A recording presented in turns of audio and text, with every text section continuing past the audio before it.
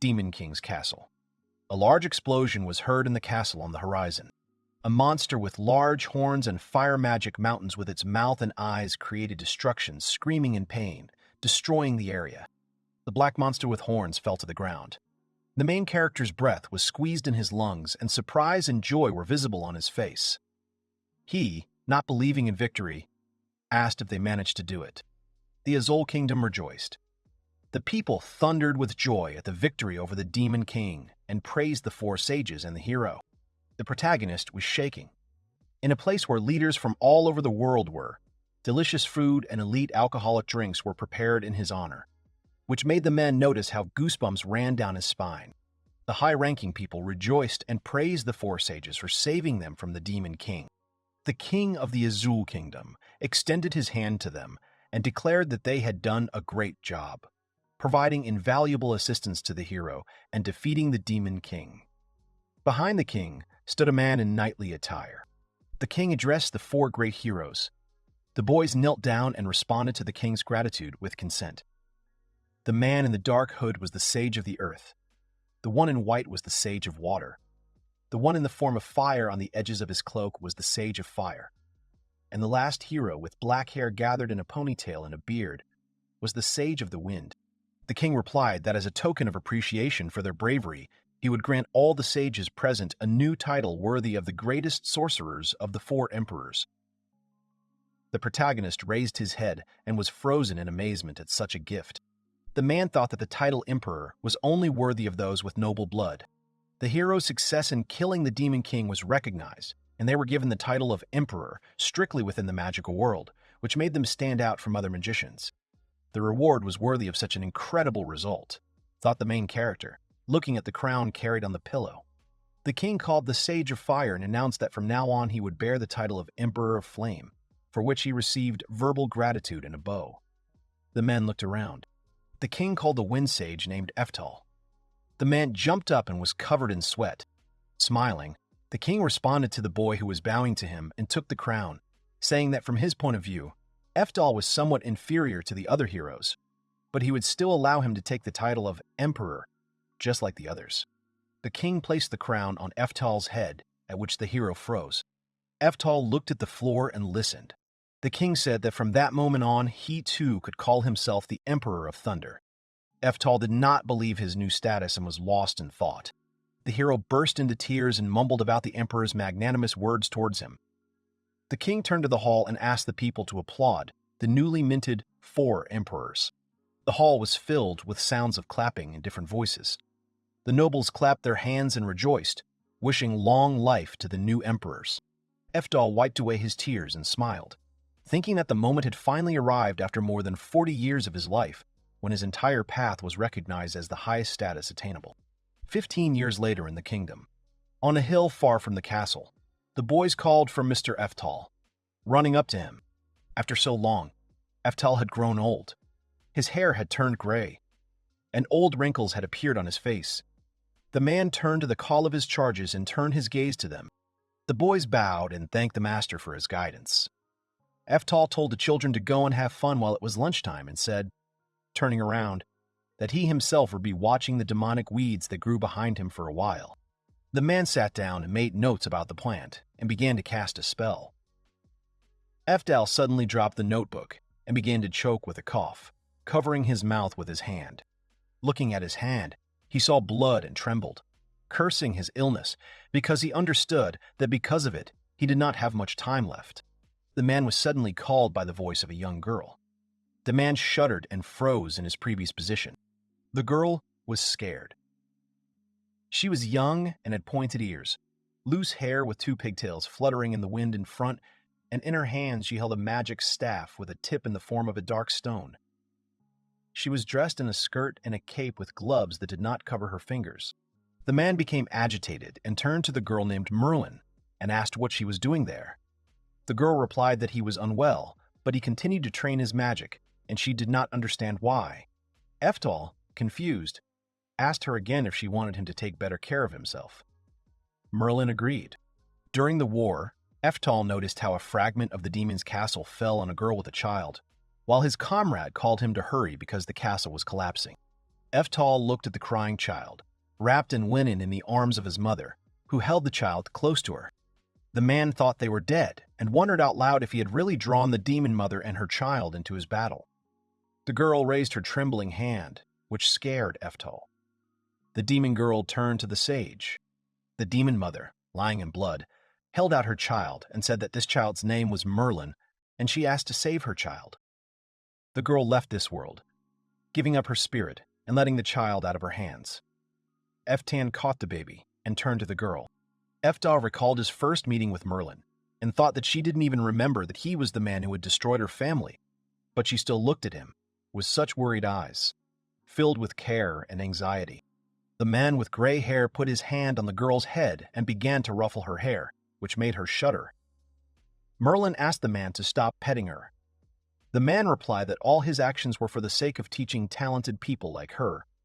The girl became interested in her teacher's words. Eftal turned away from her to the sun and asked what came to their minds when they looked at his back, adding that this was why he strove to become the strongest in the world. The girl asked him again, confused about the word aspiration. The man explained that if he aspired to become a magical warrior, then it was natural, because anyone would strive for the top, and that was his truth. But the man no longer saw any hope for himself, where he would reach the top of magic. The girl did not understand him and asked with a cry what he was talking about, because her master was more than strong, because he was the Emperor of Thunder, the strongest man and magician in the world. Eftal replied that he was simply the strongest among the weak, but he understood that he was not among the strongest in the whole world until the children called him.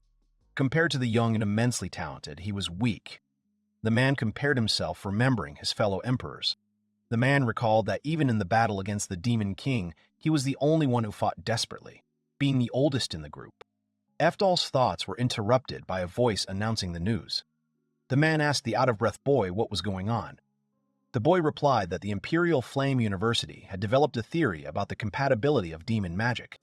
Eftal asked the boy in surprise what he had given a letter for. The man began to read anxiously and pondered that the compatibility of demonic magic, which had remained a mystery to them for so long, had become possible. Eftal's eyes widened, and he replied that he saw and understood what method was spoken of in the letter. The man, remembering his comrade, joyfully replied that he had expected such a discovery from him. The children approached the master and asked what they should do. Eftal replied that they would not know until they tried it and that they should try it, to which the children agreed. Looking at the flasks of water, Eftal replied that they would first test them with Merlin and began to explain how it worked. The man said that they simply needed to take one hair and drop it into each flask from the sample being tested and pulled a hair from his charge's head. Afterwards, he soaked them in 4 special types of magical water. The children began to watch the reaction of the water attentively, their mouths open and their eyes wide. The boys and Eftal. The flasks of water began to glow blue and green. Merlin looked at the flask and asked what it meant. Eftal replied, looking at the records, that according to the research work of the Flame Emperor, when blue and green glowed, it meant water and wind. And he reasoned that the rank differed in shade according to the color scheme in the Flame Emperor's work. Eftal replied that the girl was an S rank with 2 elements, and noted that the other test tubes were brown and red, and that this was fire C rank, crank, and earth B rank. The man thought this was amazing and thought that Merlin did not understand it. But he knew, because he had been watching her since she was a child. Magic is divided into 4 elements: fire, earth, water, and wind. Considering compatibility, Merlin was in each of them, and this magical theory was very accurate. In the fundamental courses, the current academies taught students all kinds of magic, and after a long period of time, they determined compatibility. The man thought about what if they could now send a child immediately after admission, or even after birth. Eftal, watching the guys, said that he would be the next to conduct the test, pointing his hand at himself. Merlin replied in confusion that there was no need to do such an examination, because the gentleman was one of the 4 emperors, raising his finger up. The boys objected to the girl, justifying themselves by saying that they wanted to see the results. The man wanted to check it himself. Eftal replied that he was not against checking himself. One of the man's students replied that his master was one of the 4 emperors, and he was sure of the intensity of the color in the test tube.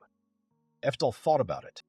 The protagonist sat down and decided that even if he couldn't reach the peak of magic, he still wanted to know if he had this quality from the start. He dipped his hair into the test tubes. Eftal worked for several decades more intensively and diligently than others, although he knew that other emperors also put in a lot of effort to achieve their status. But even so, Eftal worked more than them. The man's gaze was filled with disappointment and surprise. The tags were not colored in any of the colors, indicating that the man had no compatibility with magic. Eftal's students were surprised and interested in their master's result. They did not understand why the man had no compatibility, because it was simply impossible for the flasks to remain colorless. Eftal became worried. The protagonist panicked and noted in his head that this was indeed impossible, since the lack of any compatibility meant that he would not be able to receive any divine protection from the spirits.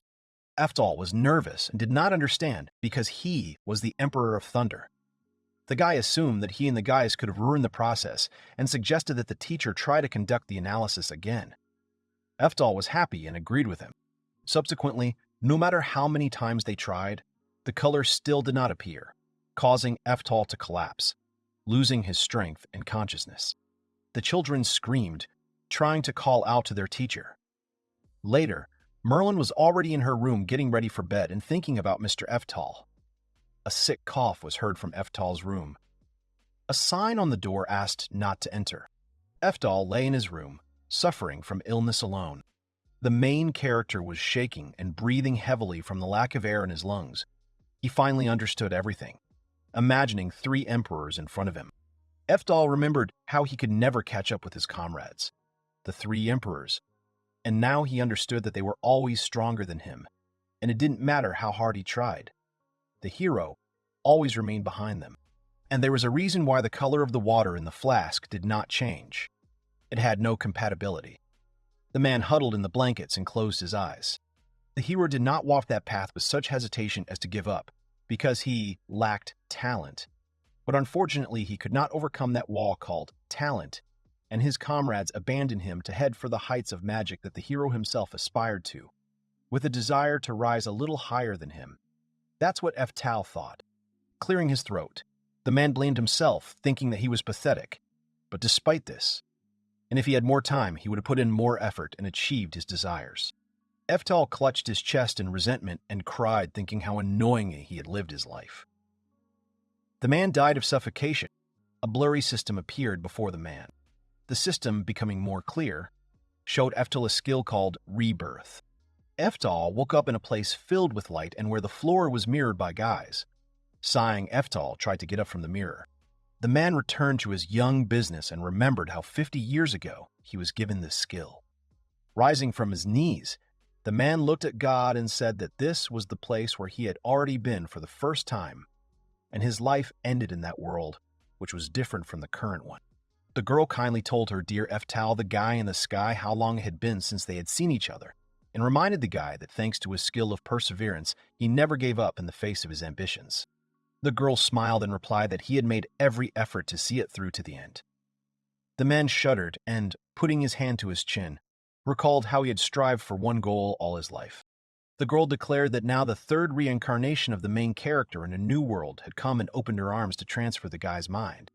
The goddess offered the boy to choose a couple of starting bonus skills and go, offering the skill of the strongest person or doubling the growth rate. The man resolutely refused. Eftal said that he did not need them. The man pointed to his forehead and said that his vast knowledge of magic in his head and the time he had to live was all he needed for his goal. The girl laughed and said that she had expected this, because despite the lack of compatibility, he had managed to achieve the status of emperor, which was not the power of some skill, but his personal willpower. Eftal waved his hands and said that he knew nothing about it.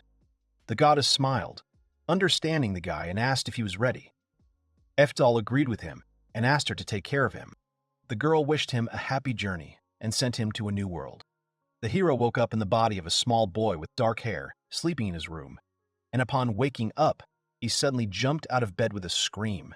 The black-haired boy grabbed his face and thought his memories were starting to come back to him. The boy looked back. After leaving the room, the guy went down the stairs and did not understand who he was. After going down, he found a mirror and looked into it with surprise. The boy thought about it and realized that he was not some 4-year-old child who suddenly realized who he was. The boy had a feeling that he was gradually remembering that everything that had happened before had never happened. Now the boy understood that he was old enough to perceive the world around him. The guy smiled, clenching his fist, and remembered how he asked the goddess to reincarnate him. And now he decided that he would definitely become the strongest person in this generation. The boy ran to the kitchen and collected all the glassware on the table. The guy closed his eyes and prepared 4 glasses of liquid to test compatibility. He pulled out a few hairs from his head, put the hairs in glasses, and made up his mind, thinking that in this generation, everything would surely work out. Eftal looked at the colorless water with a sad smile and said that he already knew this. Even though the hero said he didn't need any skills, he still didn't believe that he didn't even have the compatibility level of an ordinary person. The guy climbed the mountain and thought about it. Collapsing on the grass, the hero thought that if this result coincided with his new life, then there was some kind of limit to growth. And did this mean that after learning 10th level magic, he would reach the limit? Eftal became sad. Eftal became sad. The boy thought that if it ended like this, it would be the end of him. Raising his head up, he noticed the monster flying. A huge dragon was flying across the sky. Eftal noticed that the monster's eyes were bloodshot and decided that someone had angered the dragon. The boy asked what the monster was doing in a place like this and ran after him. The main character, out of breath, understood that it would be a disaster if the dragon flew into the city, because all the townspeople would suffer. The guy stopped and did not know what to do. Eftal realized that he was now in the body of a 4-year-old child and did not understand what his capabilities were if he decided to go there. The city guards noticed the dragon and shouted to drive it away, but the dragon flew towards the royal capital, and the knights understood that they would not be able to defend themselves from the monster. The boy remembered that he should have retained his ability to cast spells after reincarnation, and he decided to use his own spell that he had mastered before his last death. This spell was the highest level 10. The boy raised his hand and looked at it with a sad face, and doubted his power as the Thunder Emperor, Eftal. Eftal snapped his finger and his hand lit up. A magic sphere appeared.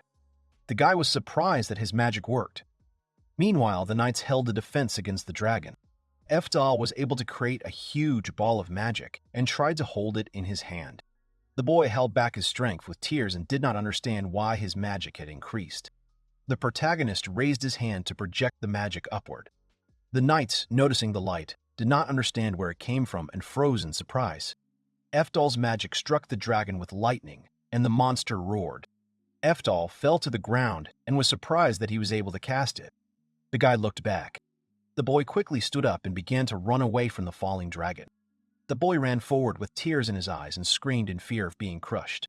The guy stopped and turned around. The dragon continued to drag along the ground from the fall towards the guy. There was an explosion. Eftal lay on the ground, shaking, trying to catch his breath from the fear he had endured. The dragon had fallen. There were only a few centimeters left before the boy's legs would be crushed. The main character stood up and looked at his hand, which sparkled with lightning, and reasoned. It seemed to him that he was able to be reborn into this world at the age of 4. Looking back, the boy realized that he had managed to save all the accumulated powers from his past life and use them there. Behind the boy, the dragon he had defeated was smoking. Eftal sat at his desk and read a book. Thinking that 3 years had passed since his reincarnation, his mind had become clearer, and his consciousness had become stronger. The boy diligently explored the things of the new world and compared them with his past. Eftal looked back and saw the boy talking to a woman. The woman thanked the boy for coming. The boy replied that he could not help but come, because the boy was his younger brother and he should not have received thanks. The guy handed over an envelope with a seal and said that it was for this month, although there was not much in it. But he asked to take the money. The woman took it. The woman in the dress and with black hair down to her shoulder blades replied that she would spend it carefully. The guy smiled at her and asked her to use it as she wanted. Eftal watched their dialogue secretly and noticed that she lived with her mother, who was the woman. She had the same compatibility as her son, and thus looked like she had been through a lot. The girl laughed happily at the guy's answer and smiled. The man who gave some money for expenses was not the boy's father, Eftal thought. The boy noticed the boy, and he and the mother noticed the child. The boy with the blonde hair was the main character's older brother, Fraser. who was the second son of the Duke. Fraser smiled and asked his younger brother if everything was okay with him. Eftal was reborn as one of his descendants. The boy excitedly asked his brother where their father was. Fraser fell silent. The brother apologized to Eftal and replied in confusion that his father was very busy and could not find time for him. Eftal became sad and sighed. The boy knew that his father was the leader of the Order of Magic in the kingdom of Azul, Dugelkot. In addition to the Duke's first wife, he had 9 more concubines, and because the main character's mother was incompatible, she was subjected to ridicule and reproaches from the harem. And although Eftal's father was part of the line of leaders of magic, no one knew why he conceived a child with such a woman, and Eftal understood that he was an illegitimate child. The Duke's main wife despised the protagonist and his mother and therefore exiled them outside the Azul Palace. But the elder brother Fraser, who was the legitimate son, could not just look at them in such a state. Fraser apologized to his brother, saying that he would definitely pass on his words to their father. Thus, the elder brother took care of the hero and his mother, and Eftal considered him a good man. Fraser, sitting down on a chair, asked, clarifying that they did not need anything else. The main character's mother answered that the guy had already helped them more than enough and was going to make them tea. Eftal added that he was also thirsty. The woman poured tea for the boys and warned Eftal that the drink was hot.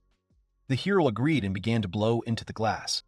Eftal decided that no matter what the circumstances, he would be content as long as he could study magic. Fraser approached Eftal and asked if there was anything he had planned to do in the future. Eftal responded with admiration that since they were part of a legendary line of sages, he had planned to enroll in the Royal Academy of Magic when he turned 15. Raising his hands up, he said that he was going to specialize in research and attribute improvement later. Suddenly, the guy's face was covered by his mother's hands, and the guy didn't have time to finish. His mother said for him that he and she had no magical compatibility. The boy reasoned that at that time, checking the compatibility of magic, which the Flame Emperor had invented, had become a widely known procedure and was as commonplace as everyone knew about the main character's lack of compatibility. His mother said that it would be best for her son to learn fencing. Saddened, the woman said that he then sent Eftal to a military academy. The hero tried to unclasp his mother's hands from his mouth and object to her words. Fraser was pleased with the woman's plan and became inspired. Fraser praised himself with a confident tone, saying that although he didn't look it, he graduated from the military academy with honors. The woman happily replied that she remembered it. The guy recalled that when he was young, he wanted to go against his father and the whole family, so he entered the military academy. Fraser said that he did everything right and chose the right path because magic swordsmen are rare and therefore he highly valued their armed forces. The guy offered to give a couple of hooks to his brother because of his free schedule that day. Eftal's mother happily replied that she agreed and that it would be great. Fraser taught his brother and told him to hold the sword tighter and encouraged him when he was doing well. Eftal himself swung the sword forward. Fraser happily declared that Eftal was excellent and quite suitable for fencing. Eftal wondered if this was true, since he himself had only just realized it. From his older brother, Eftal had received only general lessons, but for some reason he did not understand. He had only been taught military strategy. Now Eftal understood that Fraser had wanted his younger brother to enter the military academy from the very beginning. As Fraser talked about fencing, Eftal realized that his older brother was worried about his compatibility. The main character stood up, closed his eyes, and called out to his older brother. Fraser asked what happened and inquired if Eftal was tired. The boy answered in confusion that he wanted to enroll in the Academy of Magic. Fraser looked sadly at his brother and sighed decisively, asking him to listen to his advice, explaining that people have abilities for some things, but not for others. The guy mentally answered that he already knew about it. Eftal thought that this is why in the Academy of Magic, after 400 years, there should be hints on how to go beyond magic, and he wanted to figure it out. Fraser replied that he thought about it, and since that was his brother's wish, he offered it to the boy. The elder brother said that he would demonstrate one spell, and if he could somehow repeat it, then Fraser would personally send him to the Academy of Magic. Eftal did not have time to clarify his brother's words, whether he was telling the truth, and was happy. The boy immediately agreed to Fraser's proposal and was inspired. The elder brother turned away, preparing for the spell, and the boy rejoiced, saying that it was wonderful, and that this condition suited him. Fraser mentally apologized to Eftal and knew that his actions might be cruel, but he hoped that he would understand when he saw it for himself. The hero's older brother shouted for Eftal to watch more closely. The boy agreed and watched happily while Fraser began to cast his spell. Fraser waved his arms and called upon the wind spirit itself to grant him blessings and strength. He was conjuring the spirit of the gods. Eftal was surprised and opened his mouth. Fraser used Windblade Wind Edge Level 2 and threw a wind boomerang forward. The boomerang from the wind spun and flew forward quickly, rolling through the air. Having crashed into the tree, the spell chopped the plant and broke it with a thud. The boys watched as the tree fell backwards. Fraser tried to catch his breath and turned to his brother in a sweat, wondering if Eftal had enjoyed the performance, because what the guy had managed to do could be called a trial. Eftal raised his hand to his lips and answered whether that was all and clarified whether there was definitely nothing more required for the condition. Fraser winced at the question. The guy tried to explain that such magic was already complicated while Eftal raised his hand preparing for the spell. Eftal, without saying a word, created the same spell, only bigger and stronger. The elder brother was surprised by his brother's strength. Eftal's magic swept through the forest, cutting down more than one tree. Fraser, shielding himself from the wind, screamed from the force of the gust. The boy turned towards his younger brother and opened his mouth in surprise, not understanding what was happening. Eftal stood there unperturbed, having finished the spell. Fraser thought in panic how a 7-year-old child rolled such a spell without reading the spell, and immediately understood that the only one who could create this spell was a sage, who had accumulated knowledge and experience for decades. Falling to his knees, he did not believe that a 7-year-old child was capable of such a spell, because he had never heard of it. Before the eyes of the older brother was a strip cut down, along and a forest around. Fraser, trembling, turned to Eftal and stuttered, asking if he had done such a thing. The boy turned to the guy, embarrassed, answering his brother's appeal. Eftal fussed and replied that he had misunderstood him and that he was very sorry because he had to repeat after him. He justified himself by saying that he had not intentionally used 4th-level magic. The older brother's face twisted and he said, stuttering, that the 4th level of the spell was very high for a wizard. The protagonist froze and mentally asked, thinking that the 4th level was a low-ranking sorcery. Fraser asked Eftal how he did it. The boy did not know what to answer and confusedly said that he could not explain it. Eftal began to lie that he was practicing meditation, and that it was because of the power of the spell he had studied before. Fraser did not understand what his younger brother was talking about, and apologized and asked him to repeat it. The boy replied in disappointment that if he were in better shape, he would be able to use 10th level magic. The older brother was even more surprised by the boy's words about the 10th level. Fraser's consciousness left the boy, and he answered at last that it was a lost art. Eftal shuddered and shouted to his brother, who was already lying on the ground, asking what had happened to him. The main character began to fuss and thought that in this world he had never shown his magic to anyone, and his older brother's reaction was strange to him, and he understood that something was wrong here. The boy remembered that the reaction when he defeated the dragon was similar to when the knights were surprised by the monster burning alive. The knights thought that they were saved by the gods of that world, and did not understand that the reason for their salvation was a 4-year-old boy, and therefore they called it a divine miracle. The boy tried to wake up his older brother by tugging and calling him. The boy looked around and thought with alarm that something was wrong with this world after 400 years. Eftal sat at home at his desk studying history, wondering what could have happened during the 400 years he had been gone. Closing the thick book with a serious expression, the boy understood and began to analyze. He thought that during this time, magic began to decline rapidly. Eftal compared with the past and looked at the current table, where a big difference was immediately visible. The guy noticed that magic without reading the spells stopped spreading, which made him think. The hero understood why his older brother lost consciousness, and was shocked by Eftal's spell without words and compatibility, because in Fraser's eyes, Eftal was a monster. The boy was worried about his actions and thoughtfully said that his older brother suffered because of him. Fraser opened his eyes and jumped out of bed screaming for Eftal. The boy was glad to see his brother awake and called out to him. Fraser was waving his hands around, repeating and stuttering like a 7-year-old child who used magic without words. The boy pretended not to understand what his brother was talking about and asked him what he meant. Fraser winced and looked at his younger brother in surprise. The boy began to explain that when his brother used high-level magic, he knocked down trees and one of them crashed into his head, causing him to lose consciousness. The elder brother grabbed his head in thought, answering that perhaps it was so, and smiled. Turning away from Eftal, he thought that if it were different, he would not be able to explain this phenomenon. Eftal took advantage of this situation, and after that, he secretly practiced magic.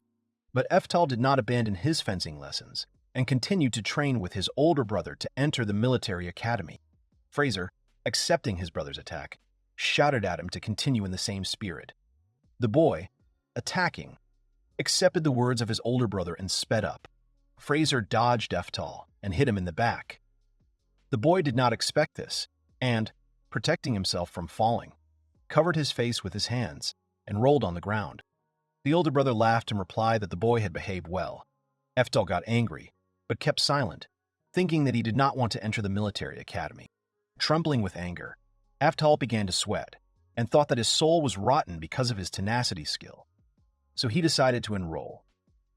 The boy believed that the more he lost, the more his blood boiled. So he called out to his older brother, asking to repeat the duel. Fraser was glad of the strength of his younger brother's spirit. New fights between the brothers were similar. But Eftal did not give up despite the defeats and asked for more and more. Standing on a boulder near a waterfall with a sword, Eftal trained and thought that finally, at the age of 10, he would be able to. The boy closed his eyes and sighed, preparing to attack.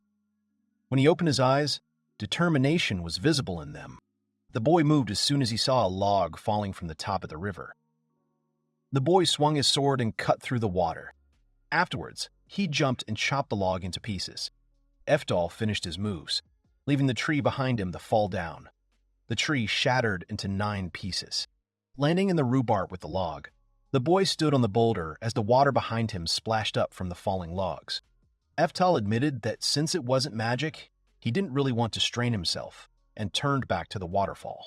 The boy rejoiced at the successful attack and examined the sword, saying that learning fencing was fun and the title of a strong knight suited him. The boy's goal was to become a blade that could surpass magic. Eftal's thoughts were interrupted by his older brother, calling the boy. The hero turned around, paying attention to his brother. Fraser called his younger brother over, offering to start training. Eftal happily moved toward his brother. Fraser trained Eftal 3 times a week. The boy climbed down from the boulder by the waterfall and heard his brother say that he would have a special training session today, which surprised the boy. The elder brother replied that he would not be the teacher today, but a specially invited person for the younger brother. Eftal shuddered. A large foot stepped next to the boy's small shoes. Before Eftal, twice as tall and bigger than his older brother, with a mustache and a bald head. The man asked if this was the young man Fraser had spoken of, to which he was given the answer. Fraser introduced the brute to Eftal, saying that he was a former commander of the Chivalry Order, the Kingdom of Azul, named Moriat.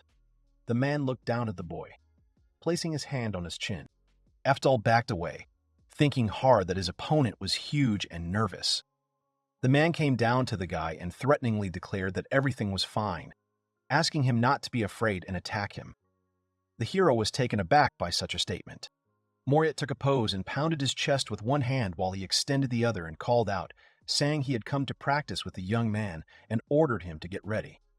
Eftal stood frozen, not fully understanding what was happening as his brother and the man moved away, adding distance to the fight. The older brother shouted, asking Eftal to do everything he could to win. The young man looked at the brute, scratching his head and thought, not seeing the enemy's vulnerable or weak points. The guy firmly stated in his thoughts that the man was a strong opponent and was nervous. The man froze in place without turning around, saying that he had not come all this way for the hero Eftal to just stand there. The thug's words angered the main character, but the guy froze with trembling legs and mentally answered that it was not that he did not want to attack, but that he simply could not. Moriat swung at Eftal with a sharp movement, saying that then he himself would come for him. The guy shuddered, not understanding what was happening. Eftal managed to react and jumped back from the attack, protecting his face. Having come to his senses, the guy analyzed that the thug was fast, and he did not see it all when the man swung at him, which surprised the guy. The former commander told the boy that his reaction was too slow, asking if that was all he could do. The boy, dodging the new attacks, replied that in that case, he would use something special. Leaping forward towards the enemy, he magically enhanced his physical abilities and swung his sword for his first attack. The man was happily surprised, speaking about the boy's ability to manipulate physical abilities at such a young age, and repelled Eftal's attack. The swords crossed, and the metal rang. Eftal began a rapid series of his attacks, but Moriat defended himself from them all. The man was glad that the boy had lived up to his expectations, and said that he now understood why Fraser had praised him so much. Fraser agreed, while the boy was distracted by his brother bragging about him. The older brother replied that when he taught him fencing, he did not show the boy these techniques, and a weak magical power manifested in his hands when he held the sword. Fraser recalled a conversation with his brother when he asked Eftal about the control of magical power, to which the hero agreed. Fraser noted that this was a good quality and explained that with the help of the control of magical power, the hero would be able to increase his physical strength in one way. Fraser noted that even if the guy had no magical compatibility, it did not mean a complete lack of magical power, and he began to teach how to concentrate power in one area. Eftal was able to learn to control the magical power of his body very skillfully. Fraser noted that his younger brother could control magic like an experienced sorcerer or sage. Eftal mentally responded to his brother's words that he had been like that before, and became proud. The guy quickly returned to the fight, turning his attention to the enemy. The brute, having analyzed Fraser's words, replied that the guy, despite the lack of compatibility, knew how to use magical power as an expert, and began to fuss. Eftal twisted his face in sweat and thought that it would be easier if he knew how to use magic. Moriat grabbed the sword again. The man swung at the boy with renewed vigor. Eftal managed to dodge, leaning back from the attack. Eftal jumped away from his opponent and thought that using such a method on such a person would be simply pointless. The guy looked straight at his opponent, thinking how to win. The guy jumped and decided that right now he wanted to defeat the enemy with the sword. In flight, the hero swung, and the man prepared to attack. The swords crossed again with renewed force, so much so that the air shook before their fight. Moriat angrily shouted that the guy was weak and threw the boy back with a blow. Eftal held his sword and the man's sword above himself, defending himself from the pressure of his opponent's strength, and acknowledging the severity of the attack with a lack of air in his lungs. The brute declared, shouting at the boy that he lacked technique, height, and muscle, while the ground beneath the boy's feet cracked into pieces. The boy trembled and tried to breathe. The older brother began to worry, watching the duel from the sidelines. The hero's opponent gritted his teeth and replied that the boy was too young to face a man like him in battle. The boy dropped the sword from his hands, and the thug watched in surprise as the weapon bounced off into the sky. The sword spun in the sky under the scorching sun. The man froze, his mouth open, watching the sword. While the enemy was distracted, Eftal crouched down on all fours and prepared to jump on Moriat. The man noticed the new movements of the youth. The boy grabbed the enemy by the sleeve and tried to turn the adult man around his axis. Moriat was already looking at the boy upside down in surprise. Eftal spun the man above the ground, taking him in a bend. The guy himself was surprised by his actions. The noise and shaking caused the birds to fly off the tree branches. The protagonist dropped the big guy to the ground with a crash. Clouds of dust flew around. The man lay on the ground, confused, his mouth open, silently staring blankly at the sky. The older brother, clenching his fists, rejoiced at his younger brother's victory. Eftal looked at his hands in silence, not understanding how he did it. The guy decided that his body reacted automatically. The guy remembered that in his first life, he used this technique in the ring, and its name was Kumi Waza. Eftal did not even imagine that this technique could be useful to him in this world. The guy happily smiled at his victory. Moriat laughed loudly at his defeat, and specified that the boy was engaged in martial arts. Eftal shuddered at the man's voice.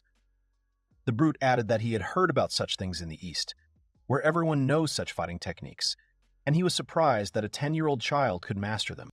The man patted the boy on the back and admitted his defeat, and he passed the test. The boy tried to clear his throat while his older brother watched them. Eftal, with tears in his eyes, asked his older brother what test they were talking about.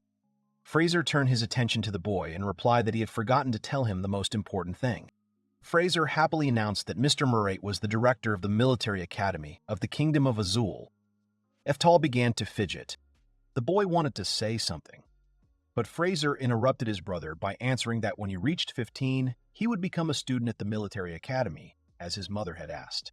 Murray added that he should remember that even though the boy had defeated the man in a duel, he still remained the winner with swords.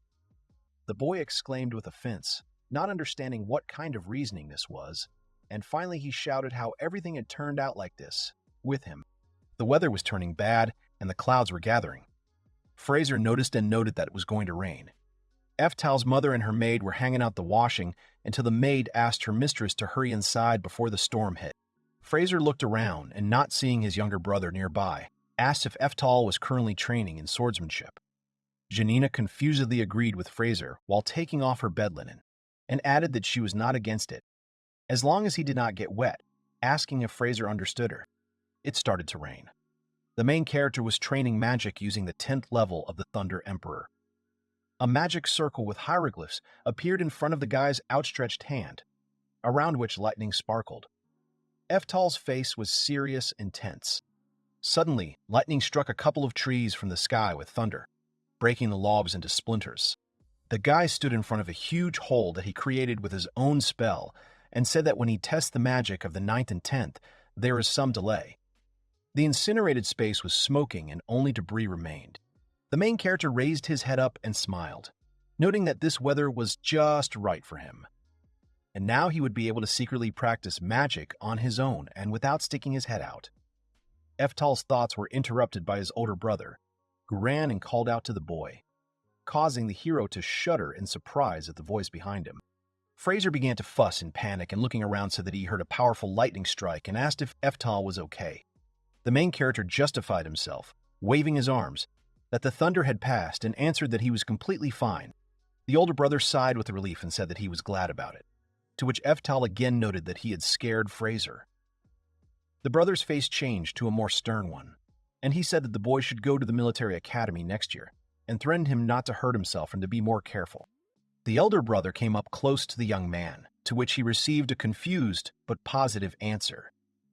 Eftal sighed tiredly, wondering whether the entrance exam had been approved, since after the sparring it had been decided that the young man would study at the military academy. Eftal himself, and now the boy was 14 years old. Covering themselves from the rain with large leaves, the boys walked towards home. The boy thought that the military academy would not help him, and despite everything, the pursuit of magic would go slowly. Eftal understood that now he lacked compatibility with magic, and therefore, as a young man, when he turned 15, he was going to leave home. The boy decided to go to the Academy of Magic. Eftal's thoughts were interrupted again by his brother's voice, who said that he had good news for the boy. Arriving home, the boys were sitting at the dinner table. The woman, not believing Fraser's words, asked if he was telling the truth. The main character's older brother happily declared that their father wanted to meet Eftal. Eftal drank tea and listened silently. The hero's mother covered her mouth in embarrassment and rejoiced at the news. The woman burst into tears of joy and sighed as she said that it was all thanks to Fraser, who taught the boy military sciences and the art of fencing. The boy called out to his mother in confusion. The mother couldn't stand it any longer and hugged her son and said that it was amazing. Eftal didn't expect such actions and almost fell off the chair, swaying back.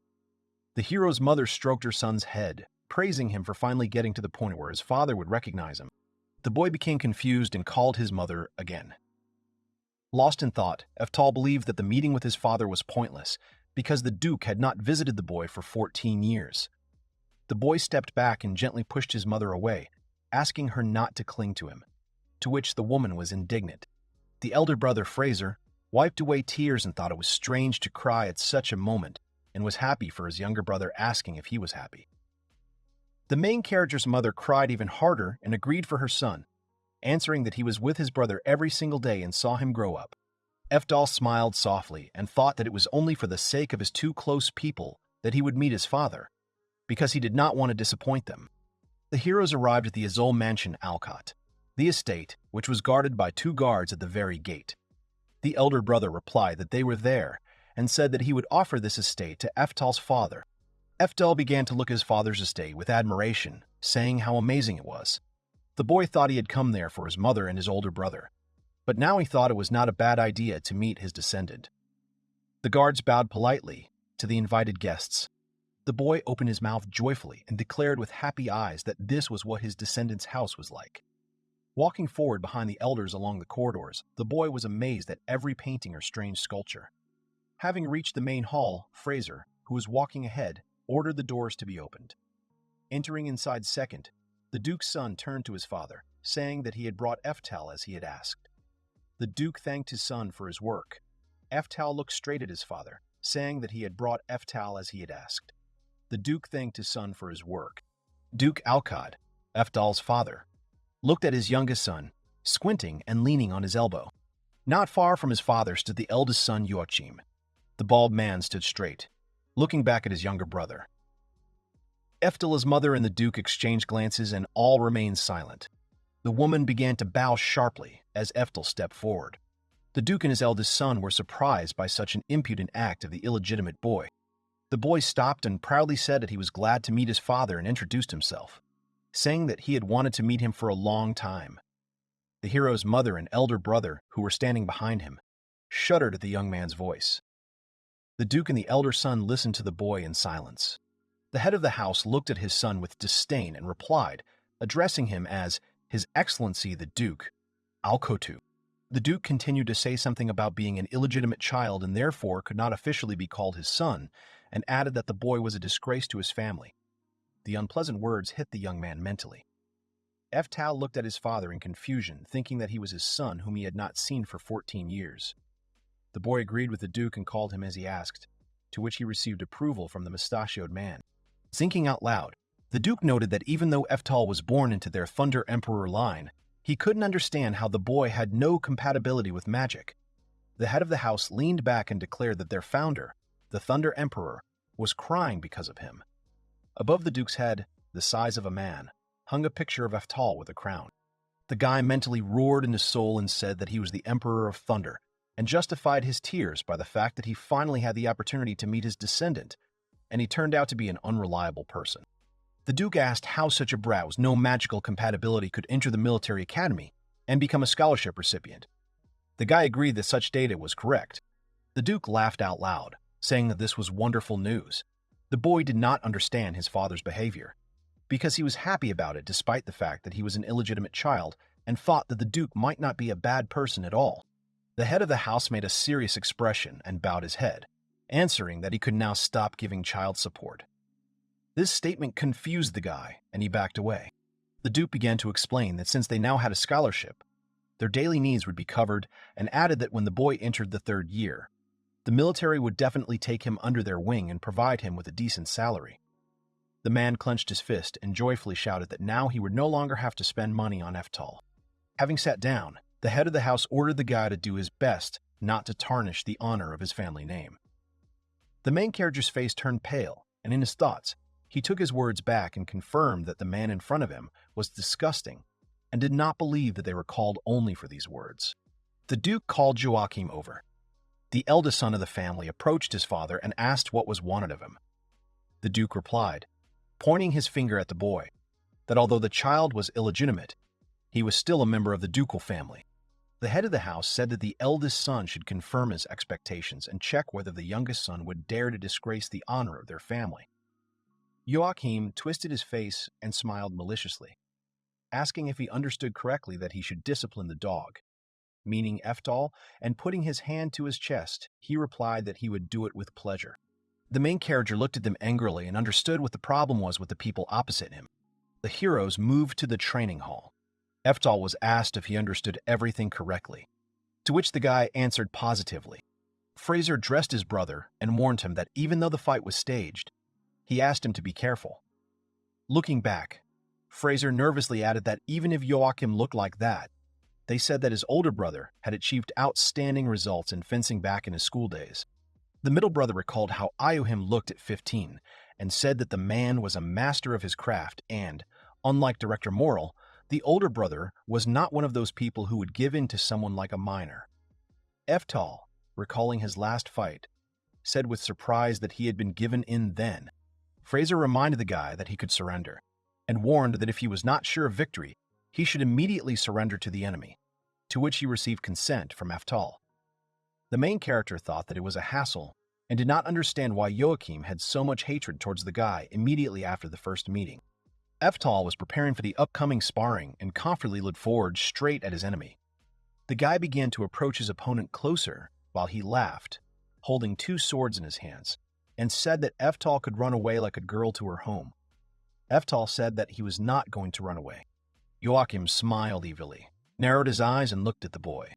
Joachim threw the sword to the boy, and Eftal caught it. The boy asked, looking at the sword, what it was, saying that it was too heavy for a regular wooden sword. Joachim replied that this sword was also a training one, but it was made of a special wood that he didn't usually use, and if you hit a person with it with all your strength, you can break a bone or destroy a skull. The man asked if the boy understood what that could mean. Eftal tilted his head to the side and asked what this could mean, to which Joachim became embarrassed and began to fuss, answering that when it came to idiocy, the son was no different from his mother, insulting Eftal. The protagonist got angry at the man's words. Joachim smiled and said that the boy and his mother were the perfect duo of stupidity, and promised to personally train the boy to wean him away from stupid thinking, stating that he was Mr. Joachim and the eldest son of the head of the family. The man turned his attention to the boy's mother and said that no one had ever thought about them because they were a family without any compatibility with magic. The woman shuddered, hearing Joachim's words.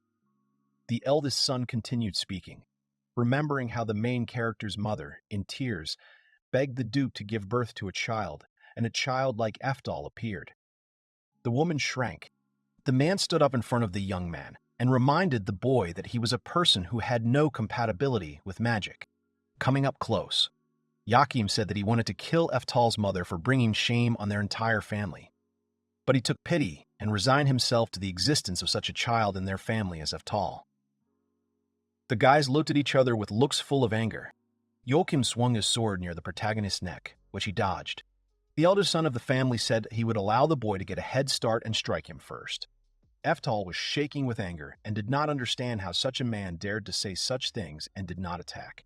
Joachim, noticing the boy's delay, asked what had happened and why he did not attack, and noticed how the boy was shaking. And notice this. Joachim crossed the line by sticking out his tongue and mentioning how their father dishonored the hero's mother, saying that he would dishonor the boy too. The enemy's words made Eftal very angry, gritting his teeth. The guy did not take his eyes off Joachim. Unable to bear it, Eftal rushed with a sharp jump, smearing his sword at Joachim, thinking that such a man had become his descendant. The man shuddered. Joachim backed away, his face twisted. Eftal missed, and the eldest son jumped back, dodging the young man's attack. Eftal rushed to attack again and thought that even though he did not use physical enhancement, and the other could barely dodge. The guy began to perform a series of attacks, forcing the enemy to retreat back, and realized that the whole story about Joachim being a master of the sword was a complete lie.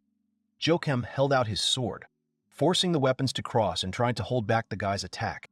The man proudly declared that he was able to stop Eftal. The guy used physical enhancement, causing the opponent to be scared. With renewed strength, the young man pressed the enemy, while he held the swords in the air and sweated. Joachim didn't understand how the guy could get so strong. The sword was getting closer and closer to his face until it completely squeezed his nose and eyes. Eftal was able to break the opponent's jaw, and Joachim's bones trembled.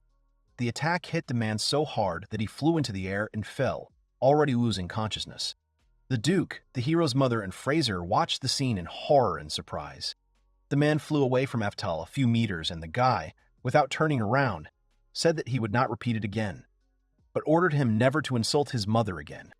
Joachim jumped up with a broken jaw and called out to the boy, saying that he couldn't just leave after doing that to him. Eftal began to speak. The protagonist turned around and responded with all his fury that if the fight continued, Joachim would die at the hands of the young man. The cold look and words of the guy penetrated the soul of the man, and he fell to the ground in fear, backing away from Eftal. The guy threw the sword back, returning it to its owner. The man trembled in fear, not understanding what was wrong with the guy, because he should not have known what a fight to the death was, but at the same time he had such a murderous aura. The young man took off all his equipment. Eftal went to his mother, saying that now everything was over and suggested to go home. The mother looked at her son with concern and asked in confusion whether in front of her was the usual Eftal that she was used to seeing. The young man extended his hand to his mother and smiled, agreeing with her, explaining that now before him was the normal Eftal. The mother took her son by the hand and happily agreed to go back home. The boy pulled the woman along with him until Fraser interrupted them. Eftal jumped up and took the stance of a soldier taking an oath and called out to his father. The Duke backed away from the boy on his couch in fear. Eftal bowed to the Duke and said that he was sincerely grateful for the invitation and that they would now kindly leave the man. The head of the house, sweating and stammering, replied that he should try to enter the military academy next year. The mother and the young man bowed to the Duke and agreed. Eftal and his mother were walking along the street and alley, and the boy decided to apologize to his mother, to which a question came in response. The boy was silent and thought that although 400 years had passed, he was sorry that his descendants turned out to be such people, which is why the boy simply could not find the words to express his indignation. The mother leaned over to her son and asked in confusion why her son was apologizing like an adult, adding that Eftal was a strange child. The boy, scratching the back of his head, laughed and agreed with the woman, thinking that he too was in some way a parent, even though he was now in such a body. Eftal could not expect that the first goal in his life would be to fully manifest magic in this life. And also, there were these, two who led a huge army. The boy, running ahead, waved his hand to his mother and suggested that they speed up because he wanted to get home sooner. The mother responded with concern, warning the boy that he could fall if he hurried. A few days later, a new event occurred in the Kingdom of Azul. People cried out and asked for the gates to the kingdom to be opened. An army of soldiers could be seen through the open gates. The knight blew his horn, saying that the Azul Order kingdom that leads the magic front is going forward. The army of knights agreed and knocked their axe-tipped spears. The knights walked forward, and when they entered the city, people crowded and the chief shouted to give the Knights of the Order of Azul a campaign, shouting that they should be careful and wishing victory over Gris. 3 spies watched the knights from afar and then silently moved back along the fence down the street. One of the Katagipians knocked on the door of the Alcott residence and asked for forgiveness from Duke Alcott for visiting so late at night. The man said that the neighboring state of Gris was expanding and heading towards the Cristo Mountains, adding that the Holy Knights Order of Azula and the Azula Kingdom Army had set out on a campaign. A small window opened and the Duke's face was visible. The man was hurrying to the night guests. Was it true, and how the savages acted? The spy agreed and replied that their vanguard had already taken up position. The man added that they were waiting approximately 20 kilometers southwest of the Azul Kingdom.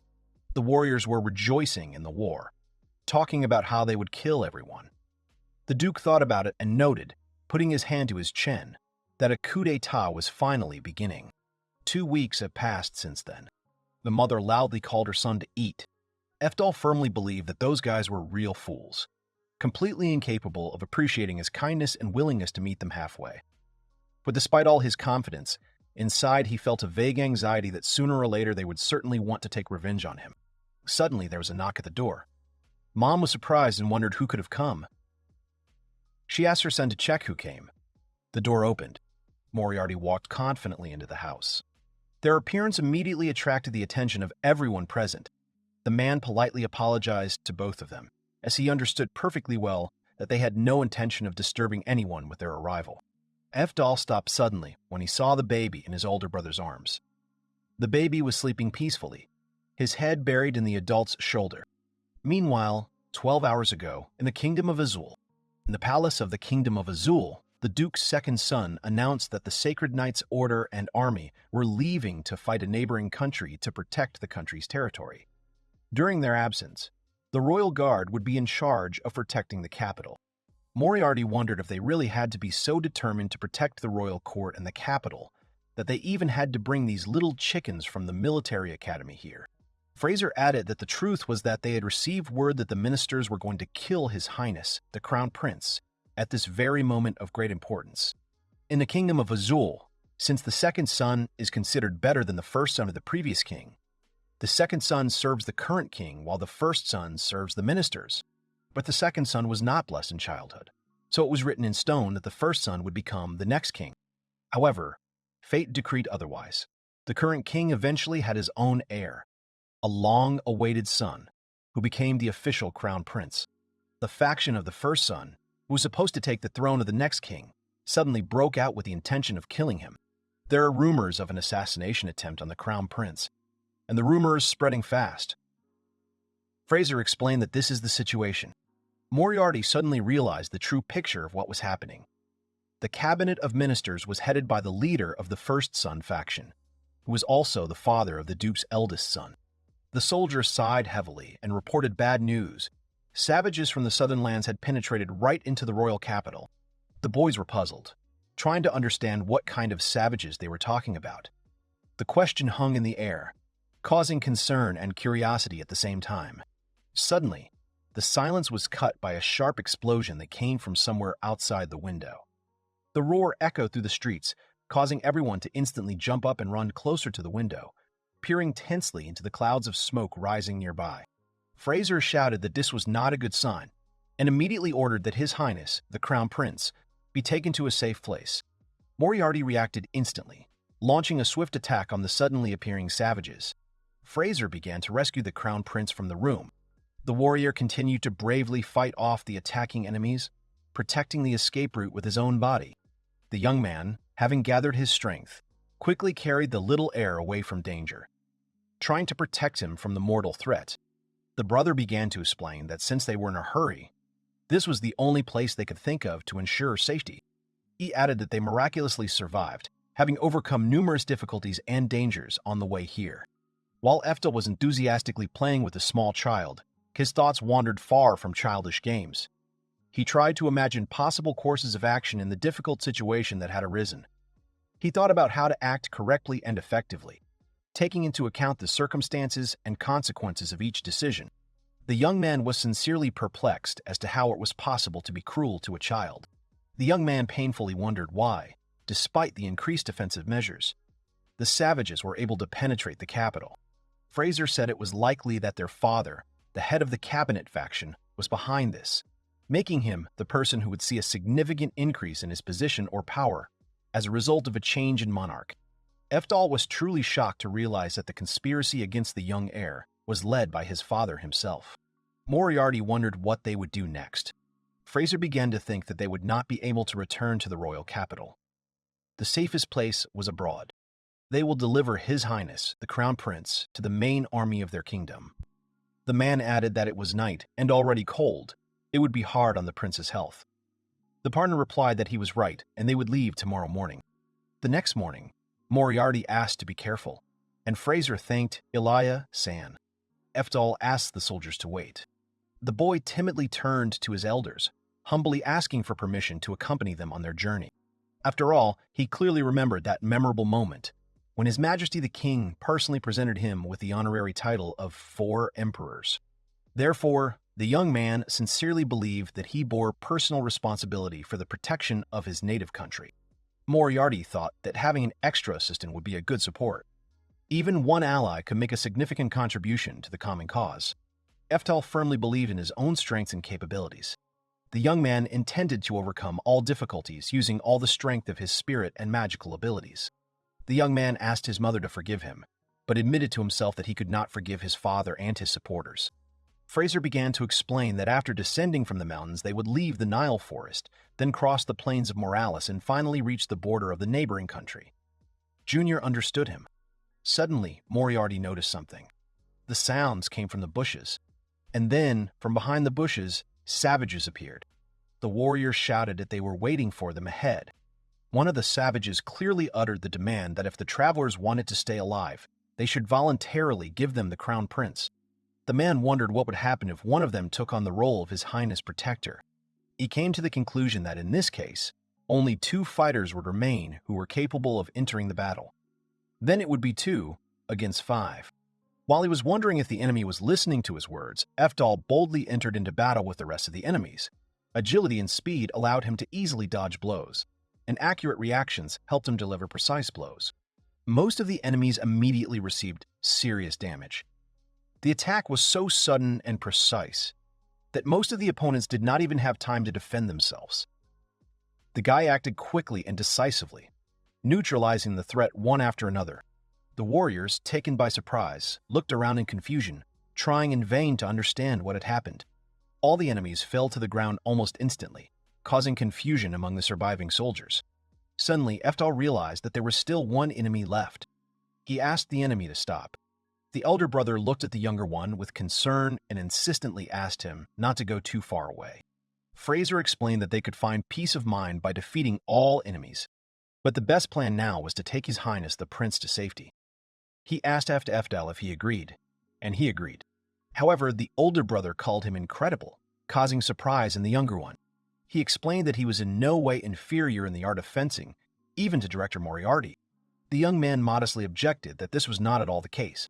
The director thought that, frankly speaking, Eftal was most likely faster than him, and he reflected that he was no longer at the age to be his equal. But suddenly the man screamed indignantly and became furious, believing that he was the one who was faster. Rage boiled inside, making him forget about everything else. His face turned red with indignation. His breathing quickened. His eyes sparkled with anger. The partner asked if something had happened to him. He replied that it was nothing. In that case, Fraser told them to hurry up, and they agreed. The boys walked slowly along a narrow forest path, surrounded by a thick green canopy of trees. Suddenly, Eftal became alert, noticing something unusual. The partner, agreeing, replied that indeed there was an ominous silence in the forest. Even the smallest animals had disappeared, hiding in shelters. Not a rustle of leaves, not a twitter of birds. Absolute stillness reigned everywhere. Such calm seemed unreal, threatening. The young man realized that his older brother had also noticed this unpleasant atmosphere. He confirmed the boy's statement. Suddenly, Moriarty became alert and alarmed, catching a barely audible sound. The team turned sharply to face the forest, ready to meet any threat. Eftal suddenly felt a familiar tingling in the air, the clear and powerful essence of lightning. Fraser said seriously that he had no idea what was going on, but that it was clearly unwise to remain where he was. He suggested that the others leave the forest as soon as possible. The rest of the group realized the seriousness of the situation and immediately supported the proposal. Without further ado or discussion, they moved forward, trying to stay together and remain alert. Suddenly, he abruptly ordered the group to stop, seeing something amazing in the distance. Stopping, he froze in amazement, his eyes wide open. What appeared before them caused shock and confusion at the same time. An army of soldiers stood before them. Fraser couldn't believe his eyes, suspecting a trap, but the scale was shocking. The director assumed that it was someone's cruel joke. It turned out that the army was the Order of Magicians who followed the Duke. Moriarty made the terrifying assumption that the enemy was planning to turn the entire forest into a fiery wasteland with one powerful explosion. This thought caused panic among his comrades. Eftal suddenly stopped and looked intently somewhere into the depths of the forest. His face became focused and surprised. The young man pointed sharply in that direction and said that the path they had come from was engulfed in flames. Fraser said he saw fire, those flashes that had just been going off in the woods, and explained that the woods behind them had been set on fire. Looking at the baby standing in the middle of the clearing, the director realized that the Duke was deliberately making them a target, trying to lure them out. The man turned to his partner and asked if there was even the slightest hope of saving the life of His Highness the Crown Prince. Fraser had come to the conclusion that if the three of them ran out into an open field with good visibility, the enemy would unleash a concentrated stream of magic on them before they could reach their target. In other words, they were in a very difficult situation. Moriarty was acutely aware of the complexity of the situation, with the inexorable flames raging behind him, devouring the remains of the shelter, and the powerful order of magi standing menacingly ahead, blocking the way. The paths to salvation were completely blocked, creating a critically dangerous situation. The director sighed heavily and added gloomily that the group was effectively squeezed from all sides. The man looked cautiously at his young companion and asked Eftal to keep a close eye on His Highness the Crown Prince. The young man answered affirmatively, understanding the enormous responsibility placed upon him. Moriarty said that most things in the world are governed by the true spirit. He will not give up until the very end. That is his credo. Fraser shouted what he was going to do. The man excitedly asked his partners to run away quickly while he distracted the opponents. His voice sounded desperate, His eyes were burning with determination to sacrifice himself for the common cause. However, his comrades sternly objected, categorically stating that such a decision was completely unacceptable. Fraser said irritably that this was why he didn't like stubborn people. He added that this was perhaps the only thing he didn't like about Director Moriarty's personality. In such a situation, he had to think rationally. Whatever happened, he had to go and convince his father to reconsider his views. The friend shouted that in that case, he could die. Fraser replied that his father was not at all so terrible. Yes, of course, he was difficult, but he could not be called a bad person. The young man was unarmed and asked his father to listen to him carefully because he wanted to tell him something important. Joachim laughed. The Duke noted that he had once kicked out his son. Fraser, standing with his hands outstretched, imploringly asked him to immediately stop such actions and expressed a desire to talk calmly about everything. He added that there was still a chance to fix the situation, suggesting that they pretend nothing had happened and head back to the royal capital together. The Duke turned to his son and stated that he was constantly getting in his way. The guy was completely shocked by such an unexpected statement. The Duke commanded that the young man's life be taken immediately. The man also ordered the entire forest to be burned to the ground. Moriarty said that this was a ritual to build a pharmacy. This spell bears the name of one of the 4 legendary emperors. The man realized in horror that this was a 6th-level spell, the Thunder Emperor Eftal. It was a priceless treasure under the control of the Duke's family. Eftal noted the word priceless. Fraser said that it was useless and that the boy should run. Behind him, a gigantic stream of magical energy raged. The boy desperately and anxiously shouted out his older brother's name. Moriarty persistently urged him to flee as quickly as possible. Fraser, full of tears, looked sadly at his partners. Then he was suddenly swallowed up by a powerful wave of mighty magic. Eftal desperately shouted his older brother's name. The director, pulling him back, indignantly asked if he wanted to be in the area of effect of the attack spell. The young man was deeply depressed as he looked at the huge pillar of fire that had engulfed his older brother. Fraser's motionless, lifeless body lay before him. Vivid pictures of their shared past life flashed before the guy's eyes. Eftal cried out loudly that such a thing was absolutely unforgivable. Moriarty stood frozen in complete amazement at such an emotional reaction. The young man was seething with righteous anger and indignation. The director was perplexed, observing the abrupt change in his friend's aura, as if it had instantly been transformed, becoming completely different. Eftal realized why his aura had changed, because in his previous life, as a Merlin, he had invariably transformed every time he felt anger. The boy decided to go and teach his enemies how to use magic powers correctly. The man screamed shrilly, calling him a madman and warning him of the danger of such an act. The guy cast an ancient 9th-level spell, the Absolute Freeze Causidus. The spell burst out, shaking the space around with a powerful wave of cold. Moriarty looked around in confusion, amazed by the sight. The entire forest had frozen, turning into an icy landscape. The Duke stood in complete confusion, completely unable to understand how such an incredible metamorphosis had occurred. Joachim realized that his opponent had used magic of unprecedented power, but he too was completely confused about what was happening. Eftal said slowly that the remarkable thing was that the use of magic of such a high level by a single being in this world should have been an almost unheard-of event. He continued his thought, adding that he himself was not very knowledgeable in water magic, but he assumed that even the Duke would be powerless to resist such power. The young man believed that he had correctly taught his sons the art of using magic in battle. However, the Duke considered it completely impossible that a child would ever be able to create something like that. The man excitedly exclaimed that they were facing an enemy, and they must certainly demonstrate the full power and terror of the Order of Sorcerers by crushing the enemy. The Magus began casting a 5th-level spell, Magic Arrows, Stormstream Explosive Arrows. The Duke decisively gave the order to begin the shelling. A huge avalanche of magical arrows rushed straight at the young man.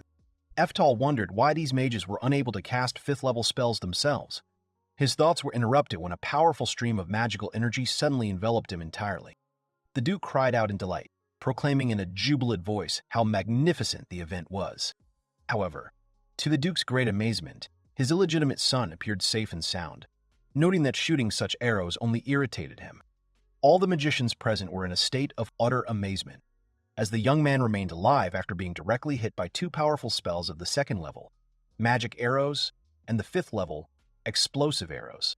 Eftal asked if they knew about the existence of passive magic of protective circles, assuming that they most likely did not, and expressed regret at the lack of preparation of the students. The Duke indignantly roared that if it had come to an extreme measure, let them use the last hope of the Order of Witchcraft.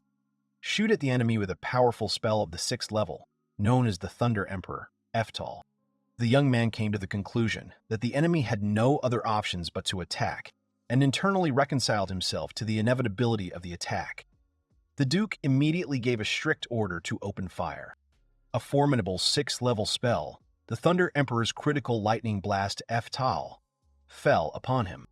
The young man thought bitterly that attributing such a spell to his name had become a shameful and disgraceful fact for him. He instantly activated the 7th-tier defensive spell, the Four Spirits Supreme Defense Circle, Extreme Magic Defense. The entire mass of arrows fell on the strongest protective barrier formed by the magic shield. The magicians, seized with panic, screamed that their famous combat technique had been easily blocked by the enemy. Considering what had happened, a real miracle and a manifestation of inhuman power. Eftal laughed contemptuously, openly declaring those gathered to be insignificant and pathetic creatures. The young man rushed towards the army, genuinely interested in whether he would be able to demonstrate his perfect swordsmanship in a real battle. With one sharp movement, he defeated the closest enemy with one blow of his sword. The enemy cried out pitifully in excruciating pain, and the guy grinned with satisfaction, glad that one was already defeated. Joachim loudly gave the order to attack, claiming that the enemy intended to strike directly at the forward positions of their defensive lines. Eftal chuckled cheerfully, jokingly suggesting that he could destroy 100 soldiers, or even 200, finding such a prospect quite amusing. He defeated the second one first, then the third one. The guy realized that he was waving his sword, and the man was screaming. He was waving his sword again, and the man was bleeding. Then he realized that the sword was doing its job just fine. The young man thought that perhaps he should learn to infuse his sword with magic and immediately activated the second-level spell, Lightning Blast. The young man managed to charge his weapon with magic, when suddenly out of the corner of his eye he caught movement nearby. That some magician was energetically starting to weave a spell in his direction. Eftal mockingly asked if he really intended to use his insignificant magic arrow against him again, insistently asking him to shut up and stop bothering him. The young man instantly destroyed the enemy, easily cutting off his head. The remaining magicians hastily retreated, sincerely believing that they had encountered a bloodthirsty monster. He sarcastically asked one of the runners if his mother hadn't taught him as a child that one shouldn't run away from a battlefield. The boy dealt with the enemies instantly, making sure that it was enough to swing the sword, and people die, falling to the ground. But the young man considered it a wonderful experience in any case. He also realized that in this rabbit hunt, simply chopping these cowards from behind would not be a good way to practice with a sword, and he decided that he had no other choice. Eftal decided to give them an unforgettable show so that they could enjoy their final journey to hell, and began casting a spell. The magicians stood in bewilderment, not understanding what was happening, while heavy dark clouds quickly gathered over the battlefield. They realized that the enemy was controlling the weather itself, using a lost art, God's providence. The enemy arrogantly clarified that they were partly right about weather control, but wrong about the origin of the clouds that appeared. Eftal proudly announced that he controlled the power of lightning, emphasizing that this was not some childish game that they were used to playing. He activated the strongest spell of the 10th level, the Thunder Emperor Eftal, deciding to clearly demonstrate the true power of the natural element of lightning. The opponents felt an all-consuming fear, seeing the magic of the 10th level. All the magicians were struck and scattered in all directions by the unbridled energy of the blow. A colossal, sparkling column of deadly lightning towered over the battlefield. The blow was so powerful that it created lightning in the shape of a skull. The enemy was seriously wounded, and the powerful blow caused a deafening explosion, raising a thick column of smoke, inside which the bodies of the stricken fighters swirled chaotically. The Duke and Joachim were caught in a crushing shockwave that knocked them off their feet, throwing them away with great force, leaving a feeling of tightness in their chests and a ringing in their ears. But suddenly, a protective dome appeared around them, like a spherical wall, instantly absorbing the destructive energy of the explosion and protecting them from the deadly effects of the elements. The Duke did not understand what had happened and had no idea how they had managed to escape. Joachim told his father that they had survived. Suddenly, the protective sphere shuddered, crackled, showered with sparks, and, unable to withstand the pressure, burst loudly, scattering into myriads of sparkling fragments. Eftal was slowly but surely heading towards them, his figure standing out among the debris and clouds of dust hanging over the battlefield. His gaze was cold and determined. Every detail of his figure exuded menace. His relatives looked at him with undisguised amazement and confusion, completely unable to imagine by what miracle he had managed to survive this deadly battle, remaining unharmed in the midst of general destruction and chaos. The Duke turned to him imploringly, begging him to leave them alone and disappear forever. Contemptuously calling his own illegitimate son a monster, Joachim grabbed his brother by the collar and angrily asked if he expected them to let him go quietly after he had openly spoken out against the order of Magi in this duchy. The guy quickly threw his hand forward, with a sharp blow, his palm crashing straight into the opponent's cheek. From the powerful push, the enemy's body was torn from its place and quickly flew head down, deeply imprinted into the rocky ground. Eftal, looking at him with an icy gaze, said indignantly that his father had tried to destroy His Highness the Crown Prince. It would have been the greatest shame if the mastermind himself had died earlier, escaping punishment. Do they not agree with this? He ended with a rhetorical question. The Duke's voice shook as he protested, wondering how his enemy could even dare to behave in such a way, claiming that resisting him was tantamount to treason. The son swung and brought down a crushing kick straight into his father's face, putting all his pent-up rage and strength into one swift lunge. The Duke fell face down, hitting the hard surface of the ground painfully, feeling a sharp pain spreading throughout his body.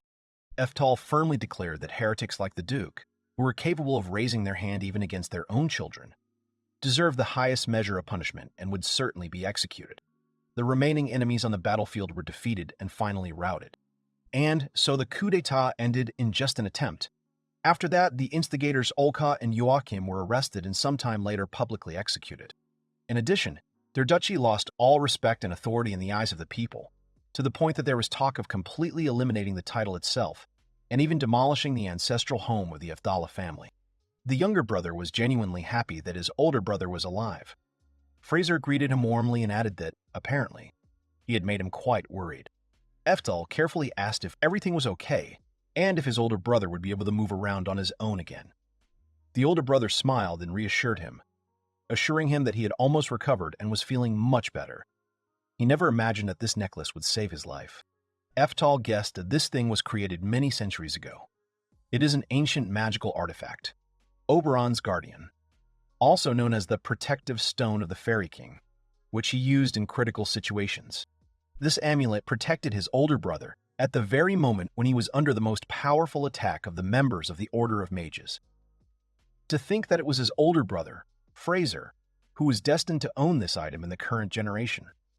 The young man was sincerely happy with this turn of fate.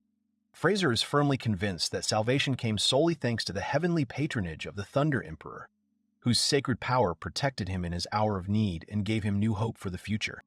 The younger brother hugged his older brother tightly around the shoulders, pressing himself against him, and with sincere emotion expressed deep gratitude for the fact that fate allowed him to survive such a dangerous test. The boy understood that after this incident, serious discussions arose regarding the possible deprivation of the Duke's titles. But thanks to the outstanding merits of his elder brother, who risked his life to protect His Highness the Crown Prince, the title of Duke was retained. After the fall of the previous head of the family, who lost the trust of the court and lost power, the leadership of the duchy passed to the eldest son Fraser, the second scion of the noble family. Finally, the young man and his mother were given a separate, cozy room in a luxurious mansion belonging to a powerful duke. Somewhere high in the mountains, Fraser looked seriously at his younger brother and asked for permission to carry out his plan. He nodded thoughtfully, giving his consent. He decided to set up a protective barrier, but still advised to move away. Eftal replied that he was starting the ritual and immediately began to prepare the spell. The boy activated the 7th level spell of the demonic tribe of the underworld, Devil's Spark. The comrades literally froze in place, caught in complete shock and bewilderment, not knowing how to react to what had happened. They were struck by the incredible intensity of the heat emanating from the spell. felt on their skin even at a considerable distance, as if the flames of hell itself had burst forth, scorching the air and creating an unbearable atmosphere. Eftal, noticeably perked up, announced to his friends that he was ready to demonstrate another unique ability. The boys could hardly believe their eyes and ears when they heard that the young man was going to present another, no less fantastic skill, and were in a state of complete stupor and delighted anticipation. He concentrated and activated the formidable 7th-level spell of the Blade of the Supreme God of Winds, Chaos Storm. A colossal storm instantly swept through the dense forest, generating powerful gusts of wind that shook the centuries-old trees, swayed their crowns, and swept away all obstacles in their path. Moriarty cried out excitedly that he had thought what he had seen earlier was a figment of his imagination, or an illusion in his fever. But now he clearly realized that what was happening was not a dream at all, but the most real reality. The director was surprised to see 2 7th-level spells in a row. Fraser could not even imagine that the younger one was capable of controlling such powerful magic, and called it amazing. Eftal explained that controlling the wind did not cause any particular difficulties, but he was really bad at fire. Now the elder brother looked at the younger one with completely different eyes, seeing in him a true successor to the glorious name of Eftal, worthy of respect and pride of the family, possessing unique talents. The guy admitted that he was very sorry that he had hidden it from both brothers for so long. Fraser supported him with words, noting that he apparently had good reasons for such a decision. The young man stood there lost, not having the slightest idea how to explain the secret, hidden for years, which was gradually being revealed to them, causing a mixture of emotions and misunderstanding. Moriarty patted him gently on the head, calming him with a gentle gesture, and quietly noted that if the guy did not want to share his secrets yet, then no one would insist and demand revelations. The principal pointed out that such power was indeed great and that there was obviously a reason why the student was forced to remain silent. Fraser agreed with these arguments. Eftal agreed internally, since he really had no intention of telling others that he had experienced the process of reincarnation, preferring to keep this secret to himself. Moriarty added that the 3 friends would be able to keep the secret between themselves, as his brother would probably also not want to talk about what happened. Fraser responded that he personally had no objection to maintaining the secret, considering such a decision reasonable and expedient. However, he believed that such power should be used extremely rarely, and that one should try to avoid demonstrating it in front of strangers, since such power inevitably attracts excessive attention and can bring about unwanted consequences. Moriarty nodded affirmatively, adding that a demonstration of such magic would lead to panic and unrest, plunging society into a state of chaos and fear of an unknown threat. The elder suddenly called out to the young man sharply, causing him to flinch and become wary, feeling a wave of anxiety and worry. He asked the young man sternly and seriously what his future plans were, warning him that if he intended to apply to the prestigious military academy, he would have to undergo thorough preparation in advance and meet strict selection requirements. Eftal confidently answered that he planned to enroll in the Academy of Magic, striving to study the art of sorcery in depth and improve his skills. Both interlocutors stared at the young man in shock, trying to comprehend the unexpected statement that had completely turned their ideas about the young magician's future upside down. Moriarty frowned in confusion, wondering out loud why the boy would want to study at the Academy of Magic if he already had a unique power that surpassed many students. Fraser intervened with interest, expressing doubt and asking how sure he was of the correctness of his decision. Eftal explained in a firm and decisive voice that he was striving to improve his magical abilities, to master new knowledge and techniques in the conditions of a specialized academy equipped with all the necessary resources for the development of talent. Eftal noted that although the academy is unlikely to discover anything radically new, it is important for him to familiarize himself with modern materials and the compatibility of magic that have appeared over the past 400 years. The young man resolutely concluded that the choice had been made irrevocably. He would continue to study the art of magic in depth, improving his skills and knowledge. The other friends sighed heavily, resigned to their comrade's decision, realizing that once it had been made, nothing could be changed. All that remained was to accept their friend's will and support his endeavors. The guy was well aware that if he stayed here longer than usual, he would be useless, since his efforts alone would be insufficient to achieve his goal. Moriarty chuckled knowingly, clapping the young man on the shoulder in a firm, friendly gesture of approval. showing his complete acceptance of the student's choice and his willingness to support his decision. The man continued, explaining that until he turned 15 and successfully passed the entrance exams to the Academy of Magic, he and Fraser would take on the responsibility of continuing the teenager's training in the art of swordsmanship and the basics of combat strategy. The director proudly declared that he would not allow his pupil to surpass him in the art of fencing, promising regular training and persistent practice. However, Eftal timidly asked the mentor to show a little more leniency and caution, and so the years passed unnoticed, as if the fleeting flow of time was inexorably rushing forward, leaving behind vivid memories of childhood and youth, bringing a new stage of life closer. The young man carefully wrote a warm letter to his mother, informing her of his intention to attend the entrance exams at the Academy of Magic, and thanking her for the endless love, support, and care she had shown him over the past years, raising a strong and purposeful person. Eftal realized that perhaps it was time to say goodbye to his home and fatherland. Only after casting a last glance at his familiar surroundings did he feel his heart fill with the warmth of memories, and he began to feel a quiet sadness of parting with his past life. The young man barely had time to think when a voice called out to him from somewhere behind him. The faces he saw before him were familiar and beloved, his mother's gentle smile, more tardy San, and the confident gaze of his older brother Fraser. The boy thought, lost in conjecture, how they had managed to find out about his actions. The woman looked warmly at the young man and with slight reproach noted that he was, after all, her own child. And is there even a single mother who would not feel the thoughts and desires of her beloved son, be it joy or anxiety? Looking at his mother's beloved face, Eftal realized that if he allowed his emotions to take control, tears would inevitably flow of their own accord, revealing the depth of affection and warmth of feeling hidden behind the outer severity. The mother rushed to hug her son. The young man admitted that he was very sorry that he wanted to leave without telling her anything. The woman admitted that it was very typical of him to leave without even saying goodbye to his mother. Ilya-san said that he is already an adult, so he can do whatever he wants, and if he wants to come back, he can always do it at any time. Eftal looked at his mother seriously, deeply understanding her words. Slowly reaching out, he carefully wiped away the tear that rolled down, barely holding back his emotions. Quietly exhaling, he admitted that his mother was absolutely right. Now he understood how wrong he had been before. He hugged her again and thanked her for raising him for 15 years. Mom agreed. Moriarty, feigning indifference, quietly wiped away the tears that had appeared and explained that he had allegedly gotten sand in his eyes due to the strong wind. The boy was glad that the great day of his 15th birthday had finally arrived, marking the beginning of the path of a real wizard. His main goal is to reach the pinnacle of mastery, surpassing all competitors. This time, he intends to prove to himself and others that he is capable of overcoming the legendary wall of real talent that separates talented newcomers from true masters of their craft. The young man believed that the previous doubts and disturbing thoughts had left his consciousness forever. The tormenting thoughts that had tormented him before would no longer arise.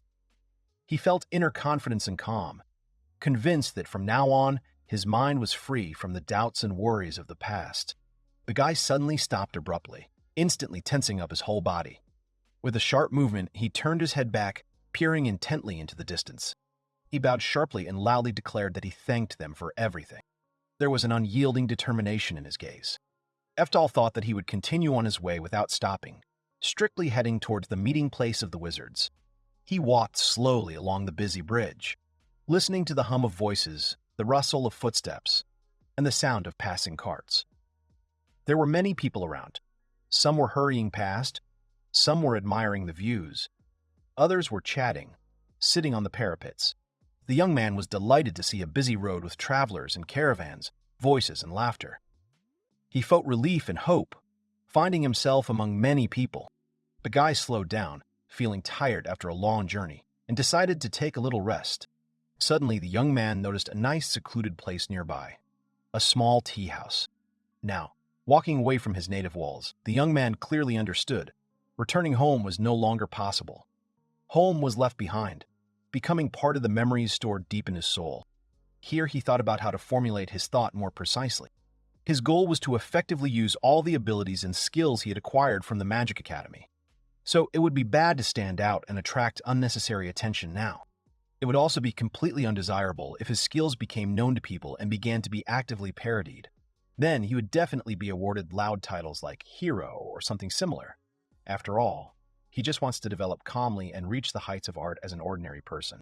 Suddenly, the young man noticed someone say that they expected nothing less from Edward Sama.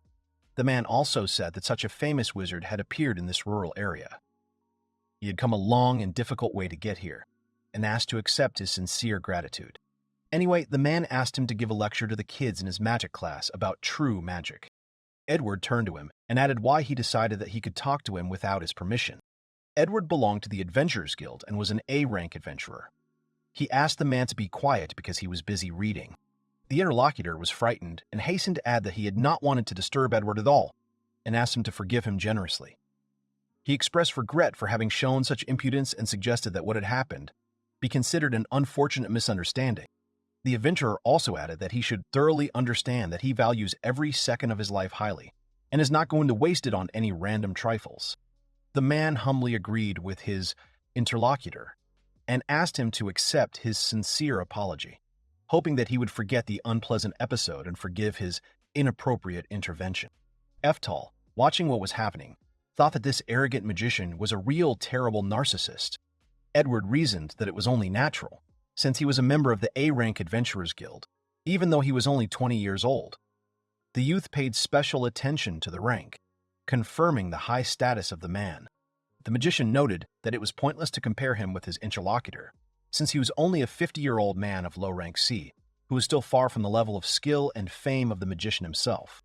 The humiliated man clutched his head with both hands, desperately trying to preserve the remnants of his dignity.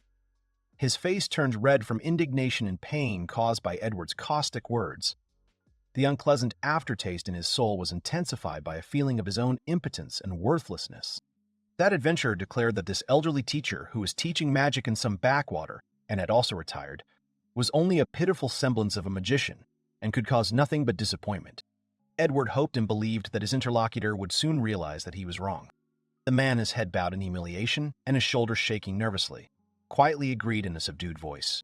He suddenly remembered that they were going to have a festive banquet with exquisite drinks, and immediately invited the adventurer to join and enjoy the celebration. Edward found the proposal ridiculous. He suddenly tugged the girl's metal chain, pulling her harshly towards him. The girl screamed in sharp pain. Her eyes widened in fear and despair. The traveler added that today has a special meaning for him and his demoness.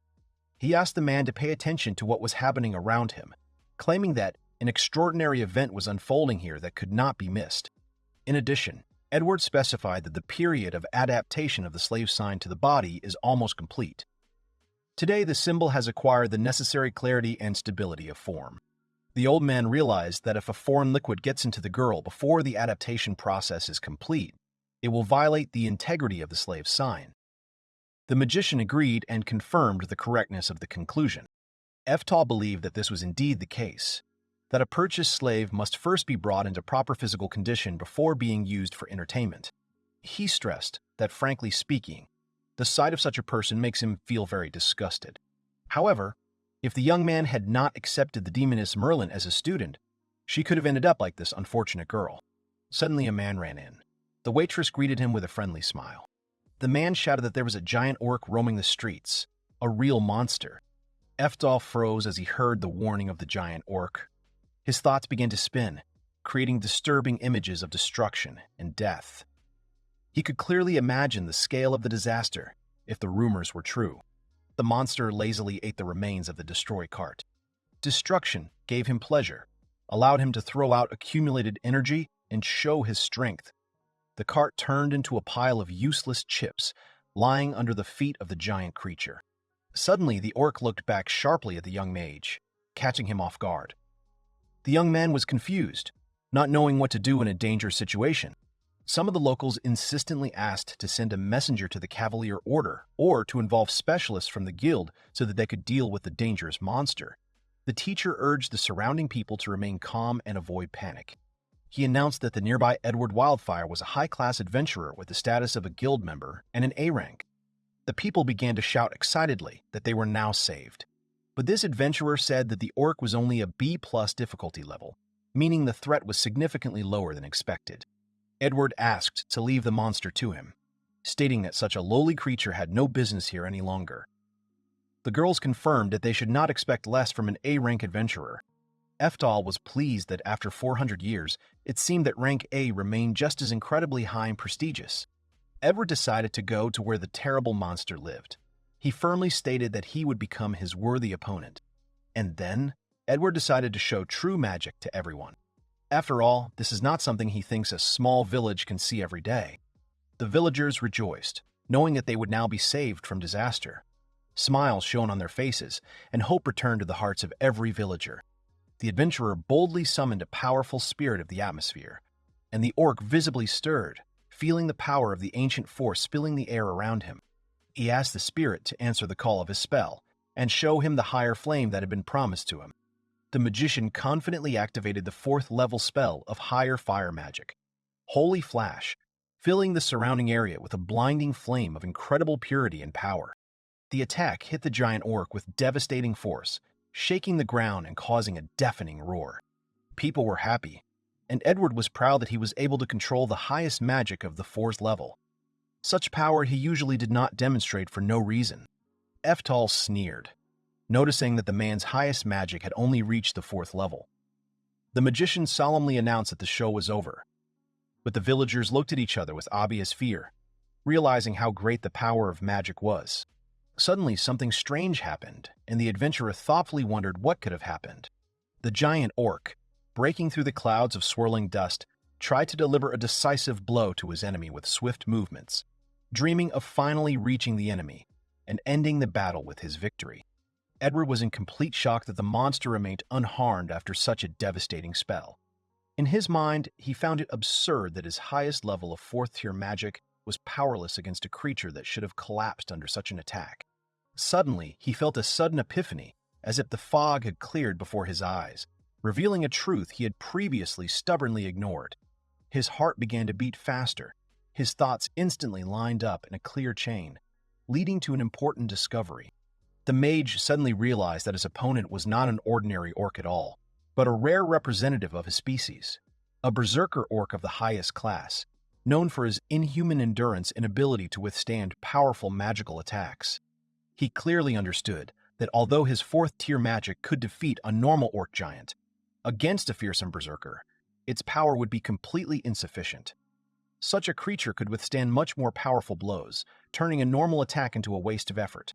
The adventurer quickly ran away, causing a wave of panic among the residents, since he had no idea how to defeat the dangerous enemy right now. Edward called loudly to the spirit of the atmosphere to respond to his call, and begged it to manifest the protective barrier promised earlier. His voice was resolute, reflecting the seriousness of the situation. He quickly activated the 3rd level of the sacred barrier spell, Protection.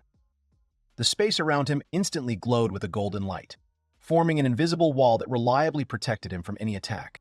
All the inhabitants were trapped inside the protective barrier, wondering why their protector had created a barrier between them and the outside world.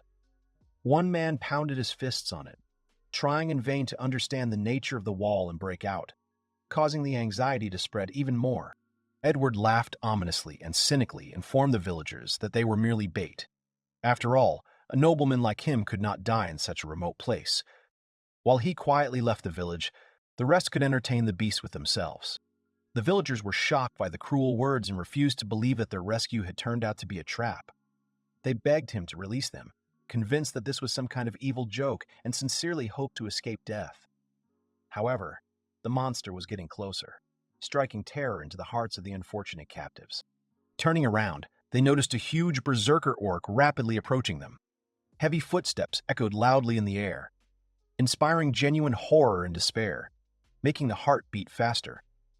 The inhabitants froze in panic, realizing the seriousness of the situation. People immediately rushed into a disorderly flight, trying to hide as far away from danger as possible. Panic seized everyone. Faces were distorted with fear. Legs flashed in chaos. Everyone tried to save their own lives, not paying attention to others. Eftal concentrated and activated the 6th-level spell of the Gospel of the Seraphim Scatter. The barrier instantly crumbled, disappearing in bright flashes, freeing the inhabitants from captivity.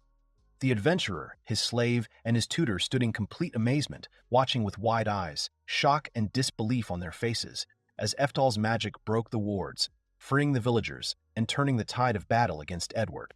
People greeted the destruction of the barrier with delight, feeling the long-awaited freedom. Filled with joy and relief, they immediately scattered, quickly leaving the danger zone and rushing to safe places. Edward stood motionless, dumbfounded that this young boy had managed to dispel his most powerful spell. It seemed absurd and impossible to him that a boy could overcome the protection cast by a high-ranking mage. The teacher was so amazed by what was happening that he was ready to swear that the young man had cast a spell without even uttering a single word. Eftal realized that he had accidentally attracted attention, but it seemed that he had little choice. Watching this orc eat people would be a most unpleasant sight. He thought deeply, pondering his next move. Continuing to openly display his abilities would only attract more attention, which would ruin his plans to remain unnoticed. Suddenly, the young man felt a strange enlightenment, as if a secret had suddenly been revealed to his consciousness. His vision became clearer, his thoughts became distinct, and he immediately understood what decision he would make. Despite the danger and uncertainty of the future, the boy reasoned to himself that if he disguised his attack as a third-tier level and then instantly strengthened it, no one would be able to recognize the true power of the blow. The young man made the bold decision to use a 9-tier spatial distortion spell, the Spatial Blade, while disguising it as a simple third-tier spell. Later, Eftal will deliberately lie, claiming that he was going to use the 4th level of the spell, but did not have time to do so, being literally on the verge of life and death. This lie would allow him to maintain the illusion of weakness and protect himself from the excessive curiosity of others, and the guy thought it was an excellent plan. The huge orc swung his weapon at the young man, but he, demonstrating miracles of reaction and agility, easily dodged the deadly blow, maintaining composure and calm in his eyes. In his opinion, it would basically look like he had defeated the enemy with a 3rd-level spell. So, everything should be fine. The guy cast a 3rd-level spell, Fire Strike. The locals were amazed and astonished to see how a fragile-looking young man could freely wield 3rd-level magic.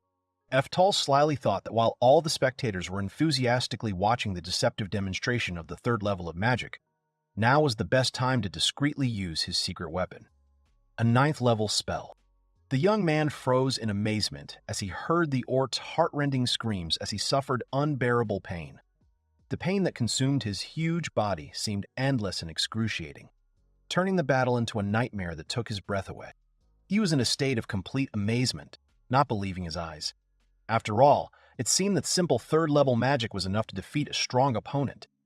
It was unclear how such a technique could lead to such an effect, leaving him in confusion and bewilderment. The villagers rejoiced, delighted that the fragile-looking boy was able to deal with the dangerous berserker orc with only 3rd-level magic. Edward was also deeply perplexed, unable to understand how a simple 3rd level of magic could destroy the berserker, while his own 4th level had no effect. Doubts plagued his mind, giving rise to uncertainty in his own strength and methods of struggle. The huge orc staggered heavily and slowly fell to the ground, letting out a final muffled roar. The loud sound of the fall shook the area, finally confirming the victory of the little hero over a strong opponent. The teacher added that this magic had been refined and improved over many years, achieving maximum of efficiency and precision of execution. It was precisely through long-term work and persistence that such an outstanding result was achieved. He continued his thought, emphasizing that although at first the guy seemed like a simple 3rd-level magician, it was obvious that in fact this magic was in the hands of a real enlightened magician, with special knowledge and experience. The old man exclaimed that the magic used was partly similar to the magic of the 5th level.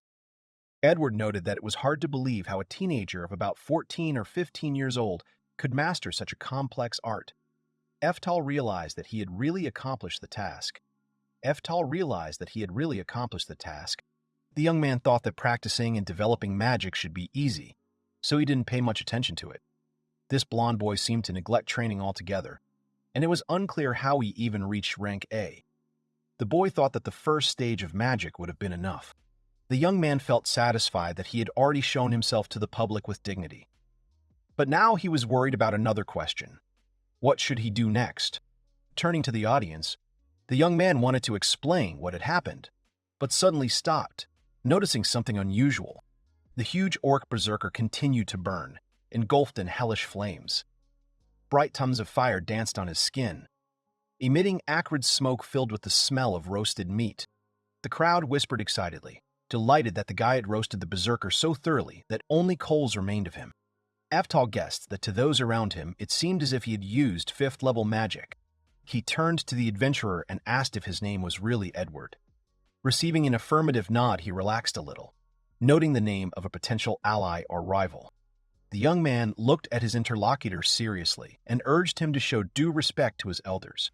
His voice sounded firm and authoritative, making it clear that a disdainful attitude was unacceptable and fraught with consequences. The young man noted that the older generation certainly had more knowledge of magic than that magician. The teacher thanked the boy warmly, and he, a little embarrassed, decided to speak out further. He added that Edward's escape attempt could be considered a kind of attempt on human life, and honestly warned that this was only his interpretation. But the act of that adventurer could quite possibly be qualified as a crime. The young man also explained that the criminal had no right to have a slave next to him, and asked him to do the right thing in a humane way.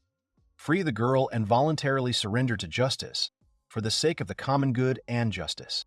The girl stood there, embarrassed and happy at the same time, hearing unexpected support from a stranger. Edward reluctantly agreed to the conditions put forward, realizing that further resistance was pointless and dangerous. Eftal said a warm farewell, wishing everyone well and good luck, and then disappeared silently into the twilight, heading back on his quiet journey. His steps became quieter.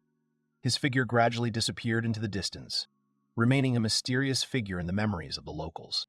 The girl watched her departing savior. A faint glimmer of hope lit up in her eyes. It seemed that in him she saw a reflection of a dream of a better fate, free from humiliation and oppression. The boy walked alone across the hot sands of the endless desert. The truth was that the situation had become much more complicated than initially thought. He was well aware that the girl next to him was a slave, bound by the bonds of law and circumstance.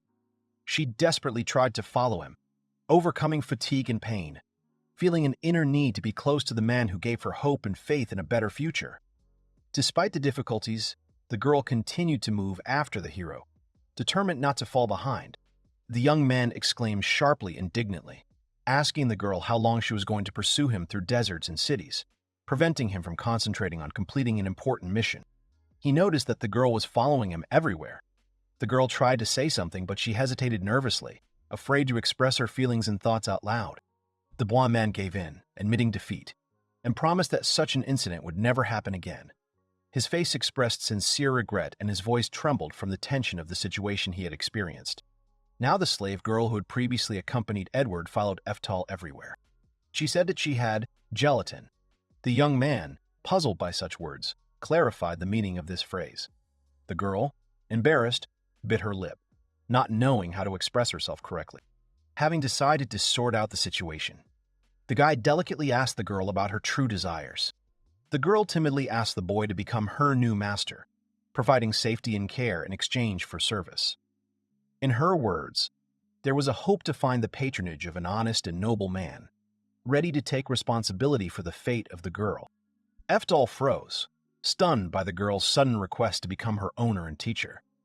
His brain worked feverishly, weighing the consequences of such a step, realizing the responsibility that came with accepting such a role. She passionately begged him to agree, explaining that a slave without a master was absolutely helpless and deprived of all rights. Without support, she remained a vulnerable victim of injustice and exploitation. The girl sadly added that if she were found without her rightful owner, she would be arrested as a runaway slave and subjected to the most brutal torture and punishment. This prospect frightened her to the depths of her soul, forcing her to seek the protection and patronage of a reliable person. In addition, she emphasized that after her arrest, she would certainly be taken to the nearest slave trader, who would put her up for sale, depriving her of any opportunity to independently choose her future fate. Eftal realized that, having the brand of a slave, even the absence of an official owner, did not give the girl a real chance of gaining freedom. He also explained to himself that the slave mark, having lost contact with the previous owner, formally makes the slave free. If she were caught by an unkind person and made a new contract, she would have to endure even greater suffering, up to and including possible death if she disobeyed. The girl said that he seemed to her like a decent young man, and, comparing him with the rude blonde man, she was convinced that he was 1,000,000 times better than the previous owner. The guy readily confirmed that he agreed with her opinion, adding that it was true without a doubt. Then he politely asked her to tell him the story of her fate in more detail, wondering how it happened that the demonic entity ended up in the position of a slave. She began to explain that her native country had been defeated in a war with humans many centuries ago, after which her people had fallen into complete subjugation. Being born into slavery, the girl had known no other life than slavery. The boy listened to the story and was filled with sympathy for her fate. Eftal understood that slaves who were captured could rarely change their low social status without going through a lot of formal procedures. This reality was cruel, but unfortunately common in their world. Apparently, she was a member of the royal line of demons, a relative of the current headmaster of the Altena Academy, one of the most prestigious schools of magic for demons. In fact, she is a distant relative of Merlin Sama. The girl sadly added that, despite her high birth, she was forced to be in such a shameful position as a slave, deprived of the right to vote and dignity. This bitter fate weighed on her soul, making life unbearable. The young man raised his head in surprise, exclaimed, and asked her again, wanting to make sure that he had heard such an incredible confession correctly. The girl cautiously asked if he really doubted her noble origin. The young man replied that he was not talking about that. Eftal asked again if she was talking about the famous student of Eftal himself, one of the 4 emperors, known as Merlin. She looked at him in surprise, realizing who exactly he meant by the name Merlin. The girl clarified that Merlin Sama was indeed raised by Eftal, one of the 4 emperors, the most legendary and wise among them. She herself belongs to the number of exceptional sorceresses, standing at the top of the hierarchy, even among her own demonic kind. The young man realized that Merlin had a child. About 4 centuries had passed, and now she had taken the position of head of the Demon Witchcraft Academy, having reached the highest heights of skill and recognition. Eftal chuckled softly, realizing that 4 centuries had passed since he had last seen Merlin. Much had changed in that time, including the power structure and political alliances among the demons. He added that, given the longevity of half-vampire girls, it was natural for her to live several hundred years. Logic suggested that a representative of a noble family could live to such a venerable age. Taking this into account, the young man immediately made an important decision. The guy seriously said that he would temporarily take on the role of her teacher and patron, promising to protect and support the girl in the coming days of the journey. The decisiveness of his tone calmed the girl's nerves, instilling confidence in the future, and she looked at him with hope. The girl joyfully clasped her hands, sincerely thanking the new owner for his trust and understanding.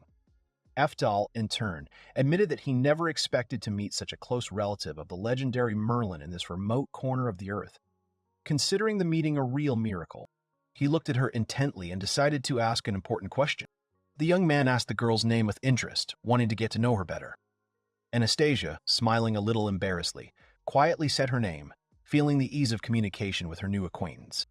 The guy sincerely hoped that they could establish good relations with each other, despite the difference in status and experience. The girl gently asked the master to take care of her, relying on the kindness and compassion of the new patron.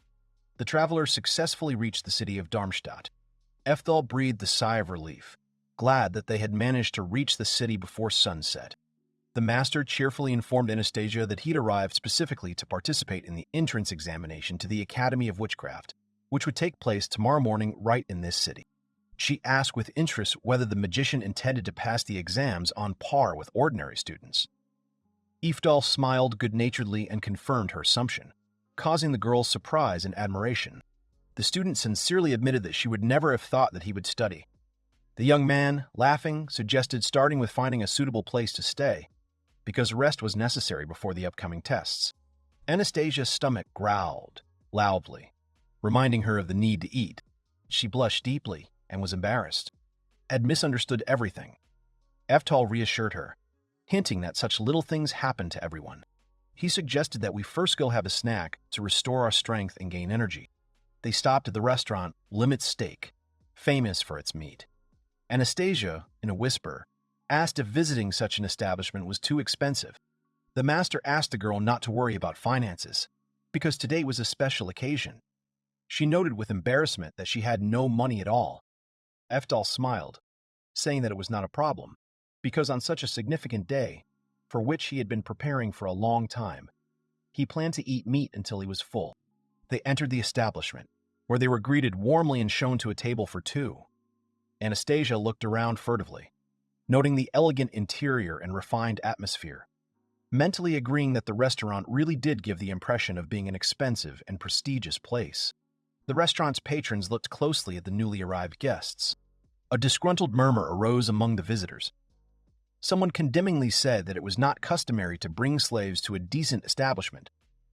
Others were surprised how a young boy, looking 14 to 15 years old, managed to visit such expensive restaurants. Anastasia felt a sharp pang of shame, lowered her head, and stole a glance at the master, immersed in dreams of meat. They were invited to sit down at the indicated table. Eftal politely thanked the waiter. Eftal smiled encouragingly and said that today there was no need to limit herself, suggesting that the girl enjoy the food, so that she would be full to the brim. Suddenly, he noticed that Anastasia, contrary to expectations, was not sitting at the table.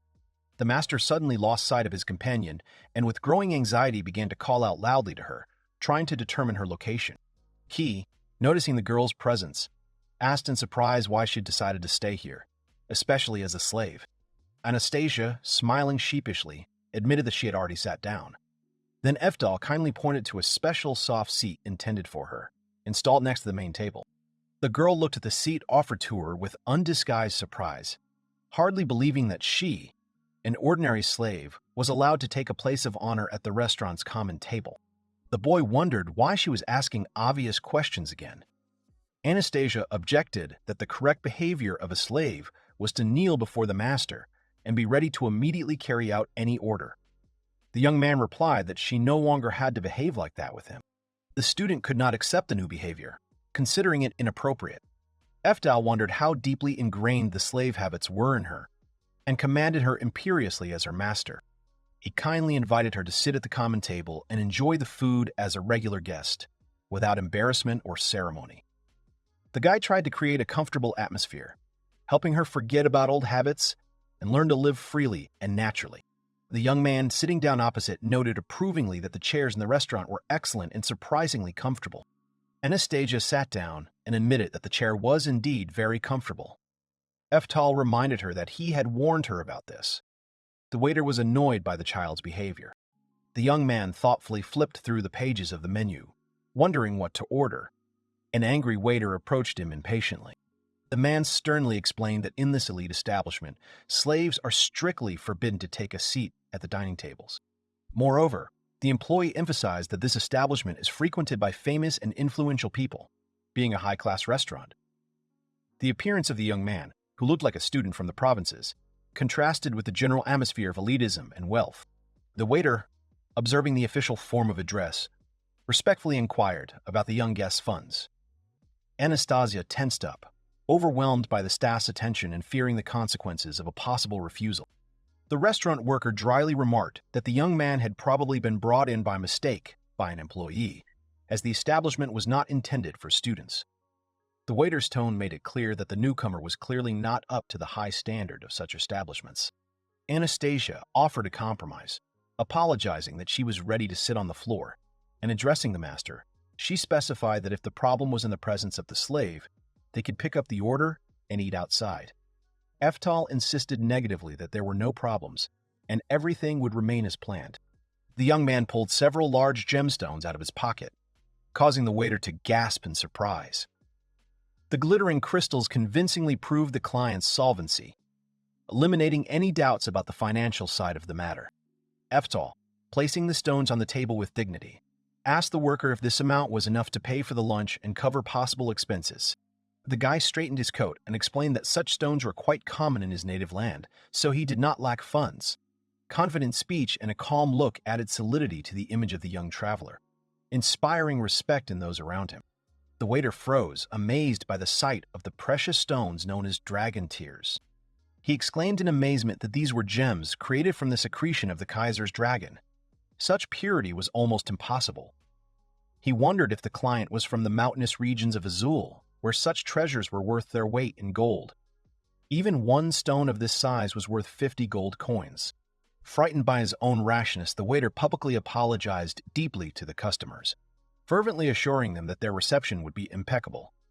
Eftal calmly let the incident go and ordered the choicest cuts of meat available to the restaurant to be served. The restaurant worker respectfully stated that the master's wishes were his command and ordered his colleague to stop serving other customers and concentrate on preparing food for the guests. He then ordered that the honored guests be escorted to a separate VIP room.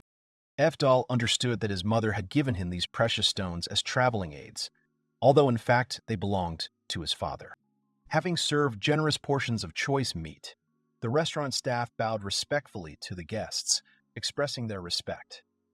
Anastasia, amazed by the quantity and quality of the treats, could hardly believe her own eyes, realizing that such feasts were available only to rich and noble families.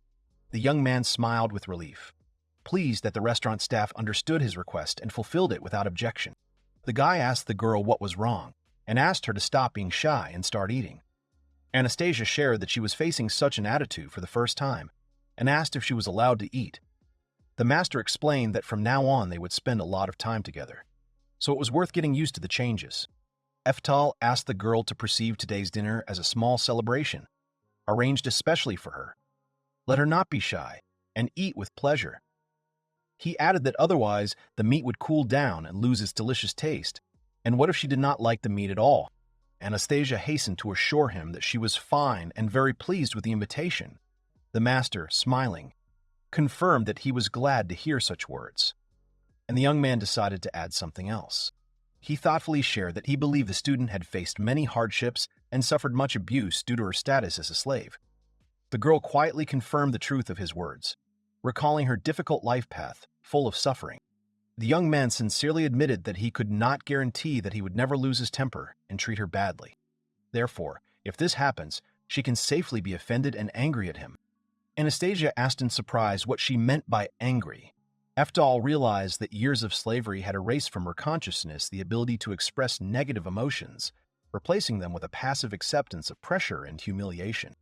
The master explained to her that this meant the ability to refuse what she was not happy with or did not like. Anastasia opened her mouth in surprise, not believing her ears. Eftal, noticing her reaction, smiled softly and continued to eat calmly, demonstrating that changes are possible and necessary to free oneself from imposed restrictions. The student listened attentively to the boy's instructions and accepted his advice with sincere gratitude.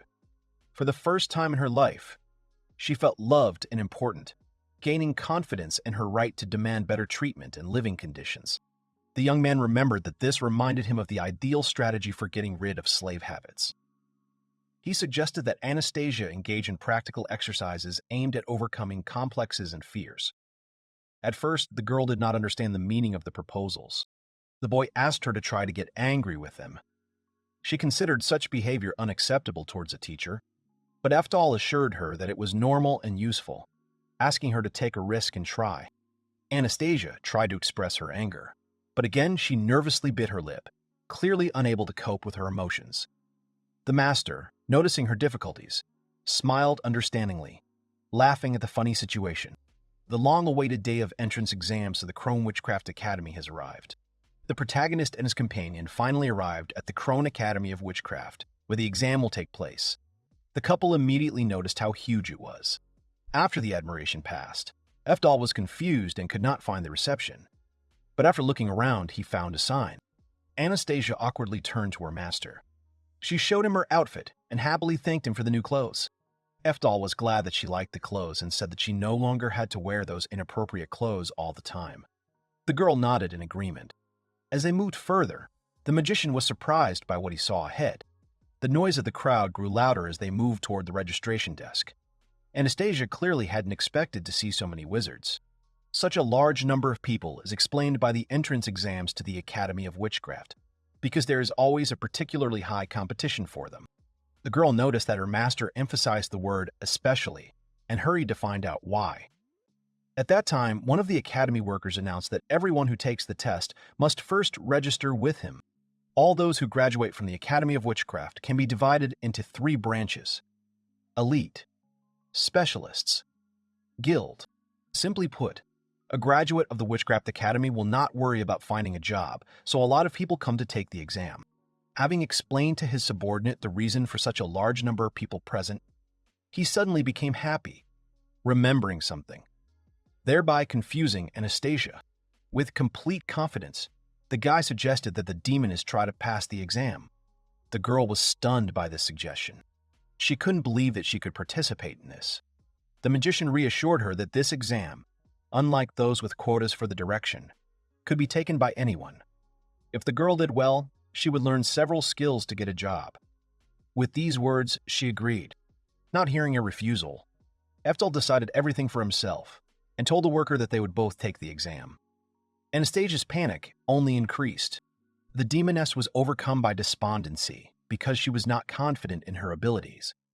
The guy enthusiastically thought that she would cope. He knew about demons for a long time, and their achievements in magic are much better than those of ordinary people. So she had a noticeable magical aura. To cheer her up, Eftal said that Anastasia was still distantly connected to Merlin. If she could use magic at least a little, then everything would be fine. The man at the reception desk apologized for the delay in preparing the entry numbers and gave the couple numbers 588 and 589. Having taken the numbers, the magician moved forward, inviting the girl to follow him. The demoness was taken aback, but hurried after her master. One of the organizers invited everyone who had registered to go inside the Colosseum, where participants would find examination areas. Hearing the announcement, Eftal assumed that they needed to go in the same direction as the crowd. The pair confidently headed through the tunnel. The team went into the Colosseum, saw its scale, and in the middle there was a huge field for training battles. Seeing the murderous looks of some of the participants, Anastasia fearfully turned to the master, saying that it seemed to her that there were many strong opponents here. Before the couple had even taken their seats, a loud voice was heard addressing the person taking the exam, after which a man came out on stage. A system window appeared, announcing that this was B-rank adventurer Franz Bauer. He was the supervisor of the first stage. The man introduced himself and announced that the first stage of the exam, a battle, was about to begin. At the beginning, 50 participants will compete in the arena. Those who fall out of the arena will be replaced, and the battle will continue until 5 remain. These 5 people will pass the first stage of the exam. Participants can use anything, be it magic or weapons. The main thing is to push the opponents out of the arena. With each new phrase, Franz spoke louder. After he explained the rules, the man invited the first 50 people to climb into the arena. Anastasia whispered that his speech was rather indifferent. The warden was about to move away from the edge of the stage, but upon hearing the demoness's words, he turned around and defiantly asked if she had just called him indifferent. The girl was frightened when she realized that he had heard her. Eftal covered the girl with himself, protecting her from Bauer's attacks.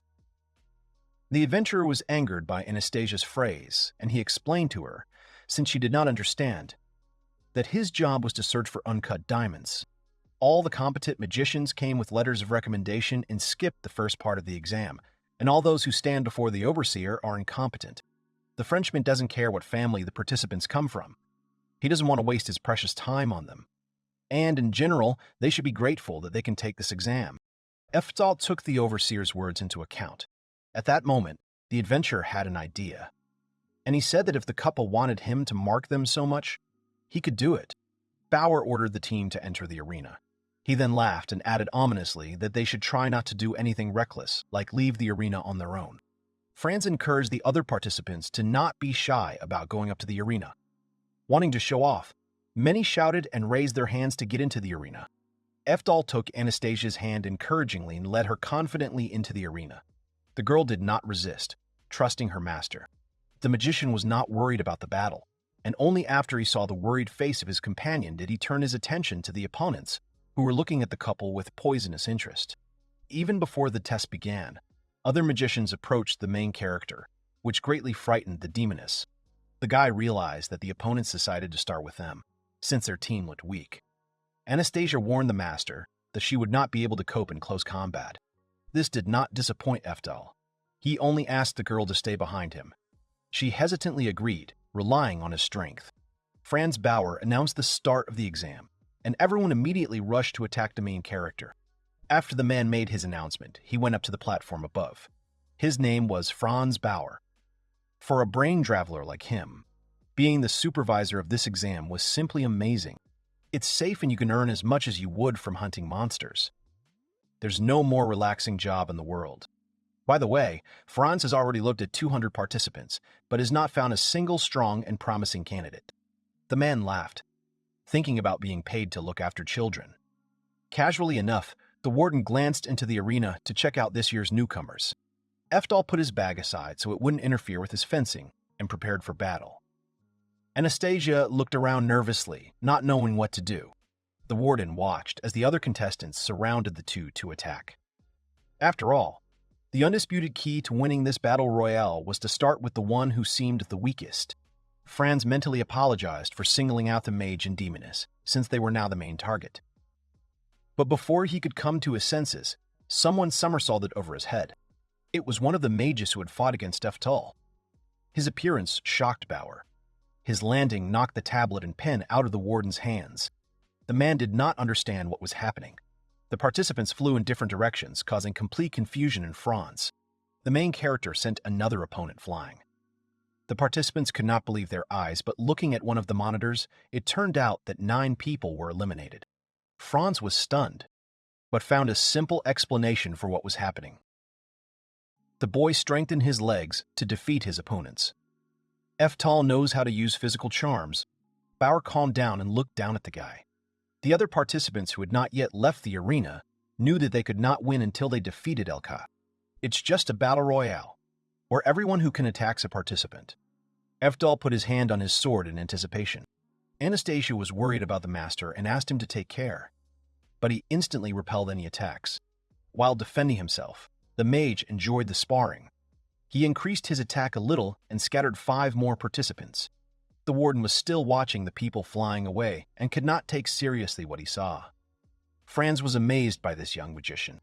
Eftal defeats them without leaving Anastasia's side. Such a monstrous swordsman cannot exist among A-rank travelers. Bauer treats him too lightly. Perhaps this guy could be a great find. The supervisor turned his attention to the other participants and realized that some of the students realized that Alcott was protecting the girl and were now planning to attack her. Franz became curious about what the swordsman was going to do in this situation, because repelling attacks and protecting a friend was not so easy. Eftal called Anastasia to action, and she began to chant.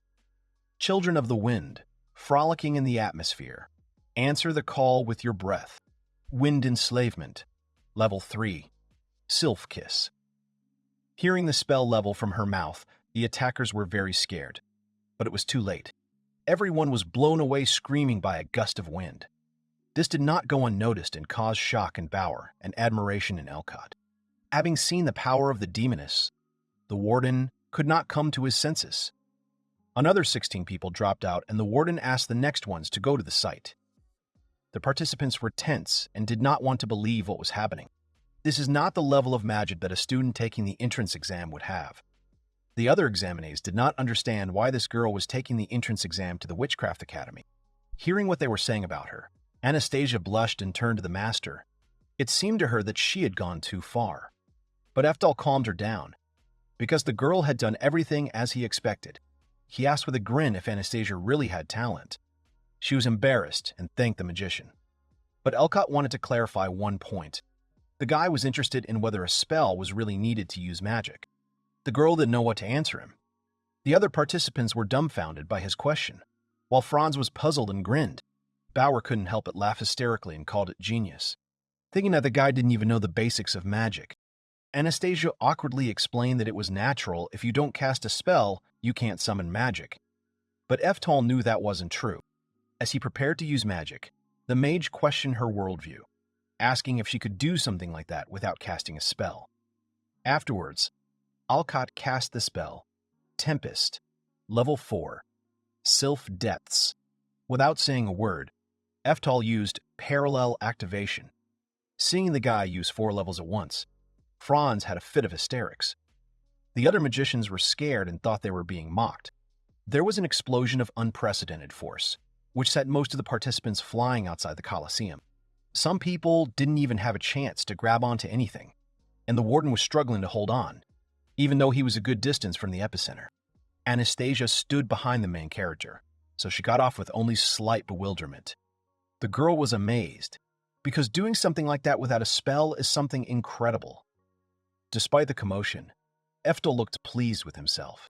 The demoness didn't notice then, but the master didn't cast the spell last time either. She was amazed by his skills. At the same time, Alcott finally realized that he had overdone it. The warden was able to raise his head after such a devastating spell. His surprise and fear knew no bounds. Some of the dust had settled and the effects were already visible. Franz was sure that this was impossible. He was interested in the question of who these two were. While he was floating in the clouds, Eftal called out to him. The man's nose began to run from fear when he realized that they were addressing him. Anastasia and her master showed Bauer their numbers. Alcott said that seemed to be all. The other participants were in a sorry state, and the warden tried to look relaxed, despite the fact that he was shaking. Franz stuttered as he announced that numbers 588 and 589 had passed their first exam. The protagonist was glad to hear this, because now they had broken through the first barrier. Despite her uncertainty, Anastasia firmly supported the master. This means that tomorrow there will be a second exam or a final exam, and it is written. In Eftal's past life, he was so obsessed with learning that he was nicknamed the Emperor of Learning. If there is nothing unusual on the exam, the protagonist will cope with the written assignment. Since he didn't have much talent to be on par with other emperors, all the guy did was ruthlessly devote himself to finding his own theoretical innovations. Parallel activation is one of them. However, in the end, the new theories that Eftal discovered were just as easily surpassed by talented people like them. The boy remembered the words of the Fire Emperor. He said that he needed strong magic barriers, not weak ones. The guy remembered something painful and thought that talented people will always have an advantage. Then his gaze fell on his companion, and he wondered what feelings Anastasia was experiencing now. The girl quietly asked if the exam would really take place tomorrow. Eftal, slightly confused, confirmed her words. She sadly admitted that she had been prepared for the role of an obedient servant, but now, before the exam, she was overcome with excitement. The guy felt genuinely sorry for his girlfriend, and he reassuringly noted that her worries were completely natural. Inwardly, he thought that even without talent, he was obliged to give promising talents a chance to grow. Eftal said enthusiastically that they would now return to the hotel, and he would show her how to study. The girl seemed embarrassed. Anastasia asked incredulously if it was true, to which the guy good-naturedly answered in the affirmative, since he himself had suggested it. The delighted demoness warmly thanked her master. While they were busy, the next day arrived. The guy yawned loudly as he and his companion walked back to the Chrono Academy of Witchcraft. They had to get to the street of the 456th final exam. Anastasia was worried about the master's condition. He waved her off and assured her that he was a little sleepy, but everything was fine. The demoness apologized for the fact that he had to teach her until the morning. Eftal hardly studied at all himself, but in his past life the protagonist studied a lot, so that should be enough. Just at that moment, one of the teachers approached them. He placed a large test on the protagonist's desk. The magician did not expect to see such a large stack of questions. Once all the examinees had been given their tests, another teacher announced that the written exam for the Chrono Academy of Witchcraft would begin from now on. Time was limited, so as much as the novice mages could do was needed. Eftal and Anastasia were determined. Now the curtain would rise. The teacher announced the start, and everyone immediately began writing the test. After a while, they announced the end of the exam. Eftal, gathering his last strength, announced that they were finished. Anastasia asked the master how the exam had gone. The guy tiredly replied that although the number of questions was insane, he had somehow managed to answer them all. The girl was surprised, asking again if he had really solved every task. The boy, somewhat puzzled by her reaction, confirmed that it was necessary to pass the exam. The demoness, embarrassed, awkwardly objected that it was not so. This is a free choice exam, so you don't have to answer all the questions. Alcott was discouraged and did not believe in the seriousness of her words. But Anastasia asked him a counter-question. Did the magician see the explanation on the first page where it was written? The guy didn't read the rules, but immediately started solving. which he now began to regret. The demoness decided to add that it was necessary to answer what could be solved in each of the 20 sections. Thus, it would be enough to answer 30% of all questions to get a passing score. To begin with, wizards usually don't know magical theory outside of their specialization, so this is a free choice exam. Eftal has a special case. He answered all the questions because he knew them all, but only 30% is enough to pass. If this is true, then it is unknown what might happen to the magician in this case. A shot was heard in one of the Academy buildings because one of the exam participants scored 958 points. The teachers began to discuss the test heatedly. Some thought he was crazy, while others had never even heard of such high scores before. Director Lucent was indignant, stating that something like this had happened for the first time since the founding of the Academy, and demanded to know who did it. Perhaps this magician had copied it or done something like that. Those present were informed that the candidate in question was number 588, Eftal Elcott, a boy who bore the same name as the Thunder Emperor. The old man, thinking out loud, noted that for them, as seekers of magic, there was nothing more shameful than this to share a name with one of the 4 great emperors. The director, still indignant, began to assert that the young man had certainly copied, but before he could finish speaking, he was interrupted. At that moment, someone burst into the office, begging him to wait. Franz came to the teachers and, apologizing for his tactlessness, told them everything that happened during the first exam related to the main character. Everyone present was shocked to hear about the parallel activation of the 4th level. To be able to conjure the 4th level, this is already the level of an elite school of witchcraft. It turned out that among the teachers of this academy there is not a single one who could do this. Considering all the possibilities shown in the first exam, Eftal's highest score could not be a mistake. The entire teaching staff pondered what was happening. The director broke the general silence, and turning to the warden, said that this could be the 2nd Thunder Emperor. One of the professors asked Lucent what to do. The old man thought about it, and a little later began to reason that this Eftal was making a strange impression. It was necessary to understand what to do with him in the end. The day of the exam results arrived. The couple came to see the lists, but it was difficult to see anything when so many people had gathered. Then the guy suggested splitting up, and the girl supported him. The main character, with bated breath, looked for his number on every board he approached. Anastasia rushed at her master with screams and tears, which greatly puzzled him. It turned out that she had found her number and was asking the magician to verify what she had seen. After all, she had entered a special class. The demoness pointed to one of the lists, and Alcott saw her number. It read, Special Class, number 589 Anastasia. The girl continued to hang on the young man, which is why unwitting witnesses thought that they were together.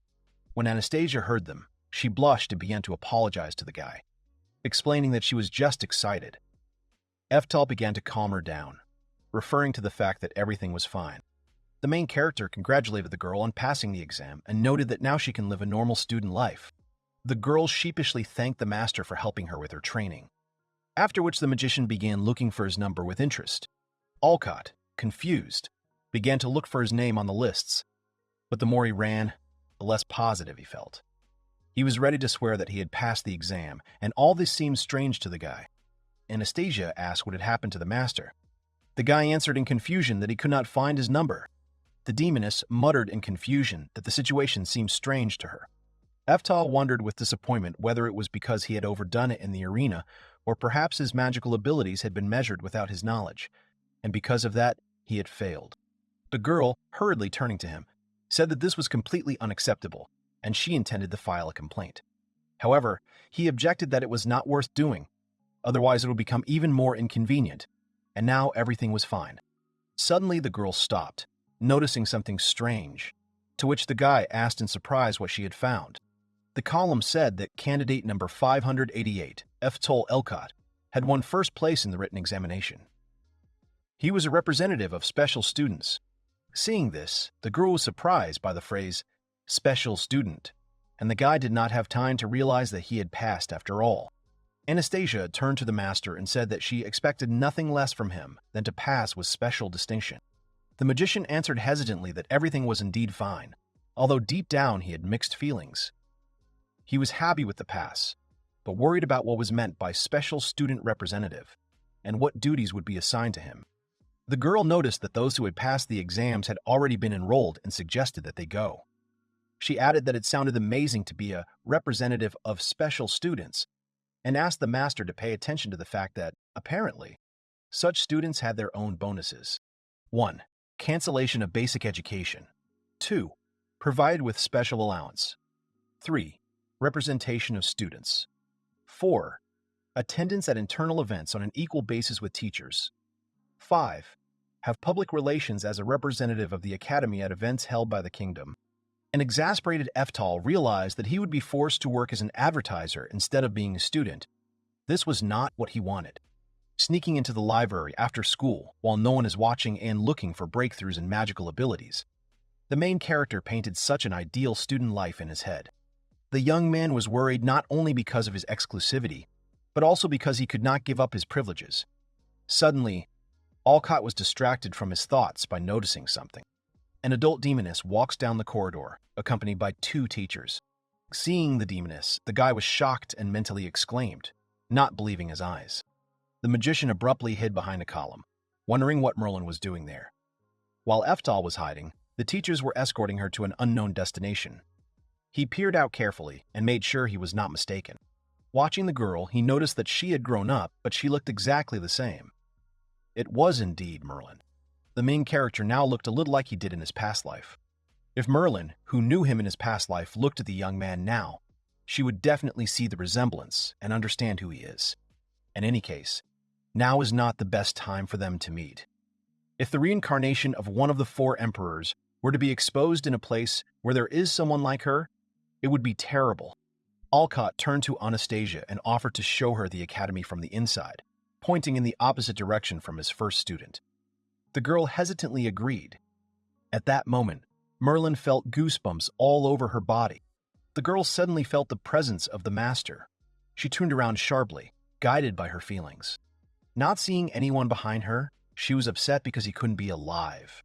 But seeing the guy who was quickly hiding from her, she immediately rushed towards him and screamed for him to stop. Out of breath, Merlin stood in front of him, which caused confusion in the protagonist. The demoness did not know how or what to tell him. Eftal was only disappointed that he could not hide and wondered what would happen now. Merlin, suggesting to get straight to the point. After some embarrassment, but quite confidently, she asked if the young man had any connection with the Thunder Emperor. Eftal hesitated to answer, overcome with panic, and began to look around restlessly, realizing that Merlin had sensed something after all. Now that the protagonist has been accepted into the academy, it would be a shame if something were to cause him to be expelled. Eftal muttered in confusion that he didn't quite understand what was going on. At the same time, he mentally apologized to Merlin. Suddenly, a brilliant idea came to his mind, and he exclaimed that he was very hungry. Anastasia, at first, did not understand his impulse. The magician had already grabbed her hand and enthusiastically announced that it was time for lunch. The girl asked again in confusion, hesitantly agreed, but asked anxiously about registration. Alcott quickly assured that they would run there later. Merlin wanted to stop the couple, so she called out to them, demanding that they wait. The girl watched Eftalu leave, and this situation clearly did not give her any peace. The protagonist could not hide his surprise when he learned that Anastasia did not know who it was. She replied sheepishly that she had no idea that the girl was her relative. The demoness is ashamed to admit that she has never seen her in person. Anastasia's answer made the magician reconsider some of his assumptions. Alcott was saved in a way because this was his companion's first meeting with Merlin. If they had started a conversation, he probably wouldn't have been able to stop them. The guy saw the dialogue between his former and current companions in vivid colors. Merlin is the daughter of the Demon King. Anastasia heard from her relatives that 10 generations ago, the head of the family was the Demon King himself, so she told the master that they were related. Eftal was surprised. But now it was clear why they had acted like strangers.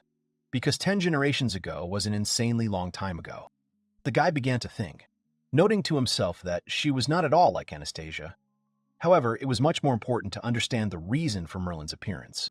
She is the head of the Alten Witchcraft Academy, and was now at the Krone Witchcraft Academy. He was overcome with anxiety about her possibly coming here to teach. He prayed that it would not be true. And so the main character and his companion went to the academy for the first time as a student. After everyone had gathered, They began to give an introductory speech to their first-year friends. The principal congratulated them on their enrollment in his famous Krone Academy of Witchcraft. Today, they all became students. Special classes, honorary classes, and general classes. Also gifted students. And although everyone's classes were different, Principal Lucent wanted them to study hard, following the path of witchcraft together. Today, Master Merlin, having overcome all barriers, being the head of the prestigious School of Witchcraft Altena, honored the first years with her visit. Many students were delighted with her. Only Eftal was nervous, and Anastasia was surprised.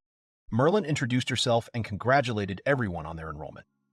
While she was giving a speech, the protagonist was finding out the reason for her appearance.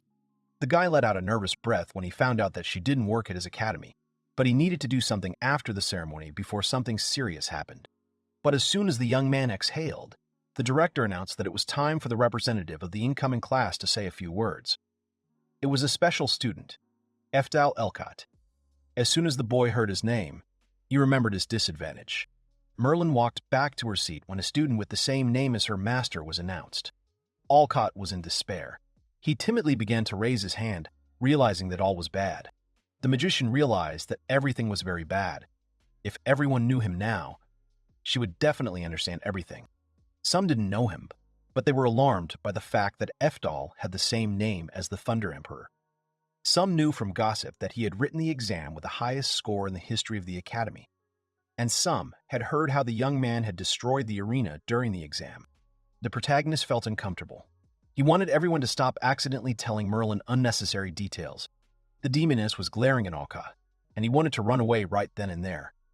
But he went on stage and gave a short speech. That was the end of the enrollment ceremony. The young man lay on his desk, head down, remembering how dire the situation at the ceremony had been. Looking up, Eftal saw a crowd of enchanted girls around him, each trying to draw his attention to themselves. Listening to the girls cooing with the main character, Anastasia thought with resentment that she was the first to find the master. At that moment, Merlin burst into the classroom, shocking the students. The demoness placed the papers on Elcott's desk and stated that she had heard a lot about him. The girls didn't like the newcomer's familiarity, but Merlin wanted to discuss an urgent matter, so she wasn't going to back down. Only now did the girls realize who they were talking to and how. They quickly apologized and ran away in fear. She continued to look menacingly after them for some time. Looking at the demoness, the magician remembered Merlin in childhood and came to the conclusion that she had grown up quite stern. The girl, with the magician's permission, began calling Eftal. There was no point in introducing herself, since the guy already knew her name, and that meant that they could start a conversation. Merlin awkwardly, but hopefully, asked if the young man knew the meaning of the word reincarnation. The boy was dumbfounded because his former student had always been perceptive, but she had suddenly hit the nail on the head. Alcott pretended not to understand what she was talking about, but Merlin had prepared herself and looked at his exam results. This result looks as if one of the 4 greats wrote the exam for fun. Moreover, most of the teachers of this academy could not understand the thought process of the young man during the exam. The girl asked him defiantly if he knew the reason. The guy said, confused, that he didn't know. Merlin stated that the protagonist's exam is completely consistent with the magical theories that existed 400 years ago.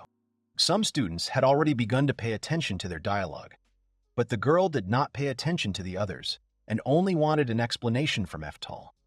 The magician was stalling for time, but in his head he already knew the reason. He hadn't taken into account the difference in time periods, as all the questions were fairly simple. Looking at him now, Merlin seemed to have come to terms with the fact that the main character resembled a person from her past. The demoness added that the man was dear to her. This confession astounded Alcott. Throwing aside all thoughts, the girl apologized for her words and explained that she had inadvertently thought that the young man might be related to her master. Even if she was hasty in calling it reincarnation, Eftal definitely has a certain connection with the great Thunder Emperor. Merlin added, turning to Alcott, when he ran away from her, most likely was due to not wanting the face because of that relationship. She assumed that there must be a good reason for such an action, but this is just her guess. Eftal confirmed that it was indeed a reincarnation, admitting that Merlin had seen through him correctly. The girl, clearly embarrassed, began to say something hesitantly, but did not finish the sentence. The whole conversation played out in the young man's head, and he mentally added that life would be easier if he had the opportunity to tell her the truth, but he could not do so. The students in the cafeteria began to discuss the conversation between the protagonist and his former student. Alcott was ready to invent anything, just to learn witchcraft. To sound more convincing, the young man began to whisper, looking around, that the Emperor had a mistress. If Merlin was not 100% sure that she was right, then the guy would tell her the story that she wanted to hear. The demoness asked the main character again, as she was so surprised that she could not believe his words. Eftal repeated in a deliberately slow and affected manner that the Thunder Emperor and his mistress had a child. The child had amazing talents, and the Emperor gave him all the knowledge of witchcraft that he had. This child was hidden and lived in the mountains, far from civilization, and half of his family became hermits to hone their skills. The whole story was a lie. Hearing the boy's story, Merlin lost her temper and stopped him. She was sure that it was impossible because the girl had never heard about it before.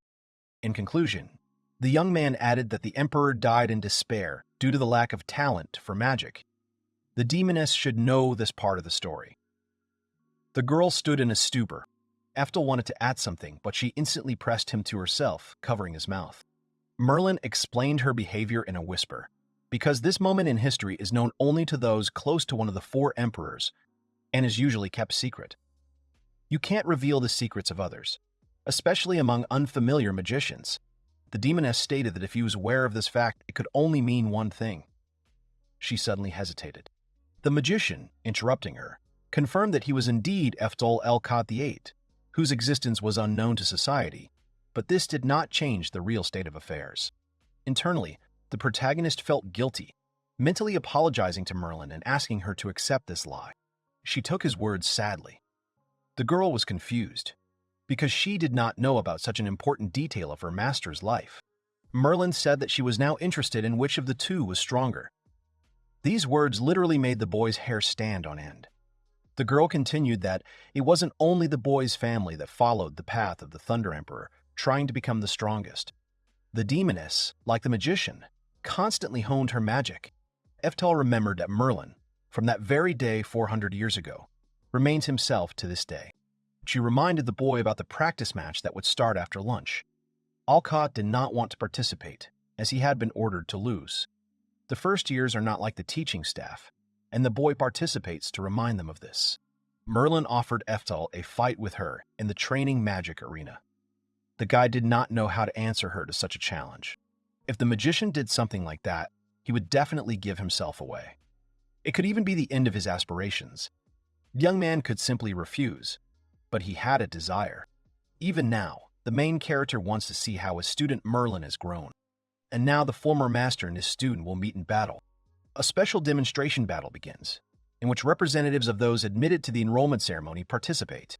An unexpected special guest, Master Merlin, who has decided to release the demons, will personally demonstrate her mastery of witchcraft for the sake of everyone present.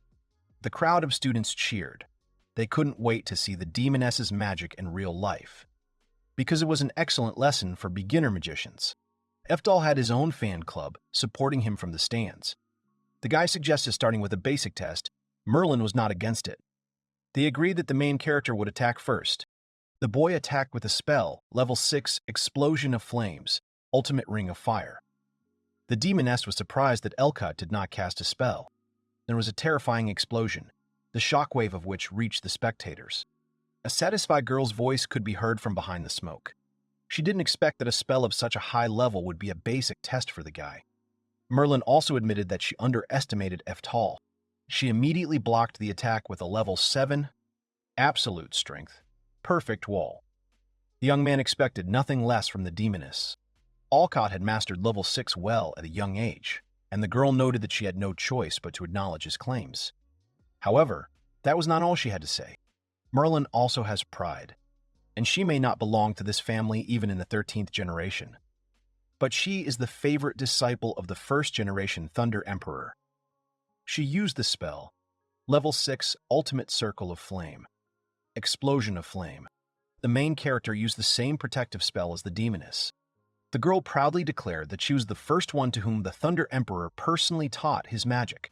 and for her, this was the greatest honor. The boy laughed, noting that this was the first time since his reincarnation that he had seen such well-honed 6th-level magic. The demoness, not hearing his words but noticing his smile, asked how he could smile, knowing that she was his opponent. The guy noted with slight surprise that she seemed to have already mastered the next level of magic. His rival used the 6th-level spell Ultimate Circle of Flame, Explosion of Flame. Normally, it takes time to master the second highest level of magic. However, Merlin, by honing his Thunder God Master techniques, can reach the highest level of ultimate magic without a spell. Alcott confirmed that he knew about it. The girl had noticed him and was completely unprepared for what she saw. The guy added that he hadn't wasted any time either and had been training. Eftal used the 7th-level spell Snow Blanket of Death, Ominous Frost. Merlin didn't expect the mage to prepare ice magic, assuming that she would use My Fire. The guy immediately decided to use attack after defense. Now he used the 7th-level spell Ice Titan, Giant Ice Shard Attack. The ultimate levels of high magic without spells were the techniques that the protagonist developed to counter the other 4 emperors. Merlin was stunned, as the boy had created a new technique right after the Evil Frost. But for Alcott, this was just the beginning. The girl used a barrier to protect herself. The boy praised her for her excellent reaction, but warned that he would fight even faster. He used the Ice Titan spell again, but now there were several fragments. The demoness considered it impudent to use the 7th-level allegorical fire against her.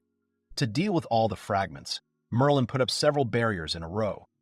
Eftal was pleased with the girl's resourcefulness, but when all the barriers were destroyed, he created the last of the fragments and threw it straight at her. The girl, looking at the opponent's attack, realized that the mana mastery in this spell was much higher, and this meant that he was testing her, and for the demoness, it was like an insult. For her defense, she put up a magic wall. Merlin was confident that her 7th level would be no less than his skill, but it was becoming increasingly difficult to hold back the ice attack, and the barrier began to crumble. The girl refused to accept defeat and tried her best to withstand the blow. Alcott hinted that her technique was too weak, and even with the same level of skill, she would not be able to stop his Ice Titan. The barrier was almost destroyed, and Merlin did not understand what her opponent was talking about. Merlin thought, feeling a strange feeling. It seemed like the guy was not just tracking her weak points in battle, but rather telling her what she was doing wrong.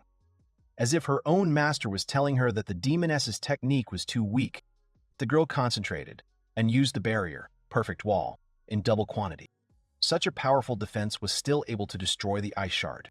Now Eftal was confused as his former student was able to use the 7th level simultaneous summon. However, when a mage makes a simultaneous summoning, his consciousness is focused on constructing a spell. Therefore, one must never take one's eyes off the opponent. The boy asked her suggestively if her ancestors had taught her this rule. Alcott needn't worry. She had a great teacher. Merlin used the 8th level spell, Teleport. In the movements of the young man, the girl saw her master. And after using the teleport, she suddenly attacked the opponent. At first, the girl couldn't tell if the attack was successful because of the smoke. But later she saw that the radius of the attack was empty. Merlin asked sadly that even such tactics were nothing to him. The guy appeared behind her and confirmed her guess. Expecting an attack from behind, he was also ready to use teleport. The demoness only laughed at this. Seeing her master's technique, which she had honed for 400 years, lose to a young guy who uses the same technique. The girl should have been angry. But for some reason, Merlin sees a piece of her master in her rival and feels nostalgic. It makes her smile. The young man clearly misses his student and their training together. But the girl's question pulled him out of his nostalgia. The demoness was about to use her final secret technique, much to her opponent's surprise. If Eftal could endure it, she would meekly admit her defeat. Therefore, it would be easy for the boy to try to stop the attack. The magician liked that she had not yet given up. Merlin began to activate the spell, Secret Technique. 8th level, Attack of the God of Light, Thor's Hammer. Alcott expected something more powerful than some Thor's hammer. But the girl seemed pleased that the guy underestimated her attack. The boy was still trying to figure out why she chose this spell.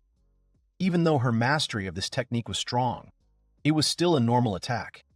But after a few moments, Eftal saw that she was making a summoning with both hands at the same time. The young man realized that her secret technique was a simultaneous summoning, but he had already expected it and simply used a defensive spell. But after dodging 2 whips, Alcott barely managed to dodge the third. He is amazed that the demoness even uses her leg, because now it is a 3-way simultaneous challenge. The protagonist had to give it his all to expose. He could not imagine that she had such an ace up her sleeve. But in an instant, Eftal notices something even more surprising. The boy couldn't believe his eyes. This was a 4-way simultaneous summoning of the 8th level. This was Merlin's secret technique. The main character began to laugh with happiness, because this was an incredible move from his student. Even in his past life, the guy had never seen something so incredible. A sweet child named Merlin. Since the Storm Emperor passed away, she has tried very hard for these 400 years. In that case, the young man must use his true strength to respond to several centuries of effort. As one of the emperors, the protagonist uses his 10th level spell, Eftal. Merlin began to concentrate magic. The guy also did not sit idle and began to activate his spell. It's clearly hard for the demoness to summon 8th level magic with all 4 limbs at the same time. Normal people barely remained conscious after the entire double simultaneous summoning, and yet she managed it. The girl started the attack and shouted that now the guy would try it in a quadruple size. Looking at his student, the protagonist realized that seeing her grow wasn't so bad. Alcott responded by activating the spell, Thunder Emperor. 2 lightning bolts collided in the sky and created a shockwave that knocked spectators out of the stands. Merlin realized that her spell had been absorbed. With the snap of his fingers, Eftal cast a magic cancel spell. His lightning, which had absorbed the demoness's attack, suddenly evaporated and the sky became clear again. Falling to the ground, Merlin caught her breath and began to reason that the colossal light attack that was able to absorb her level 8 attack. This is definitely level 10 Eftal. The guy instantly canceled the attack midway and redirected the light back into the atmosphere. The girl laughed. She felt awkward that she had so easily believed the story about the illegitimate son. After all, there was only one person in this world who could show such art. The real Eftal Alcott. Merlin asked excitedly if Eftal was the reincarnation of the Thunder Emperor. The guy did not expect such a direct question and thought before giving an answer. The guy asked with special warmth in his voice. It seemed she finally figured it out. Merlin's words were stuck in her throat with happiness. But now she knew that she had been right all along. To which the guy gently remarked that of all peoples she knew him best. There was simply no other explanation. Merlin, after a moment's thought, sheepishly agreed that this was indeed the case. Alcott unceremoniously began to ruffle her hair to praise her latest secret technique. The youth added that the demoness's training without indulgence was an achievement. Merlin tried to say in a rush that the master had returned alive. They had met again, and she was able to hear these words from him. The words of the main character became her main reward for all 400 years without him. The magician wanted the girl to stop crying because she is no longer a child. The demoness was very apologetic, but she will forever remain a child for the Thunder Emperor. Suddenly they heard screams. It turned out that it was Anastasia calling the master. Having caught her breath, the girl told the master that there was bad news. Merlin reacted ambiguously to the companion of her old acquaintance. She asked how it happened that Eftal had a maid as a student. The guy was confused, but explained that her name was Anastasia and for some reason, he was taking care of her. Merlin is sure that there were some compelling circumstances for such a decision. A whole crowd of students came running and began to praise the main character. Someone suggested that he become a professor at the Krone Academy, and there were those who wanted to publish his magic only for the Scientific Society of Magicians. Alcott was scared and ran away. But he knew that after he had done something so huge, such a reaction was to be expected. Merlin caught up with Eftal and asked him why he had entered the academy. The only thing the boy could think of was to study magic at the Academy of Magic as a student. The girl understood and calmly suggested they could escape right now. The mage wanted to know where, but instead of a destination, Merlin simply replied that she had an idea. Anastasia wanted to go with the master and asked him to wait. This seemed strange because the girl ran ahead and Alcott could not keep up with her. Having run quite a long distance, they found themselves in a dense forest. The main character wanted to know how much longer they would have to get there, but the girl was sure that there was not much left. Stopping a few meters from her companions, she turned around and showed that they had already arrived. Eftal clearly recognized the place and was surprised to return again. Behind the wrought iron gates stood a luxurious estate. In a past life, the main character lived in this house with his student. After his death, she rightfully inherited it and has been looking after it for 400 years. The guy began to yearn for the past and remember warm moments. Merlin asked if everything was okay with Elcott.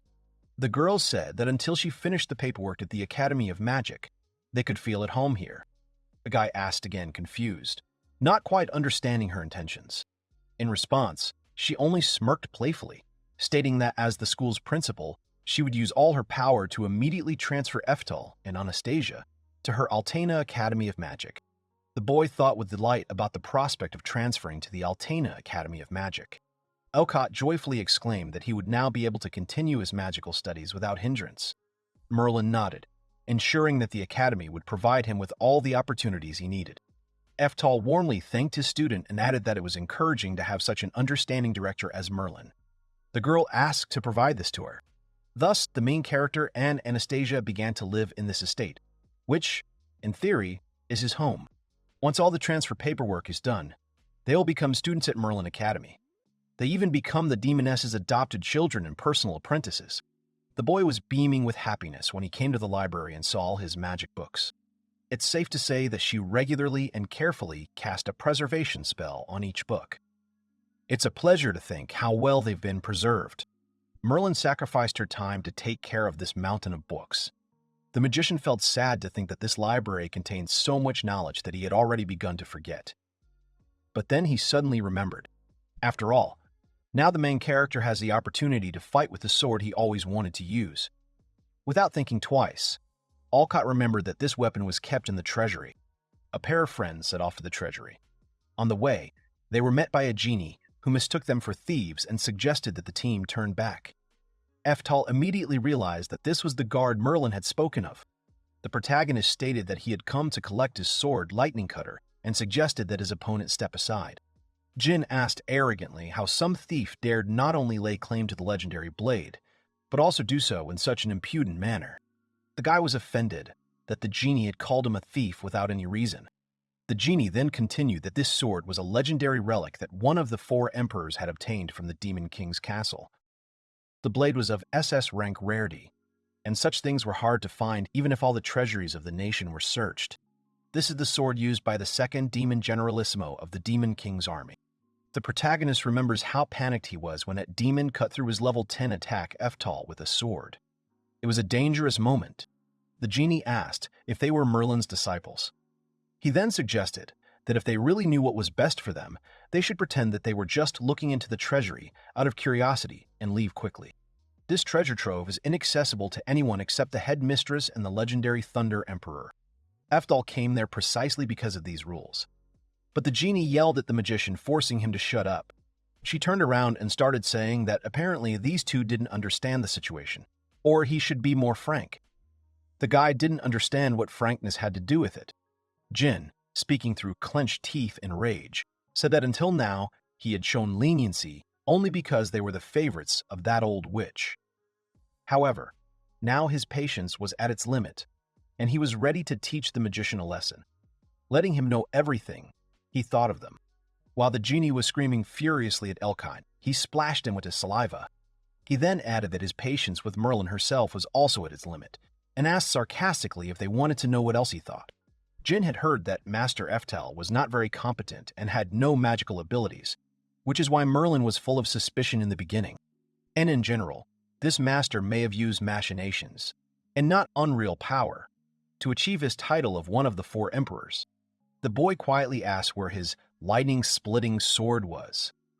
Jin didn't hear Elcott's words because he was laughing. The protagonist repeated his question furiously. The genie became worried, but desperately pretended that it was not so. He decided to take pity on the magician and pointed to the object he needed. The man mockingly warned the boy that all the treasures in this place had a no-touch spell cast on them. Ordinary thieves or wizards could not touch them. Eftal ignored his words and walked on. Jin didn't stop and said that it was all in vain. Only someone with at least the same level of magic as the headmistress could touch these objects. The protagonist used the 8th level spell, Perfect Dispersal. The spell used on the sword also affected the immunity spell. The man was hysterical and couldn't believe that the guy could dispel the magic. Meanwhile, Alcott was enjoying his sword. Merlin, in a rage, called the genie stupid. The man immediately panicked, screaming her name in fear. She angrily demanded to know who he dared to call a witch, since she could hear him even beyond the castle walls. At that moment, the swordsman noticed the girl and turned to her. Merlin instantly changed her anger to joy, greeting Eftal warmly. The girl gently noted that this is where it is, it turns out. The guy happily confirmed, remembering that he left his sword in this very mansion. When she asked him if Eftal had been trained in swordsmanship, the young man nodded modestly, while the genie pondered the name in confusion. This 8th-level perfect dispel was instantly cast without casting a spell, and the mage spoke like the master himself the entire time. Jin finally realized who was standing in front of him. The man began to explain in a panic that he had absolutely no idea that the guy was a real Thunder Emperor. He apologized deeply for his many rudeness. Alcott said that everything was fine and added that he and Anastasia would be staying here, so he needed to remember their faces well. The girl greeted him shyly. Jin took his words into account, after which Merlin threatened that the next time he called her a witch, the demoness would wipe him off the face of the earth. Anastasia did not participate in the companion's conversation. All her attention was focused on the legendary sword. There was a knock at the door. The boy answered, and an anxious Merlin entered the room, asking if Eftal had a minute.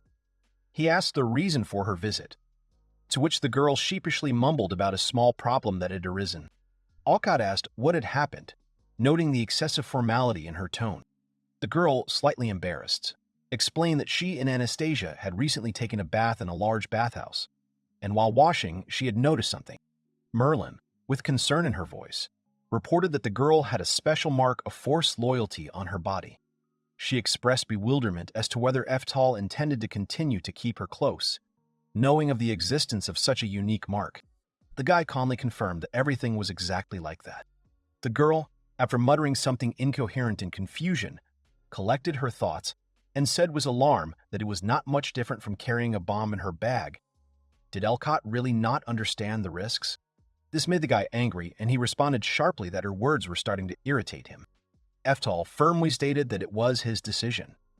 Merlin was at first confused, but then meekly apologized, admitting that the decision was not made by the young man, but by the Thunder Emperor himself. The magician knew exactly what he was doing. The next day, all the documents for admission to the Altena Academy of Magic were ready. It was Eftal and Anastasia's first day at Altena Academy. The demons were perplexed when they saw the main character. Because he was a human, some were surprised that a demoness was walking next to him. Anastasia wanted to turn to Alcott, but he immediately answered that he already knew. It used to be a magic academy for humans, but as a result of the great war that broke out after the subjugation of the Demon King, this place became the territory of the demons. And now, it is a magic academy for demons. So it's obvious that seeing people is strange for them, because they always knew that there were only demons in this territory. The girl thought for a moment and remembered what Merlin had said about it. By this time, they had reached their office. A sufficient number of demons had already gathered in the auditorium when the young man and his companion entered. The demoness was puzzled as to why the new student was a human, since humans were not very strong in magic.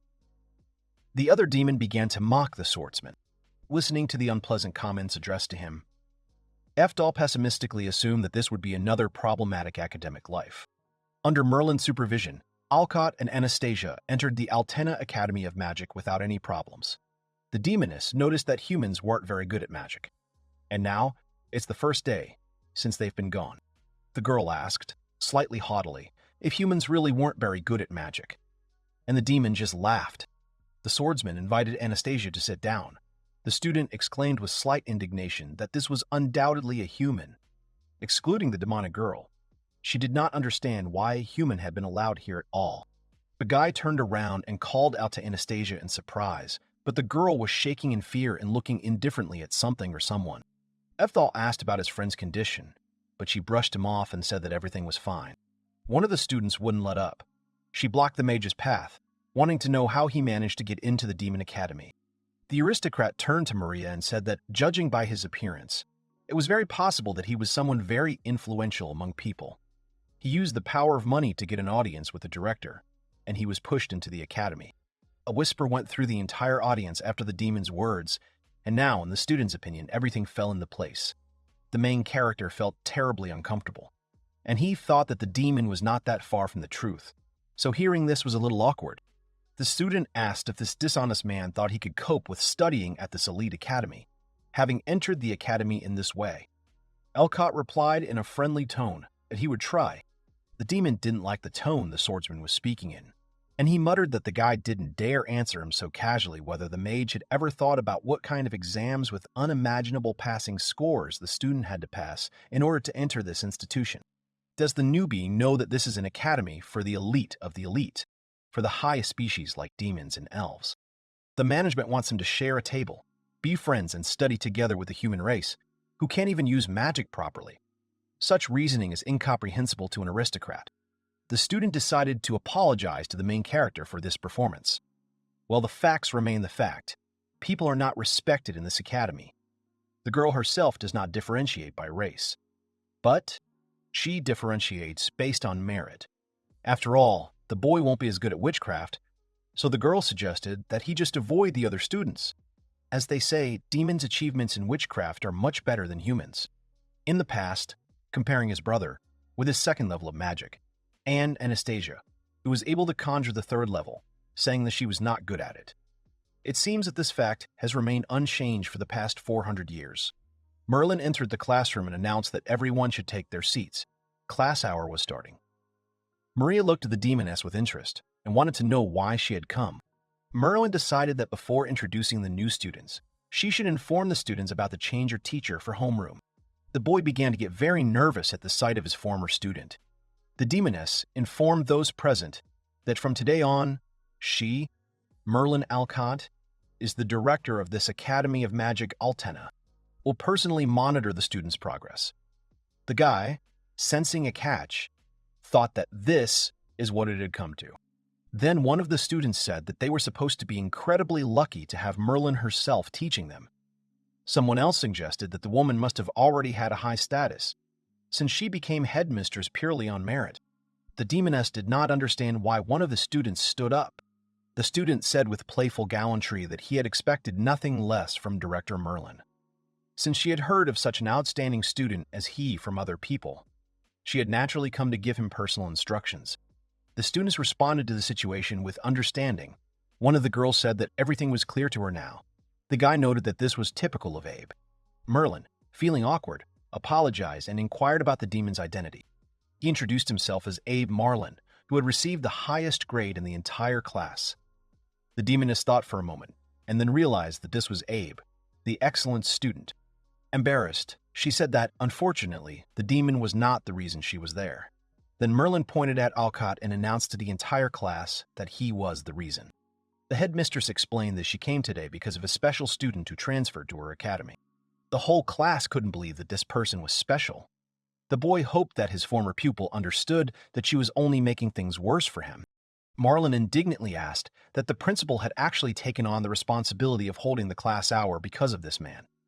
The demoness firmly confirmed that everything was correct. Meanwhile, the student looked angrily at Eftal and mentally resented his appearance.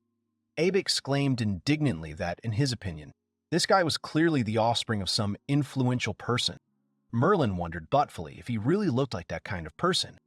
In response, the demon mockingly noted that he saw no other reason why such an incompetent person could be here.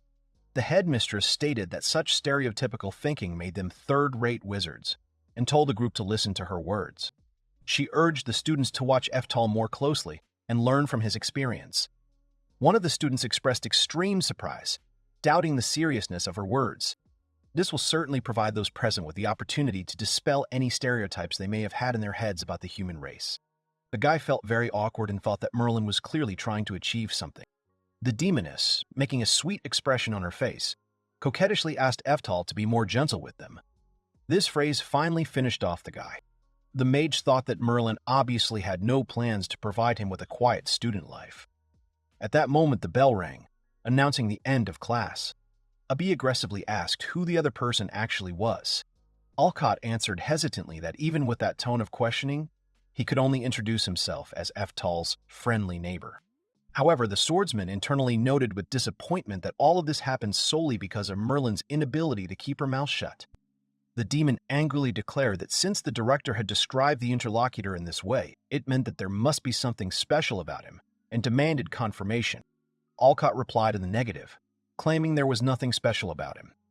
Abe just snorted and declared that he understood everything now. Marlin heard that old Merlin had started teaching magic to children as a volunteer, and rumor had it that she loved one child more than the others. He challenged her by asking if the main character was her favorite. The swordsman remained silent, and the group of bullies believing in their victory left. The boy couldn't accept the insult to his ward, so he turned to Abe with this thought. But the demon, grinning viciously, wanted to know if the swordsman had anything to say to him. The boy began to deny everything in fear. Eftal felt uneasy, because they were laughing at him at the next desk. Finally, the bell rang. The second period began. Merlin made sure everyone was listening and announced that she wanted to use this lesson to decide who would represent the class at the Academy tournament. The board read, "Election of the Knight Representative for the Academy Tournament." The students fell silent, and the main character became interested in the idea of the tournament. Altenin Academy is a pure meritocracy. A friendly competition is held once a month and serves as an important system for separating the classes, and 5 representative knights are chosen from each class, and they are separated every 4 months. Naturally, the division of classes is also based on the students' grades, so everyone tries very hard. The headmistress noted, a little hesitantly, that apparently they had not yet chosen a representative knight. Eftal thought that it would be better for him to skip these elections, since during the competition his dark side comes out and he cannot control himself. The demoness asked with chagrin if they really didn't have a single candidate. Then she looked at her friend, but he'd already hidden under the table. Merlin hesitated and asked if there was anyone brave enough among them. At that moment, the magician mentally begged to be ignored. The headmistress suggested that everyone present could either put forward their own candidacy or suggest someone else, and asked if they understood this option. Suddenly, Marlin stood up from his desk and turned to Merlin, offering his candidacy. Most of the class supported Abe's decision, since he is the best swordsman in the class. The protagonist was glad that he would not have to participate. The demoness expected something completely different and so asked again if anyone else wanted it. A moment later, a shaking hand rises. The guy couldn't believe that Anastasia seriously wanted to participate. She was scared and tried to explain herself to the master. The girl wants to propose Eftal as a candidate, and this only made Merlin happy. Marlin was looking forward to it, because the situation had suddenly become seriously heated. The headmistress asked if they understood everything. The demon confirmed that he was ready to start at any moment. Merlin announced that students Eftal and Aid would be taking part in a practice match, where the two would compete for the position of knight candidate, and promised to choose the strongest. Alcott, in nervous thought, wondered how everything had turned out this way again. The swordsman thought that the situation seemed suspicious, because Anastasia was not one to act independently. The demoness warned that there would be no magic this time, and she would be judging solely on their sword skills. Marlin confidently told the man to prepare for defeat. At that moment, the girl announced the start of the duel. The demon attacked first, swinging epically, but the protagonist dodged it without any problems. Marlin shouted at the man to hold his sword tighter and asked indignantly if he thought he would agree to defeat an unprepared opponent. Their classmates began to cheer for the demon, shouting that he was fighting fair, which was what they expected of him.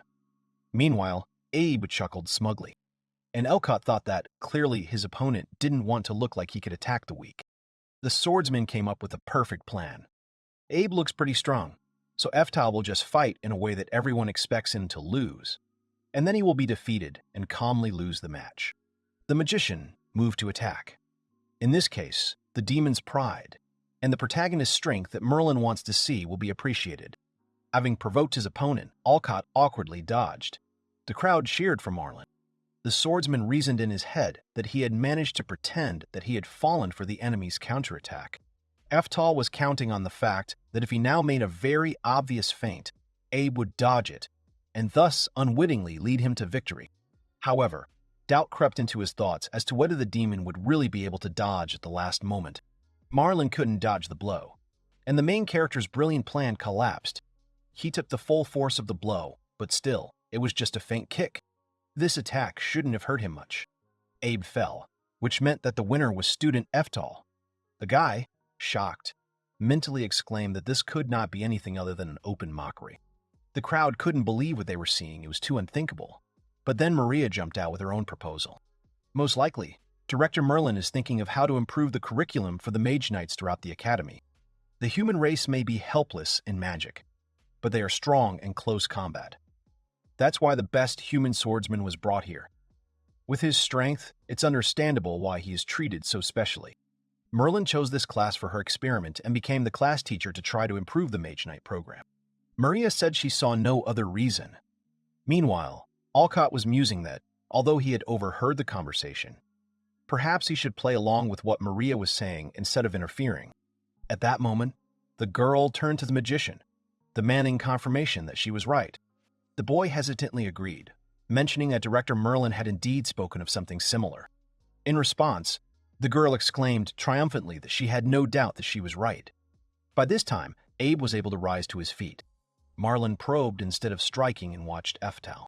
The master, humming a melody, continued to eat the meat until Anastasia muttered an uncertain appeal to him. The magician, without being distracted from his meal, questioningly inquired about the reason for her appeal.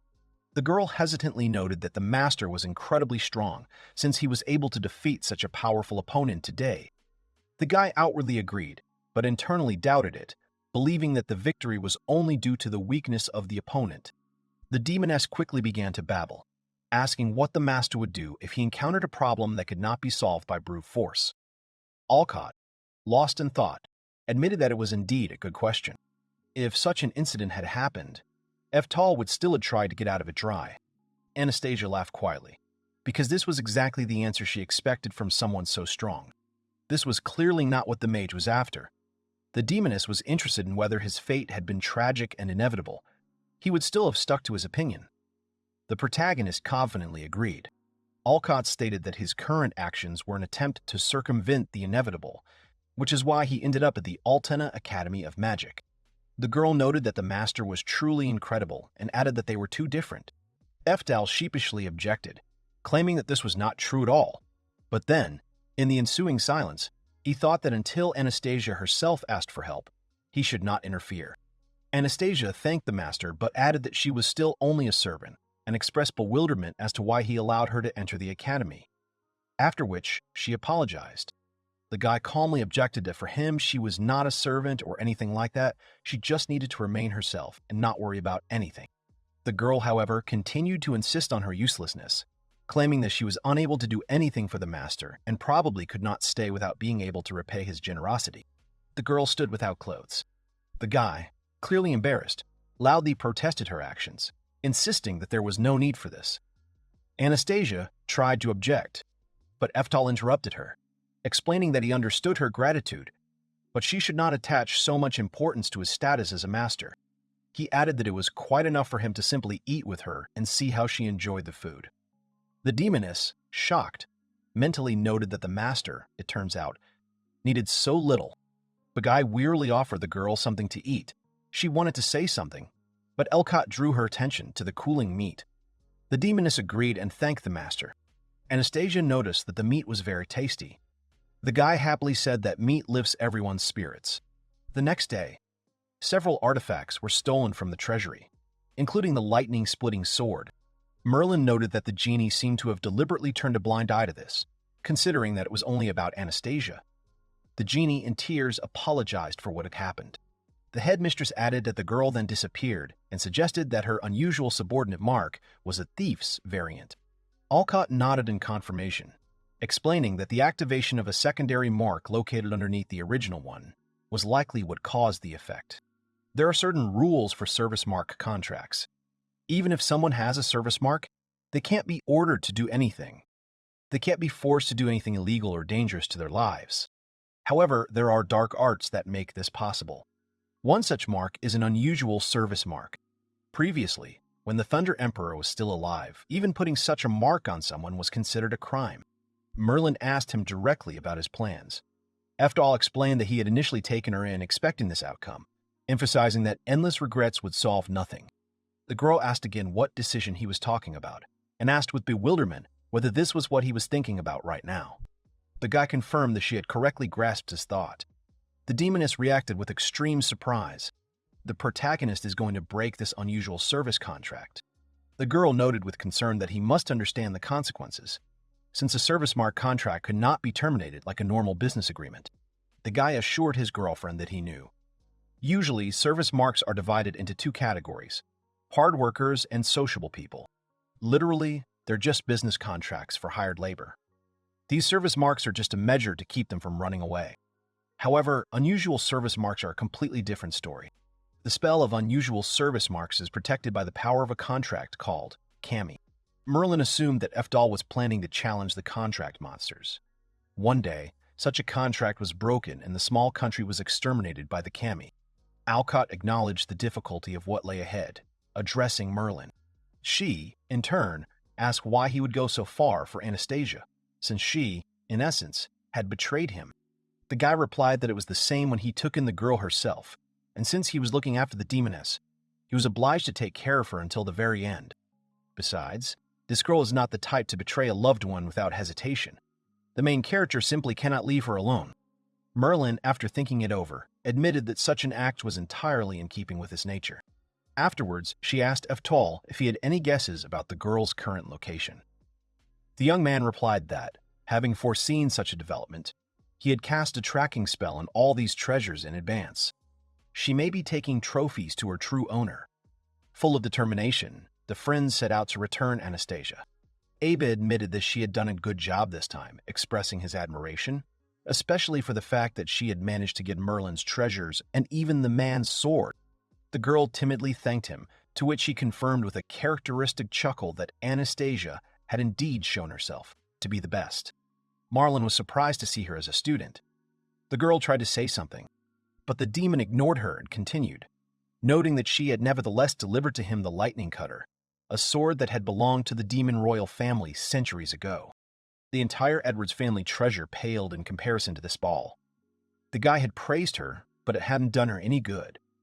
But right now, Abe had something more important. The demon wanted to know if Anastasia knew that the man had such enormous power. The girl could not tell him anything, but Marlin wanted her to convince the swordsman to fight him in a trial match. The demoness tried to warn Abe about the enemy's strength, but the guy, without letting her finish, abruptly threw her into the wall and rudely ordered her to stop whining and follow orders. He demanded confirmation that she understood him. Anastasia meekly agreed, although she was internally worried, because she tried to convey to him, but Marlin did not even try to listen to her. The demon, seeing her broken look, calmed down and was now ready to listen to her. Anastasia sheepishly mumbled that everything was fine, admitting that she had not expected such strength from Eftal. Abe thoughtfully replied that he understood her. The girl insisted on the main thing, and the demon was ready to listen to her for a while. Then, stammering, she asked if he really would stop after that. Marlin reproachfully noted that she could have been less forthcoming in her reluctance to serve his Portes family. The girl began to stammer an apology, admitting that the situation was far from ideal. The guy interrupted her abruptly, asking why not, actually. If you take the artifacts that Anastasia's older sister stole for Abe and add the legendary sword to them, it will be under the ratio of 5 artifacts of each generation. Apparently with this, the terms of the contract for her generation were fulfilled. The demoness had already managed to rejoice, but her special service mark, that's a completely different story. A special service mark placed by the Branov family, the famous elf killers, cannot be destroyed. If Anastasia has a child, then his generation will inherit the mark and the cycle will repeat itself. The guy praised the demoness once again. Tonight, Marlin will give a report on which the future fate of the girl and her father will depend. She needs to wait until the morning, and as a reward, Abe allowed Anastasia to stay in his mansion today. The girl asked him again about the overnight stay. After the demoness stole the lightning cutter, she cannot return to another master. The girl should not be modest because this is her reward. Anastasia said words of gratitude. The girl admits that she doesn't know how many times she's been here, when she'll finish her thief work or report on the progress of the case. The maid offers to use the room.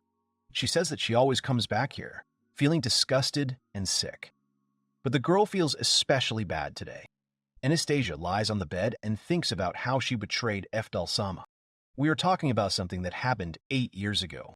It is mentioned that the little girl is the second daughter of the Branov family, Anastasia, and she is 7 years old, and about the first daughter of the same family, Tatiana. who is 17 years old. The girl says that she had an older sister who was 10 years older than her. The girl complains that her older sister always speaks rudely. Tatiana accuses her younger sister of being of no use to anyone and of taking her mother away from her. Anastasia remembers that their mother died a few days after her birth, as her sister said. The man calls out to her and says that she is causing trouble again.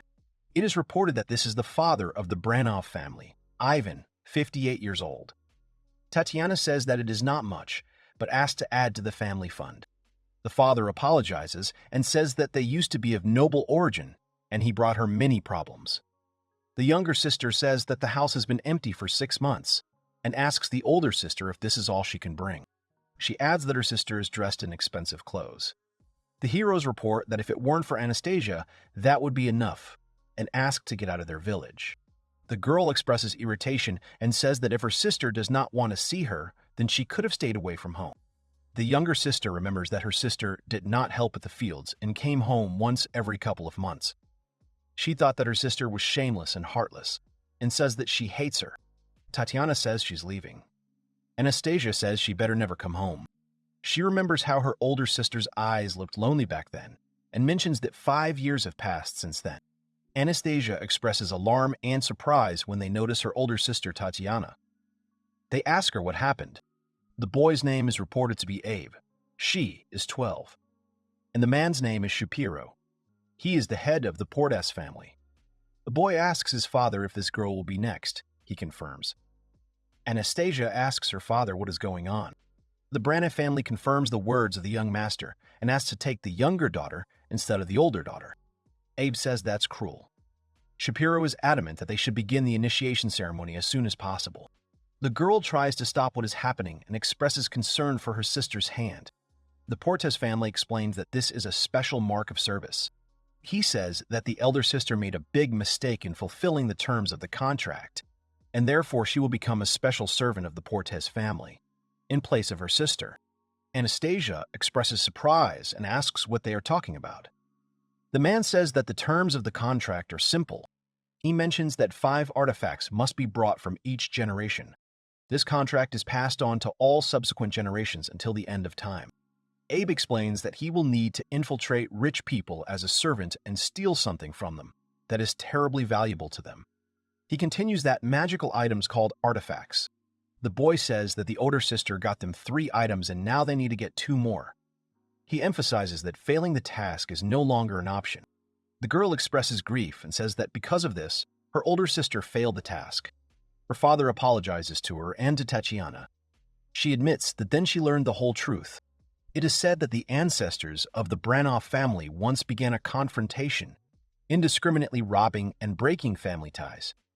This happened 300 years ago, when they tried to take over the territory of the Portes family.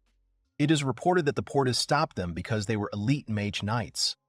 It is said that the Branovs were dealing with each other out of greed, and as punishment for their robberies, they were forced to accept a contract that would give them the mark of service. Anastasia believes that the older sister knew about this contract and bore the cross of family service and deliberately behaved in such a way that the younger sister would hate her. The girl expresses regret and asks for forgiveness, saying that she did not notice her older sister's feelings. She admits that 3 years have passed. Anastasia thinks about the 3 artifacts for which her older sister gave her life and 2 more stolen by her. Anastasia believes that now the conditions of the contract have been fulfilled, and they will now be released from it. The hero explains that in order to break this cycle of contracts, she must end her life. But due to the special magical power of the mark that binds her to the contract, she cannot do this. Therefore, if she does not give birth to a child, the contract will end. The man asks if the girl is sleeping. The girl asks what he means. He tells her that 5 artifacts received personally from her are needed to complete the contract. She says he has never said anything like that before. The hero claims that she has no choice but to obey, as she bears a special mark of service. He adds that his father said that no one can be freed. Abe continues to say that if she brings the other 3 artifacts and gives birth to the right men, then she will be released. Anastasia asks why her sister committed suicide. The girl explains that her sister thought that by fulfilling the contract, she would achieve freedom. She says that she served them faithfully and asks what these feelings mean to them. The hero expresses contempt and denial, saying that he does not care about those who are being asked about. He decides to tell the truth. Abe explains that the story he is about to tell will be the beginning of the entire current situation. He claims that history is actually the complete opposite of reality, and admits that their ancestors staged everything. The guy says that they have taken over some of the lands of the Branov family, relatives of the Demon King.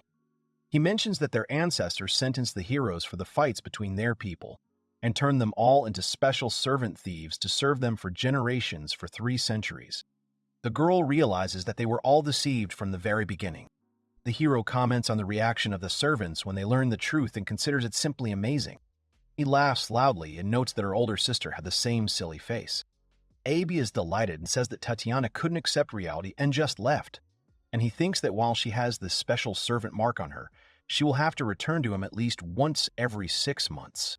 He states that no matter where she goes, she still won't be able to escape. A group of people notice a girl wandering alone at night and warn her of danger. They ask to play with them for free until they get tired, and they say that they won't do anything bad to her.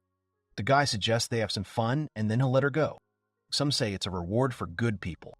The girl expresses irritation, believing that she can neither commit suicide nor escape due to the cursed special mark of the servant. A group of people are pushed aside. A young man with black hair says that this is his companion. Anastasia thinks that it is the master. The hero expresses irritation and demands that everyone disappear from his sight. The master calls the girl and asks why she took the lightning cleaver and didn't say anything about it. The girl confesses that it is all because of the special servant mark that is on her. The boy says that she did not understand him and asks why she never told him about this mark. Anastasia explains that the special slave mark cannot be removed even if she told Eftal-sama everything. She explains that the servant's contract is created by this mark and it is irreversible, so nothing can be done about it. The master asks the girl what she thinks he is. The hero declares that he is Eftal Alcott, causing surprise in the girl, and asks her again what she sees when she looks at him. Eftal says that one should not judge him based only on knowledge about him. Anastasia expresses shock upon learning the hero's different levels and abilities. He assures the girl that he accepted her and knew about everything, so he will definitely cover for her, and she cannot worry. The girl calls the guy and says that she can't do this anymore. She asks for help. The hero offers to take on the solution of the problem, confidently declaring that he can handle it. The bespectacled elf expresses admiration, saying that he expected nothing better from the Portses family. He confirms that it is indeed an impressive sword, worthy of being a national treasure. Abe reports that they are of the noblest and highest rank, so such things are quite commonplace for them. The hero asks how much another character can offer for the item. The second character offers 1,000 gold coins, but the hero refuses. The elf in glasses offers 5,000 gold coins. The guy agrees to the deal, and they agree on a sum of 5,000 gold coins. The buyer says that he does not have such a large sum with him now, and will return as soon as he has. The young man notices that he has 5 more of the same valuable items. Abe notices that she came back rather quickly and says that no matter where the girl goes, she can't escape. He asks if she has accepted the reality of the situation. The girl asks to return the item. She emotionally tells him that the sword was Eftal-sama's and asks for it back. The guy asks her to repeat what she said. It is reported that a few hours earlier the heroes were standing on the street. The guy said that he understood and grasped the essence of the situation. He says he will go and quickly return the lightning-splitting sword. The girl is asked what she is doing and is told that she is untalented. Anastasia asks the hero if he is angry with her. She confesses that she stole the master's sword and betrayed him. The guy asks her if she did it because she wanted to. The girl is surprised and says that this is not what she wanted. She explains that she cannot escape her servant mark, and therefore, she cannot have her own thoughts or will. The hero wonders if this is really true. He notes that although her sister could not resist the servant's mark, she still survived to protect Anastasia. Anastasia agrees and says that her sister continued to resist. She admits that she kept reproaching her older sister, that all she did was run away from her own destiny. The girl says that she was wrong. The heroine says that now she understands the meaning of the master's words. The guy told her that she can refuse everything that she does not like. The girl says that she's understood the importance of having her own opinion and can refuse something if she doesn't like it. She says she wanted to ask him for something. The young man asks what she wants to ask him for. Abe orders the heroine to try to repeat the phrase she said earlier. Anastasia asks to return the katana to Mr. Eftal. The guy asks if he wants the katana back, and asks since when she became so brave, and if she understands what they do to servants who argue with their masters. The hero wonders if she's prepared to be quickly replaced when another successor appears. The young man says that he doesn't like Anastasia's face, and asks if she wants to suffer. The girl reflects that she is no longer going to run, and that she makes the decision herself. She firmly declares that from this moment on, she will no longer obey. Abe says he doesn't know what the lower class told her, and warns the girl that she must be prepared. He says she is stupid, and asks what she will do if she continues to rely on people from the lower classes. The hero mentions that it is necessary to think about what seals of service can put on it. The guy asks if she still continues to argue with him, and how long she plans to remain stubborn. The young man declares that such a stupid servant who does not know his master needs to be taught a good lesson. He tells her not to worry, and he will stop before she ends her life. Abe says he'll get rid of that nasty face first. Eftal-sama reports that Anastasia did a great job. The girl wants to ask the master for something and admits her guilt in the incident. She expresses a desire to atone properly and asks not to interfere. The hero calms Anastasia, saying that she has already atoned for her guilt enough. The heroine apologizes to the gentleman for her actions. Abe expresses irritation at how Eftal has unceremoniously invaded the territory. He expresses anger, saying that Anastasia is his servant and that they came just in time anyway. He threatens to deal with them. Eftal sternly warns him never to dare anything again. He angrily continues that he should not raise his hand against his Anastasia. The hero notices with surprise that this is not the first time, and how dare he do this to the great him. The guy indignantly asks how he dares to hit him. He reminds them that they can't just leave here after everything that happened, and asks if they understand where they are now. The hero states that this is his estate, which belongs to the magical aristocratic family Portes. He points out that the heroes have invaded his domain without permission, and threatens that he can order his 300 guards to deal with them without consequences for himself, and nothing will happen to him for it. Abe calls out to her immediately, and she appears in front of him. He asks them how they can do that and tells them that this is what it means to use money to its full potential. And he tells them that there are hand-to-hand fighters and skilled swordsmen among them. He says that they are the best, and that the heroes won't be able to stick their arms and legs out of here. The young master of the Ports family calls on his professionals to deal with these uninvited guests. The main character voices over and says that he uses a level 7 magic called Sword of the Supreme King of the Wind God, and says that everything will go his way. Abe asks what he decided to hit with his magic. He asks not to make him laugh, and says that Eftal meant to say level 1, not level 7. And while he is sorting out his spell, his people will already have sorted it out. The guy is shouting about his estate. The hero expresses surprise and irritation and asks how he dared to do such a thing. The girl gives the sword to the master and thinks that she is very sorry. He asks if the girl feels a little better after he helped her. The guy asks if this is the land that used to belong to her ancestors. She confirms and thanks him for his help. Abe asks if they think they have defeated him, and if they feel like they are forgetting something. He goes on to say that Anastasia is a servant, and as long as she has the mark of a servant on her, she will never be free. The main character declares that he doesn't have to worry about it. He will now forcibly free her from this curse. Another character laughs and asks what he's talking about, and asks if the hero has any idea how such a servant contract works. He explains that if he forcibly releases her, a bot and a similar divine contract beast will appear in this world to punish him. The girl's name is said to be Marin. She reports that, as expected, all of their stolen items were sold in full. The girl says that she managed to find out a lot about the Portes family. She mentions that there are many bad rumors about them, such as selling artifacts to smuggling illegal drugs, and that they have very close ties to the local mafia. Eftal wonders how many mafia members were among those guys. Marin expresses regret that student Ibu does not meet the requirements of their academy, so he was expelled. The protagonist asks to get to the main point. He says he will start right away. Anastasia clarifies that he will start. She is surprised and asks if they are really going to forcefully remove the curse from her. The girl asks, how can he do this to an ordinary person? It's not some ordinary thing. He continues to say that it's a magical contract, and it goes like the root of the social system. Anastasia says that only a miracle can forcefully break the contract. Marin asks what she is chatting about. She says that Eftal-sama and she, who will help him, are with them. Therefore, in this situation, there is no need to even hope for a miracle, since everything will work out for sure. And she asks if Anastasia understood this. The girl confirms that this is indeed the case. She believes that in this world, only he can defeat the gods. The protagonist says that from now on, they begin preparations to lift the curse and ask for help. Anastasia agrees. The guy offers to remove the servant's seal by force and deal with the god. It is said that gods are spiritual beings who feed on human envy and fear. In one island state, there were gods who kept people in fear, and one wizard from the island offered the gods to become monster protectors of human contracts. It is reported that from that day on the contract system began. People began to fear the gods who came for those who violated the contracts. And this fear made the gods even stronger.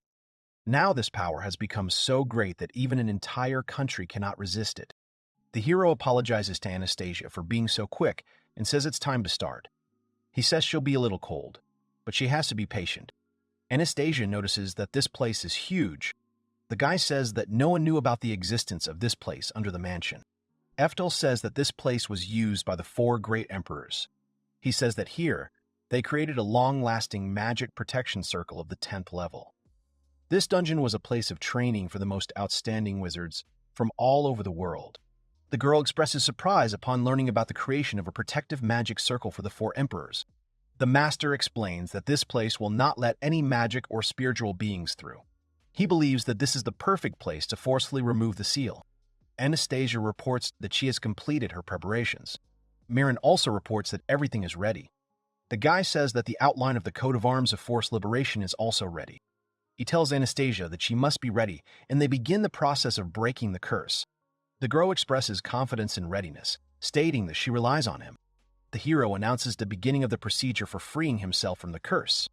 The girl happily declares that the servant's seal is disappearing. The hero says that this is not the end yet, and he says that the most important thing is about to begin. Anastasia notices a huge shadow and asks if it is really that and mysteriously falls silent. Eftal confirms that everything is under control. He announces that he will activate the 7th level of super magical defense, which is called Force Spirits, the greatest defense circle. The protagonist orders Marin to immediately take Anastasia and run away from here. The girl agrees. The guy is sure that the enemy is now very angry since they forcibly broke the contract. The girl exclaims in surprise that this is the beast of the contract. Marin confirms that it is one of the sacred beasts that once raged in the east of the island nation. It lives 1 level above humans in the spiritual territory. The dragon is said to be called Seiru. The dragon asks if this is the guy who forcibly erased the contract seal. The hero confirms and admits that he hasn't liked this contract situation for a long time. Eftal stands in a threatening pose in front of Seiru. The enemy says that the hero should be praised for his courage and behavior towards the battle, if only all this happened due to his ignorance. The dragon continues to say that the contract ritual has been widely known to everyone since ancient times. And knowing at the same time that it will be necessary to make us an opponent, possessing an incredibly huge amount of magical power, is equivalent to the end of life. Seiru says that ignorance is bad, and even if the hero begs for mercy, it is too late. The main character asks to remove his stinking mouth. God laughs and says he is interested. He wonders what such a little man can do against him. Eftal asks the dragon again what he can do and demonstrates it. It activates the 7th level of Evil Outbreak, which is called Demon Lord's Scorching Heat. The hero activates the 7th level of the Wind of Chaos, which is called the Supreme King Wind God's Sword. Next, the guy uses the level 7 Ice Titan, which is called Giant Ice Flow Attack. Marin notices that 3 spells in a row and all hit the mark. She says that as expected from Eftal-sama, everything is amazing, that even Seiru is unable to put up any resistance. The dragon says that he understands everything. The enemy asks the man if he is a mage, and he is surprised that who would have thought that in this generation there would be people who could use magic. He admits that he is a little surprised. Eftal understands that it is impossible to defeat the dragon just like that. The heroes notice that there is not a single scratch on the dragon, despite all the attacks. The protagonist says that it's all about his scales. Marin asks again about the scales. She understands that the patterns on the dragon's scales are not just decorative. but have special meaning. The girl understands that the patterns are the same as on the walls, and that on each dragon scale, there are patterns of magical protection against spells. She concludes that his scales are capable of neutralizing magic. The hero confirms her words. Eftal expresses satisfaction, saying that for 400 years there has not been such an opponent who could amuse him even a little. The girl thought with surprise about the 400 years she heard. The dragon addresses the hero, calling him a man, and when he learns that magic is useless against him, what he intends to do, the guy replies that it is obvious and takes out his sword. He claims that he will show how an ordinary person fights. The enemy laughs and asks what the hero can do with this piece of iron. The young man replies that he already said that he can show him. Sorcerer decides that he will show him how much the god's power surpasses that of humans. The dragon activates Sacred Divine Enhancement. Eftal repeats about the Sacred Divine Enhancement in surprise. He reflects that even with a strengthened body, he could barely dodge the dragon's attack. The master understands that this speed must be due to the patterns. The divine seals on his body have strengthened him many times. The hero thinks that in a past life, he could have absorbed this power. The blonde boy asks Eftal to listen to him, and says that taking heavy attacks face first is extremely stupid. He explains that they must be parried, and that one must go with the flow, like a leaf floating down a river. Eftal reflects on the need to parry heavy attacks. The dragon demands that the hero stop bothering him and asks what he is going to do with his speed. The guy remembers what they told him about speed. The bald old man notices that the movements of the hero's legs and bodies are very different from each other. He says that although he loses to the guy in speed, there is one thing in which he does not lose to him. The man continues to explain that with small steps, he can close the distance very quickly, that it is almost the same as dancing. Eftal laughed and said that Director Moria dances. He asked not to laugh. The hero claims that he can quickly cover the distance with small steps. Sorcerer indignantly asks how a person who jumps back and forth can keep up with his speed. The dragon is surprised that the boy managed to move as fast as he did, despite using Divine Enhancement. He asks that he can also use the Sacred Divine Enhancement. The young man explains that yes, something like that, but half, because he had to use one forbidden method. His current enhanced form is obtained from the techniques of his two masters and in addition, magical power, becoming the strongest level. The hero says that the most important thing is beginning. It is reported that the diagram indicates that body enhancement usually does not show any special effects, and the concentration of magical power in parts of the body allows one to temporarily strengthen oneself. Eftal admits that he simply poured magical power into his body, similar to his technique.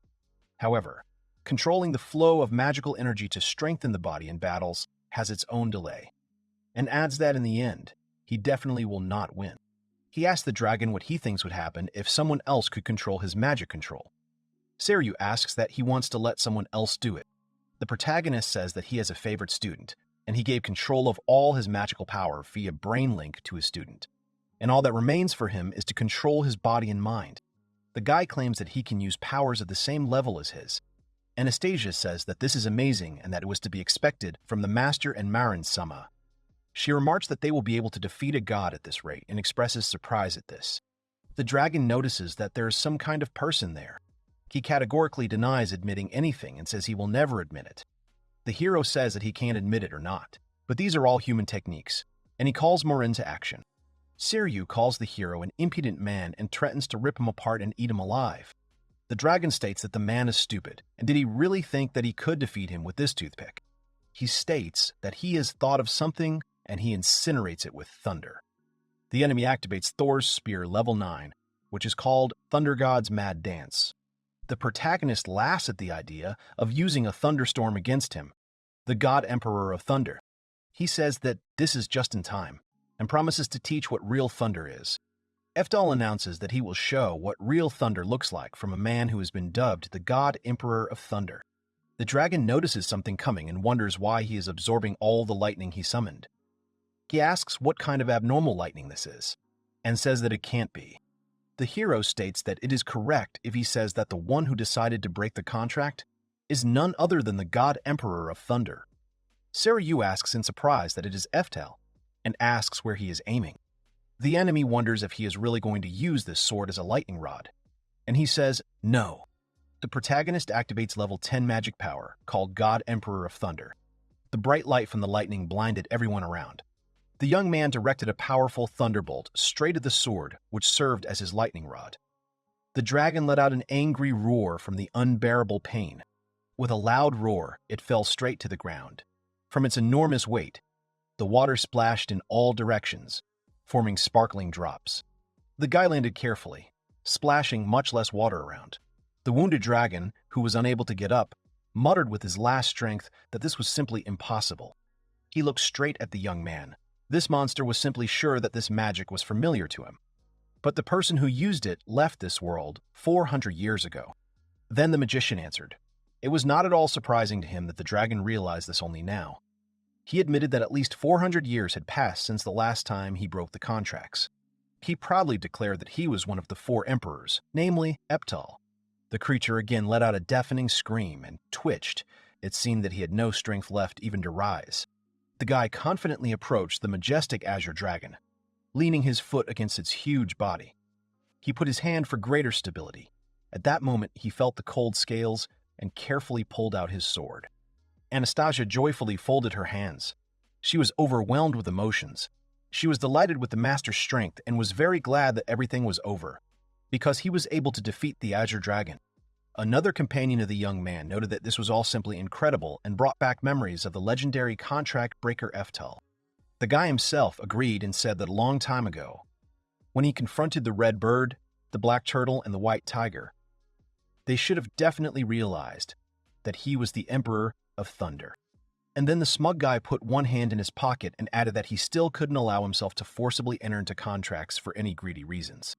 Anastasia silently listened to the young man and watched the defeated dragon. She was perplexed. Could it be that the azure dragon and the master Thunder Emperor had told the truth? Still, she decided to make sure and awkwardly asked if he really was one of the 4 great emperors. It was unclear whether such power scared her or simply surprised her. Closing his eyes and smiling slightly, the young man replied that this was all indeed true. He explained that he was Eftal, and now he was simply reborn in this body, after a long time. The girl was very surprised by what she heard. Was this even possible? She had never heard of reincarnation before. Then another companion answered her and explained that this might seem unthinkable. But as his student, she had come to a clear conclusion that everything was exactly so. He really was one of the emperors. The girl remembered that recently, during a duel, she felt their magic resonate. After that, she was absolutely sure that he really was Eftal.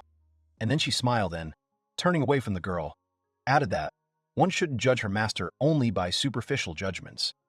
Everything isn't always as it might seem. This surprised Anastasia. She remembered something and thought about it.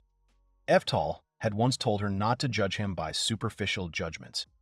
She realized that in front of her was absolutely a teacher and a student, because they even spoke the same. She smiled looking at the backs of her companions, and indeed the master always exceeds any of her expectations. She thought that he really, simply incredible. After such thoughts, the girl smiled a warm and joyful smile. The young man suggested that since they had sorted out all the business, they could return. His student also thought this idea was excellent. Anastasia, still with the same smile on her face, agreed. But something rustled behind her and the girl turned around in surprise. Behind her, the azure dragon raised its head. He said that it was simply unforgivable. This girl dared to break her contract. He was sure that she definitely needed to be punished for this. Hearing his words, the master turned around with his student. The azure dragon was able to rise fully. He raised his head to the sky and decided to use the power of the divine shrine for his revenge on this girl. The assistant quickly reacted and told her mentor about the azure dragon that had risen up. The creature greedily opened its mouth, as if it was going to eat the frightened girl. Anastasia shrank in horror. She understood that this creature would carry out its plan and take revenge on her. The guy immediately rushed to help the girl, but he just as quickly realized that he was not in time to help. His sharp fangs were already touching the dress of the frightened girl while the magician was rapidly running towards them. However, there is one legendary technique that not many know about, and only those who have mastered their bodies can use it. It allows you to detect and redirect the flow of life energy in the body, thereby concentrating unimaginable power. The magician tensed every muscle in his body with fury and clenched his teeth. He clenched his fist tightly. concentrating all his strength and with even greater fury. He directed all his energy towards the Azure dragon. A vortex of energy enveloped the creature, from head to tail, like a rope. He held the dragon's neck tightly and lifted it up away from Anastasia. The creature let out a piercing roar from surprise and pain. With great intelligence, he fell to the ground again. But this time, he didn't even have the strength to raise his head or say anything. It seemed like this time it was definitely over. Anastasia, sitting on the ground, covered her head with her hands in horror. When she heard the noise, she raised her head and looked at the master with tears in her eyes. His student noticed that the magician had just managed to throw him back, which surprised the girl. However, the guy himself clearly did not expect this. He looked at his hands without moving, not understanding what he had just done. This wasn't the technique he used before. He definitely wouldn't have been able to do this in his past life. The defeated creature continued to lie motionless, only occasionally emitting a weak roar. The student ran up to the master and asked in surprise what technique he had used. However, the guy could not answer because he himself had seen it for the first time. Looking at his hands, he added that, although he was not sure, he knew for sure that this was a legendary technique from some martial art. But after some thought, he began to remember his childhood and training. Then it became clear that this was all because the guy had learned martial arts from Mr. Moriarty in Friesen. That was why he was able to use such a technique.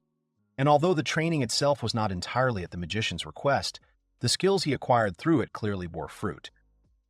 The young man realized that learning skills other than magic was very important, even useful, and he clenched his fists with determination. The girl turned to the master in fear and asked cautiously, looking straight at the dragon. Now he was definitely defeated. However, the magician raised his gaze upward and explained that he had only gotten rid of his body, which was simply a receptacle for his essence. These words frightened Anastasia even more. She wanted to clarify whether he would return again, but the magician calmed the girl down, saying that there was no more reason to worry. The guy smiled and assured the girl that no living soul would dare to touch her, knowing that he had returned. Such words not only calmed the girl down, but also embarrassed her a little. She smiled back and agreed with the guy, and the young man himself asked contentedly if it meant they had one less problem. After all these events, the magician sat in the garden reading a newspaper. It became clear to him that all the terrible crimes committed by generations of the Portes family had come to light. For this, they were deprived of their noble title, and all their possessions were simply transferred to the government. Portes himself and his son were taken into custody and sentenced to life imprisonment in a dungeon. The magician took a sip and confidently decided that it was all deserved. Because what goes around comes around. They paid in full for all the suffering they had brought to other people with their actions. The guy was sitting in the garden at a table enjoying the weather and a delicious drink. Then Anastasia carefully approached him, distracting him from his thoughts. She awkwardly asked if she could talk to the master. The guys moved to a bench with a beautiful view of the lake. The magician smiled and asked the girl what was the matter because she wanted to talk, but now she was silent. Sadly bowing her head, Anastasia admitted that something was bothering her very much. She said that her sister had no freedom and gave her life. The young man immediately realized that the conversation would not be very positive. The girl continued. She admitted that in the end, only she herself gained freedom. But she did not understand at all whether after this she had the right to be happy and enjoy life. Suddenly, the magician stood up and lightly hit Anastasia in the chest with his fist, which the girl clearly did not expect, and raised her head in surprise, not understanding at all what the young man was doing. He assured her that her sister was always with her in her heart. Anastasia had nothing to say, and so there was silence. However, the girl interrupted her and said that all this was just self-deception, because her sister was no longer there. Then the magician, understanding the train of thought of the interlocutor, said that this was not a matter of logic at all. He suggested the girl to look at this whole situation from the other side, from her sister's side. The magician asked what Anastasia's sister herself would think about the situation. The girl didn't know what to say, and then the guy himself explained. Probably her sister thought that one way or another, her beloved little sister had finally gotten rid of the curse. Turning away from Anastasia, the guy added that she was wrong to assume that her sister would not want to sacrifice her life for her freedom. After all, in fact, she thought differently. She did not care what would happen to herself, as long as her beloved sister was free. The magician turned to Anastasia with a serious face and assured her that this was, in fact, how her sister, who had sacrificed everything for her, reasoned. Anastasia thought for a moment and agreed that the master was right. The magician asked if the girl understood, then what she thought her sister would like. Anastasia hesitated, trying to find the right words. However, the young man interrupted her and explained that she would like to know that her sister was smiling. Anastasia silently looked at the master with double eyes, but he didn't even think about stopping. It seemed obvious to him that people do exactly that to those who are very dear to them. Taking a few more steps towards the lake, the guy said that Anastasia would have to be happy for this very reason, not only for herself, but also for her sister. A shudder ran through Anastasia's body and she turned to the magician. Her face was slightly flushed from embarrassment at the pleasant words, but she confidently looked straight into the eyes of her interlocutor. To the amazement of the guy, she admitted that he never ceased to amaze her, because this time, as always, he was able to amaze her again. Nervous Anastasia honestly admitted that her heart might not be able to withstand this. The magician froze, not understanding what she meant. Looking down, Anastasia confidently, but still nervously asked if the master was doing this on purpose. The young man, completely unaware of what was going on, explained that he had not done anything like that on purpose, and had not even thought of it. The girl slowly walked towards the guy. Nervously, she awkwardly squeezed the fabric of her skirt. Anastasia said that it was hard for her to cope with this, so she had to even the score. The girl approached the guy, shocked and even embarrassed him, by kissing him carefully.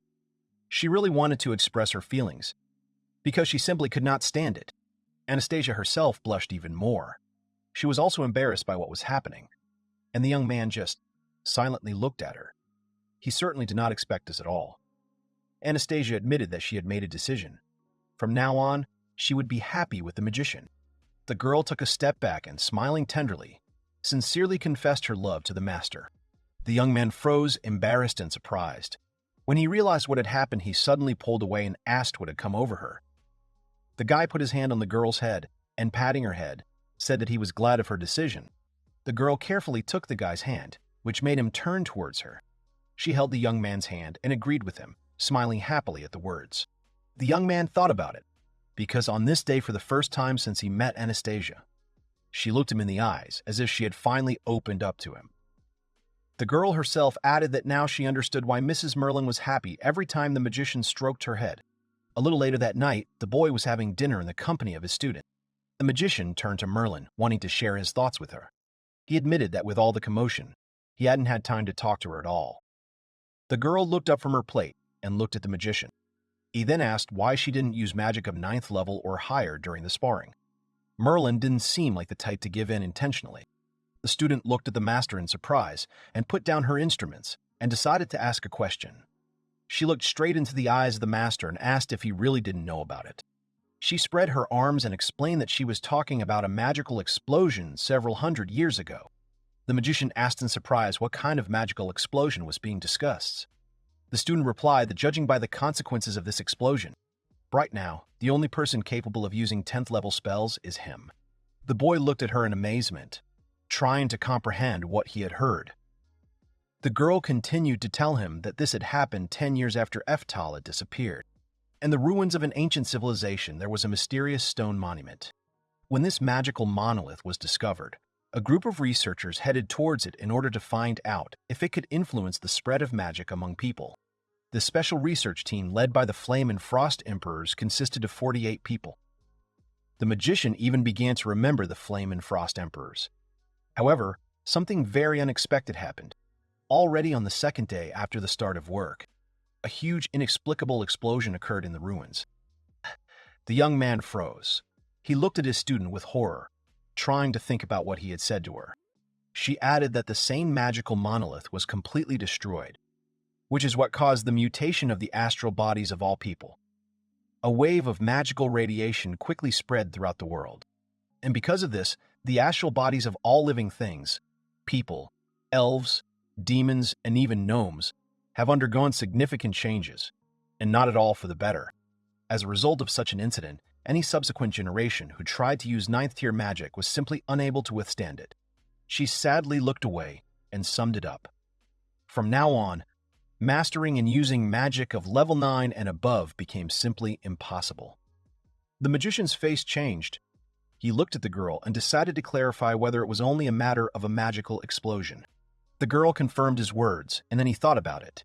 The astral body is the spirit that underlies human consciousness. It is the source of magic. It was hard to imagine that this had happened in the 400 years of Eftal's absence, probably because he was not affected by the power of the magical explosion. Now, unlike the others, he can use the magic power of the 9th level. But suddenly, something no less important popped into the mage's head. He asked what had happened to the Emperors of Flame and Frost who were there, and to the group of researchers themselves. He asked cautiously if they were okay, to which the girl hesitantly replied with a negative. She explained that unfortunately they were not, and according to the reports they had received, everything was sad. The body of the Frost Emperor was found first, north of the very epicenter of the explosion, in terrible condition. The bodies of the other 47 unfortunate members of the research team were found in close proximity to the site of the explosion. The magician did not understand at all how the Frost Emperor, such a calm and cautious person, could find himself in such a situation. The young man jumped up on the spot. He slapped his hands on the table and asked if they had at least found out the reason for this explosion. After collecting her thoughts, she said that the magic monolith was destroyed using 10th level pinpoint nuclear magic, and this spell probably belonged to Flame Emperor Cliff. This all came as a shock to the magician. The guy asked if the girl really wanted to say that the magic explosion was created by the Flame Emperor himself. The girl confirmed that it was, clearly upset, but the guy didn't understand why Cliff needed all this. The young man recalled that the Flame Emperor had always been the kindest and the only one who had encouraged them to continue fighting the Demon King until the very end. Even though Eftal was the eldest, he had always seen Cliff as a worthy leader. The student looked away and summed it up. The Flame Emperor had destroyed the entire research team, and the magical explosion itself was his doing. Eftal thought hard, trying to analyze what he had just learned. His thoughts were interrupted by his interlocutor asking if he remembered the purpose of the Flame Emperor's research. The young man said that according to his memories, Cliff created devices to measure magic compatibility, so magic compatibility is a gift. However, there was something else. The girl quickly picked up the guy's words and added that the Flame Emperor also studied ancient civilizations. It was just her guess, but the Flame Lord was studying the relationship between ancient civilizations and magical compatibility, and that's when he came across the monolith. And in the end, he went against the whole world, weakened all the magicians in this world and something else. He finds what he found there, what he had been looking for so hard. Eftal began to analyze everything he learned about the magical explosion, the Flame Lord and his research, and then said that since 400 years had already passed, Cliff was no longer alive, which meant that all this had simply become a mystery of days gone by. However, his student informed him that he was wrong, and there was something else that should be taken into account. Although she said that Master was the only one who could use 10th tier magic now, it was still entirely possible that there was another such person. Over these 400 years, there have been cases all over the world where someone called himself the Flame Emperor and used 10th tier magic. There have also been reports of a man who burned an entire "I will raise the country" to the ground. Based on all this, it is quite possible that Flame Emperor Cliff is alive. Eftal froze in horror, but his mood quickly changed to serious, but he still had nothing to say in response to the girl's statement. A young man sat on a cliff, looking towards the forest, and behind him, birds were jumping, talking to each other, and pecking at something on the ground. It was Eftal, who was recalling his conversation with the student. His face seemed puzzled, and he himself was thinking about the fact that Cliff, the Emperor of Blazes, was still alive. This conversation took place just a couple of hours ago, and the fact that the Flame Emperor was still alive was confirmed by Merlin, who was clearly worried about it. However, she explained that this was only her assumption, based on all sorts of circumstantial evidence. The magician responded with a glance to the side and said that he couldn't believe all this at all. Then, he decided to find out why it was like that. He really likes to study the history of the last 400 years in detail, but such a story was not recorded in any historical material about witchcraft. Merle explained that this was the secret of the dark side of the Scientific Society of Witchcraft. The leaders of this scientific society at that time simply hid it with all the resources available. In response to this illegal scandal of the 4 emperors, The scientific society had to completely bury Cliff in the darkest corners of the history of witchcraft. Then Eftal decisively interrupted the girl's reasoning, intending to say something. He had a very pressing question about what item the emperor of the land did in response to Cliff's impudent behavior. The student did not expect such a question from the mage. She said that she didn't have any specific details, but after the magical explosion, item disappeared forever and was never seen again. There was a chance that the Earth Emperor was also there at the time of the explosion. There was silence. Everyone was thinking about what had happened in their heads. But the young man broke the silence and said that he understood. But if all this was really so, he realized that if his reincarnation was discovered by Cliff, then he could obviously be in danger as well. Merlin realized with surprise that her mentor was absolutely right, although she herself could not even have thought of such a thing. The girl lowered her head in disappointment. She realized that, indeed, such a possibility, unfortunately, could not be ruled out. The magician suddenly raised his head and took a heavy breath, which scared Merlin a little. He exhaled and admitted that he could no longer search for books and continue studying witchcraft at the Academy. He admitted that striving to become better than he is now requires magical compatibility, but still, considering that he will have to face Cliff in the near future, he will have to become even stronger in another way that will be faster than this. Merlin didn't know any other options, so she decided to ask what Eftal was going to do. But the young man himself was only thinking about what was the right thing to do. Suddenly he spoke, full of confidence and calm, about the sleeping beauty, which clearly surprised his student. He explained that he was talking about the ice-sleeping beauty and asked if Merlin knew what might have happened to this woman during the time Eftal was gone. The girl suggested that she was still asleep. Then the guy agreed. There was a chance of that, since there was no evidence that she had ever woken up from sleep.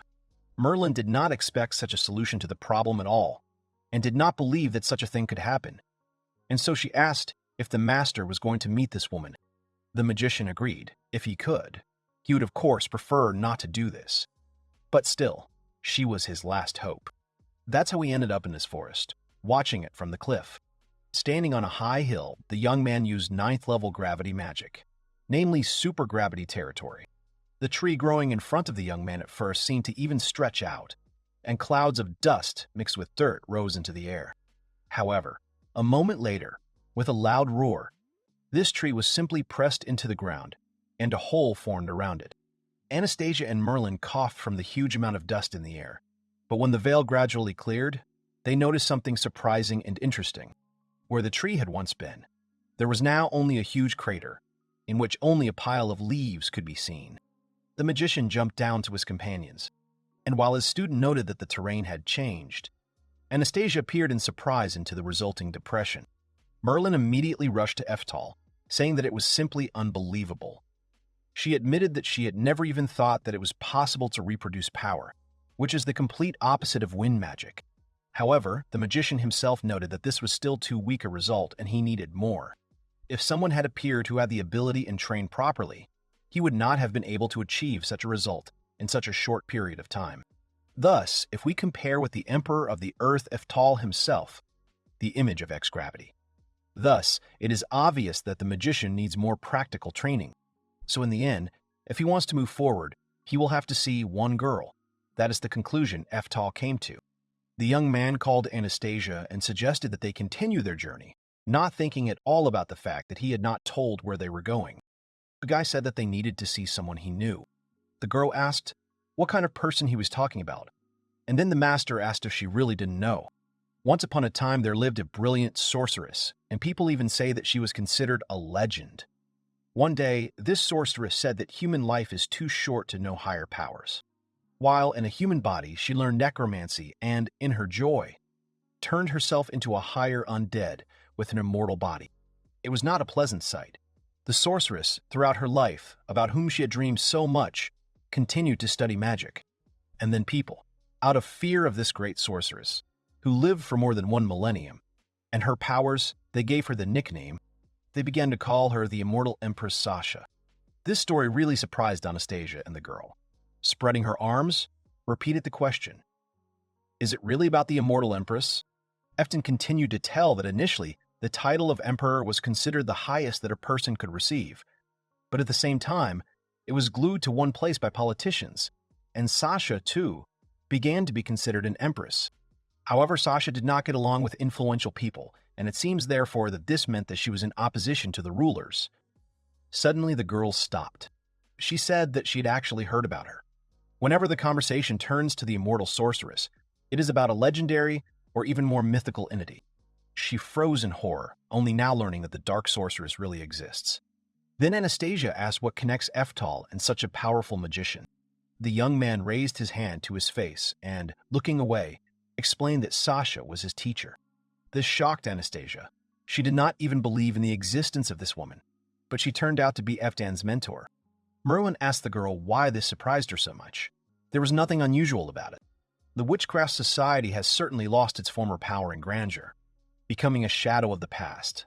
But still, during the Golden Age, 400 years ago, everything was completely different. Merlin remembered how, long ago, she stood in the square among a crowd of people who were shouting something loudly. They loudly exclaimed the name of Eftal, and Merlin herself stood among them, watching from the side what was happening, however. Suddenly, someone patted her on the head. It was a stately man whose name was shouted by the people standing around. They walked proudly through the dispersing crowd. Eftal was a living legend of that golden era. He was known, adored, and respected by absolutely everyone. The girl said that her master Eftal was incredibly well-mannered. Based on this, it was safe to say that his master was simply an incomparable lady. Anastasia was even pleasantly surprised by such salaf. She fell to her knees and began to bow respectfully, asking how this happened. Merlin noted that the truth took too long to sink into the girl, but it was good that it finally did. The young man in question himself said that before he learned secret techniques from Sasha, they had broken up, if they had noticed it. And so she was one of those he still didn't want to meet. Anastasia asked again in surprise what they meant by split up. The guy decided to explain, and asked if the girl remembered that every time he was worried, he changed his shape. The girl remembered that there really were moments when she reacted to the guy's behavior in a special way, and she really liked him in certain states. And yet, she couldn't say it now. Then Eftal confessed that, however, as his master, she definitely knew how to improve his abilities.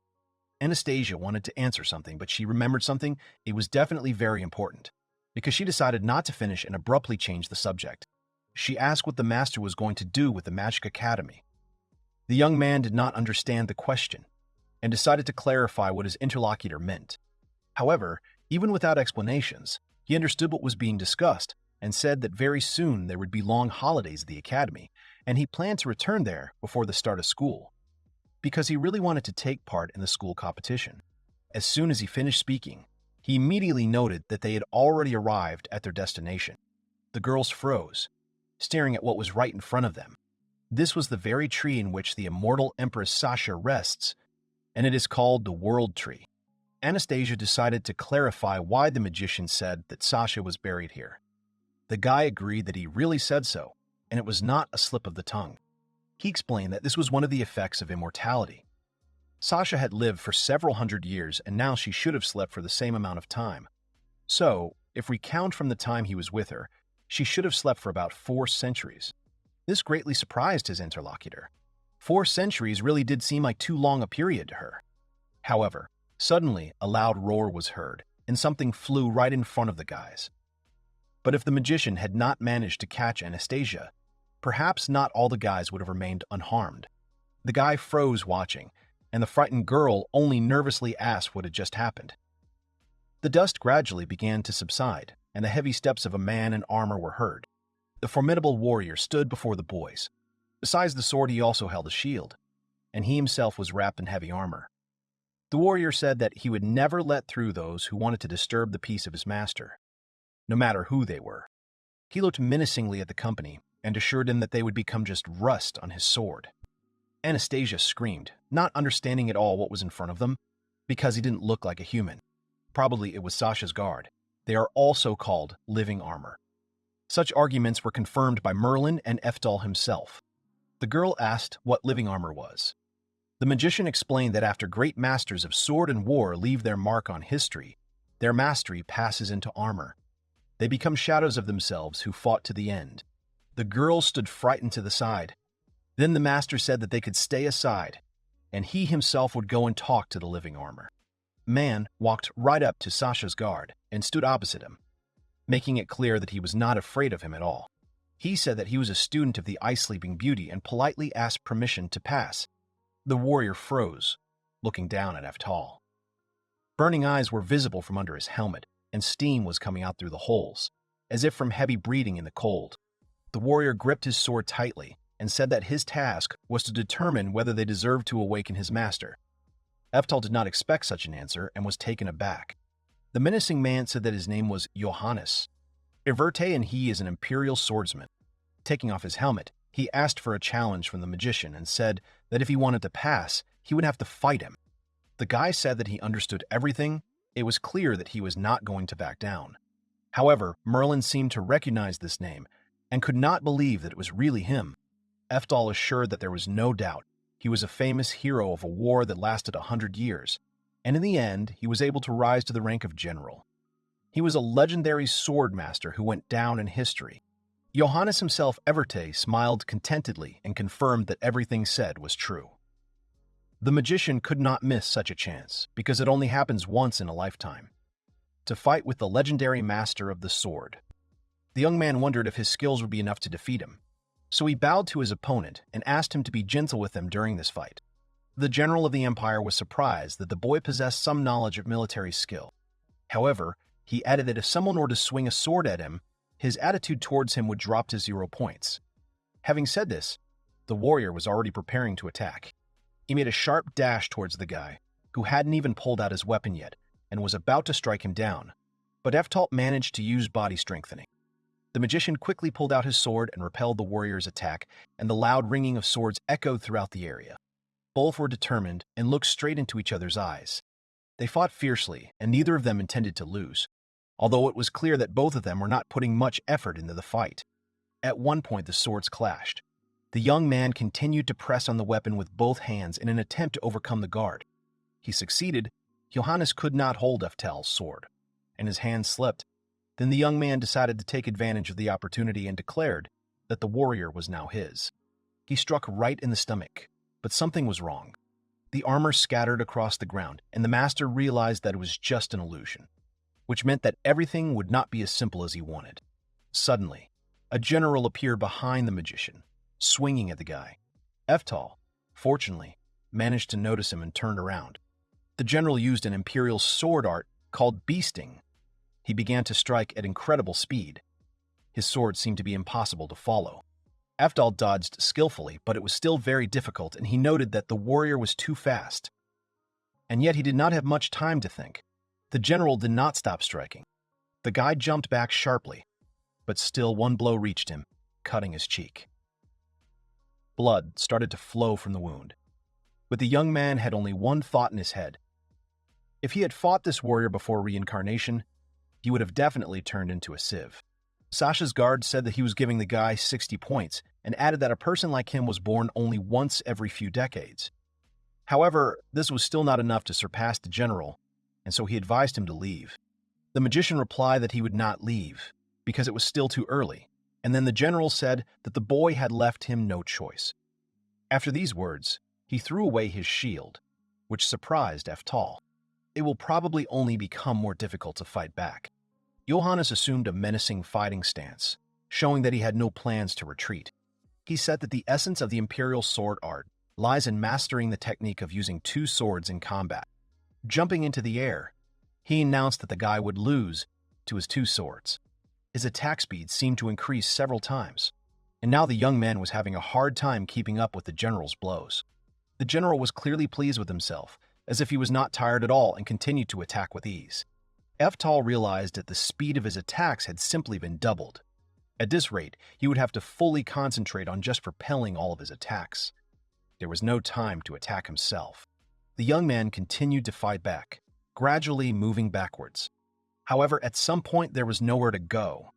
Tree roots were in the way behind. Noticing this, Everte assured that this was the end for the magician. The guy smirked, realizing that even with the help of body enhancement, he wouldn't be able to dodge his attacks. And it seemed that something came to the guy's mind. Meanwhile, the general had already used the imperial sword art called Mad Dash. The magician, realizing that there were no other options, used the fortification of the divine sanctuary, and his body seemed to be enveloped in a light protective energy. From the guard's blow, the ground itself cracked with a roar, flying off in huge pieces. He was sure that his opponent was already defeated and, satisfied with the work done, he froze to rest. But behind him, Eftal was already preparing to attack. The warrior managed to turn around and parry the unexpected blow from the one he thought was defeated. He said that in the last 2 centuries, he had only met 3 people who were as strong as this guy, and so he gave him 95 points. However, having made a dash, which the magician successfully dodged, he added that this was still not enough to get to Sasha. This means that he simply cannot afford to miss him. Having said this, the warrior plunged both his swords into the ground in front of him, which shocked Eftal. The general said that in that case, he would demonstrate his most powerful sword technique. He began drawing signs in the air, gathering particles of magical energy into a single spell. Looking around, Eftal realized that it was too late for him to run. He was surrounded by magic, which was creating something on all sides of the guy. The magician was surrounded by hundreds, even more likely thousands of swords. It was a powerful spell called 1,000 Blades, a dance of swords. At one moment, all these blades flew straight at the young man. His companions were terribly frightened and were ready to run to help the master. However, the guy, full of confidence, did not even flinch and snapped his fingers, creating some kind of small spell. Eftal snapped his fingers and used a magic muffler. Something very reminiscent of a lightning bolt ran through all the swords. The general froze, not understanding at all how the young man did it, and the next moment the magician furiously rushed straight towards the warrior. While swords were falling from the sky, the warrior only looked around, trying to understand what was happening. All his swords just fell with a crash and hit the ground. At this time, the guy had already caught up with the guard and swung to hit him. And then the general said that he now understood that in front of him was a warrior mage. The young man only smiled in response. He struck, leaving no chance for his opponent, who had already flown off in the other direction. The heavy armor fell to the ground with a crash, and Eftal landed carefully to the side. The young man admitted that if he had to make a choice, he would still choose a magician as his main specialty. He also explained that if a swordsman uses magic against an experienced mage, nothing good will come of it, and his spell would simply be interrupted, which led to this outcome. Hearing this, the guard froze silently. Eftal noted that the warrior did not use the Imperial sword technique at the end, because it was Sasha who taught him this spell after he became a living spirit.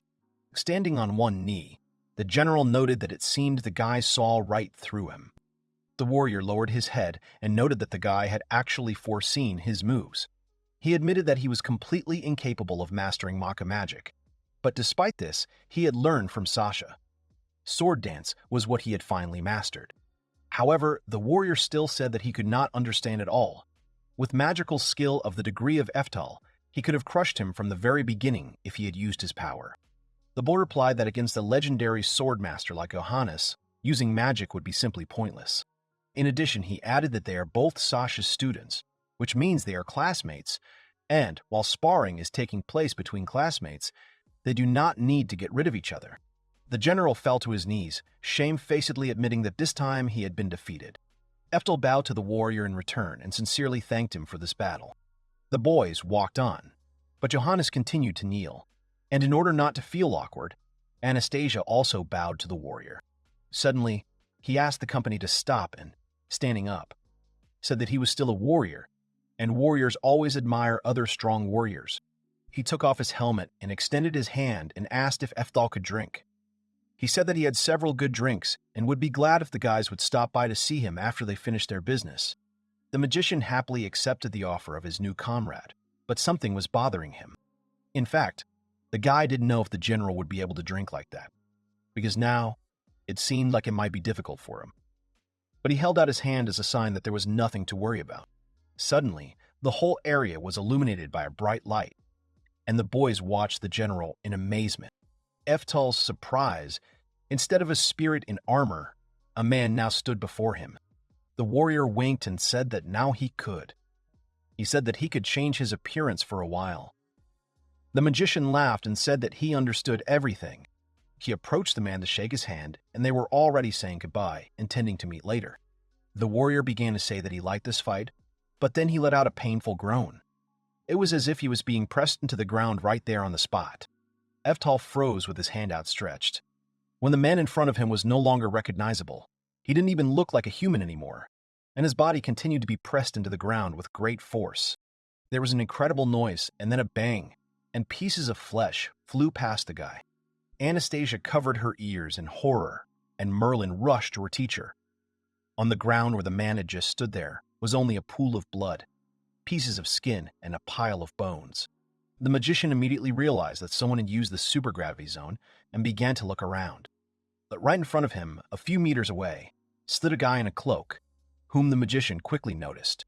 The guy said that no matter how strong the defense they put up, gravity that wasn't directly affected by magic could be used as a powerful attack similar to the water pressure in the deep layers of the ocean. Everyone froze in surprise and fear, looking at the stranger in the cloak, and then he asked what was wrong, why Eftal's face was so distorted. The young man nevertheless decided to ask if this was really the one he was thinking about. The dark cloak flew off the boy's head, and he announced that he was Cliff, the Lord of Flame. Eftal asked again if it was really the Emperor Flame in front of them, but there was no answer, and a deathly silence hung in the air, and the guy continued to look down haughtily at the company. But the magician quickly realized that something was wrong, and noted that the man in front of them was not the Emperor Flame at all, which clearly surprised the stranger very much, so he continued to silently listen to his interlocutor. Then Elstan got angry and asked why the guy in front of them was using mimicry. The stranger clearly did not expect this, and grinned maliciously. Proudly raising his head, he said that he did not know who this young man was, but he was still able to notice. No one expected such an answer. It surprised not only the girls, but also the master. Eftal immediately realized that this guy did not even know who he was. The young man proudly asked if his interlocutors felt nothing at all when they looked at this beautiful body. Such speeches clearly did not impress Eftal, and the guy carefully lifted a strand of his hair and added that he had bright crimson hair. He boasted of his excellent body relief and white porcelain skin, and then he added that this all-seeing ruby eye is worthy of perfect beauty. He said that this body is the Lord of the 5 great demons, the body of the Lord of the Red Lotus. The unknown said all this sincerely, and even without holding back his emotions, sat down and hugged himself. In his opinion, it was simply the image of God. It seemed that he was madly in love with this body and appearance. From the excess of feelings, he even blushed, and goosebumps ran across his body. While he himself was enjoying his appearance, Eftal disappointed and irritated. He looked away, but someone apologized for being late. Footsteps were heard, and then the one who had just arrived said that this guy was definitely a relative of the Flame Emperor in any case. A man in glasses appeared in front of the guys. It was Weed, the ghost of the 5 immortals. He said that he was under the command of the Flame Emperor Cliff, and that he was also one of the 5 great fiends. Weed admitted that he did not expect visitors to come to the residence of the immortal emperor. If he is not a regular visitor to this place, then what does he need anyway? Eftal just silently looked at Weed. Then the ghost spoke again. He said that it was a wise choice to remain silent and not talk incessantly. After all, too much chatter can only lead to trouble. The mage noted that, if anything, it was Weed who was doing the talking. The ghost leaned over and said that his motives were quite obvious. He straightened up and, bursting into laughter, explained that he could afford to talk a lot because he was going to get rid of everyone present. The guys froze. It seemed that everything that was happening only misled them even more. Vid admitted that they had actually been told not to show up for now. Meanwhile, Eftal had ordered Merlin and Anastasia to stay away from these guys, and the ghost himself said that they only imitate the image of the Emperor in front of those they get rid of, because the dead cannot tell tales. The mage froze, watching and listening attentively to Vid. The ghost said that the guy was probably wondering why they all lost their 9th level magic. However, the man added that it was none of their business anyway, because they would soon disappear. After these words, he confidently walked towards Eftal. He spoke loud words about invincibility and enormous power. He angrily shouted, standing in front of the magician, about how he was the one who was unsurpassed, that strength was justice, and justice was himself, Master Vid. Preparing for the attack, he said that his god gave him this, namely 9th level magic, and therefore he would easily get rid of Eftal. The angry and self-satisfied man suddenly froze. He began to look around because he was surrounded by a bright light that was incomprehensible and inexplicable to him. And then he looked at his hand and quite by chance noticed that the hairs on his arms were standing on end. He turned around and saw in front of him a loudly screaming, angry guy with powerful lightning bolts striking in all directions. And it was they that illuminated the entire area. Weed screamed in horror upon seeing so much lightning, his face twisted in horror. Probably Eftal could no longer listen to this unbearable nonsense and, unable to bear it, struck the ghost with one blow. He used a powerful spell, Thunder Emperor level 10, and proudly turned around, heading off to his business. The girls noted with surprise that Eftal was simply amazing. Meanwhile, behind the guy's back, the dust that had risen from the powerful blow was clearing away. He said that even if this Mr. Weed was a spirit that had risen from the dead, he could not be so calm about someone who could surprise him. And after these words, he suggested that his companions get down to business. The boys continued their way calmly. They had already entered the temple, where the boy's mentor was sleeping, and were gradually making their way forward among the overgrown walls. Eftal's student said that she did not know how that man did it. The man who got rid of the general clearly controlled 9th-tier magic that should have been lost, and his appearance was also questionable, as he looked just like a boy. The magician thought for a moment, remembering a guy who looked like Cliff, and then added that if Sasha was the patron, then she could definitely know something, and therefore they should wake her up as soon as possible. When the boys approached the doors, Anastasia screamed in surprise. She didn't expect them to be so big, looking straight at them. Eftal said that they had finally arrived. Opening the doors, they entered a huge room. It looked very unusual for ordinary people. In fact, it was Sasha's bedroom. And in the far corner, there was a door from where strange sounds were coming. Upon entering, the company noted that it was very cold in there. Even their breath was steaming. In the center of the room, there was a huge crystal, inside of which one could see the silhouette of a girl who, apparently, was the immortal emperor. No matter how hard Anastasia tried, she still couldn't make out the sleeping girl's face. And Eftal noted that he really didn't want to meet her again. And then he added that since they had gone this far, he simply had no choice. Suddenly, the eyes of the sleeping beauty lit up furiously, and an evil grin appeared on her face. Eftal and his companions froze in surprise, waiting to see what would happen. The crystal in which the girl slept began to crack. It shattered into pieces, and the fragments scattered all over the area while the boys tried to protect themselves from the sharp crystal particles. Meanwhile, on the street, several men surrounded the remains, quickly realizing that this guy was definitely not going to get up. They concluded that judging by the magic left behind, it was definitely Wadzovny. These were the 5 great demons. Walter, the blue flame weapon, said that from what they knew, the heroic armor could defeat him, but it shouldn't have that much combat power. Locke, who was the hammer of the Scarlet Flame, added that we could not become a demon like them anyway, because he is just a loser. Gustav added that it looks disgusting. Even he is not ready to add it to his collection. Amperano, the devilish bullet of black flame, reported that Weed relied too much on his strength. He is one of those who lets down his guard and acts alone, and so it serves him right. In the end, the company agreed that they could easily do without Vid, considering that they could also cast ritual magic on a sleeping person. They confidently followed Sasha's bedroom, intending to destroy the immortal emperor, especially since they had no blind spots. Meanwhile, inside, Sasha herself had already gone down to the magician's company. Anastasia was terribly surprised to meet the master's mentor and part-time immortal emperor. After all, she turned out to be a short, pretty girl. The girl watched and noted that the emperor was such a pretty girl, which surprised her very much. Sasha yawned, and then admitted that she didn't know what kind of resurrection this was and how she had become younger. But still, they hadn't seen the magician for a long time. The guy extended his hand and, smiling, said that it really was a long time since they had seen each other. After all, 400 years had passed. It seemed from the outside that they were having a nice conversation. This touched Anastasia very much. It seemed to her that the master looked happy, and she was sincerely glad that the magician had reunited with a person close to him. And so she wiped tears of joy from her face. However, Merlin quickly realized where the conversation was heading and protected Anastasia with her staff. She assured me that it was getting dangerous here. While the girl was wondering what the danger was, One could notice how ominous grins began to appear on the faces of Sasha and her student. Eftal used the 10th level Thunder Emperor spell, sending lightning bolts straight at his mentor. The girl quickly found something to respond with and used level 10 isolated space magic, namely the Cube of Dimensions. A loud roar was heard throughout the area. Everything sparkled and collapsed under the onslaught of magical forces that clashed in a fierce battle. Merlin created a barrier to protect herself and Anastasia, who were still exposed to the magic. When everything calmed down a bit, you could see Sasha standing there stretching and yawning, because she hadn't fully woken up yet.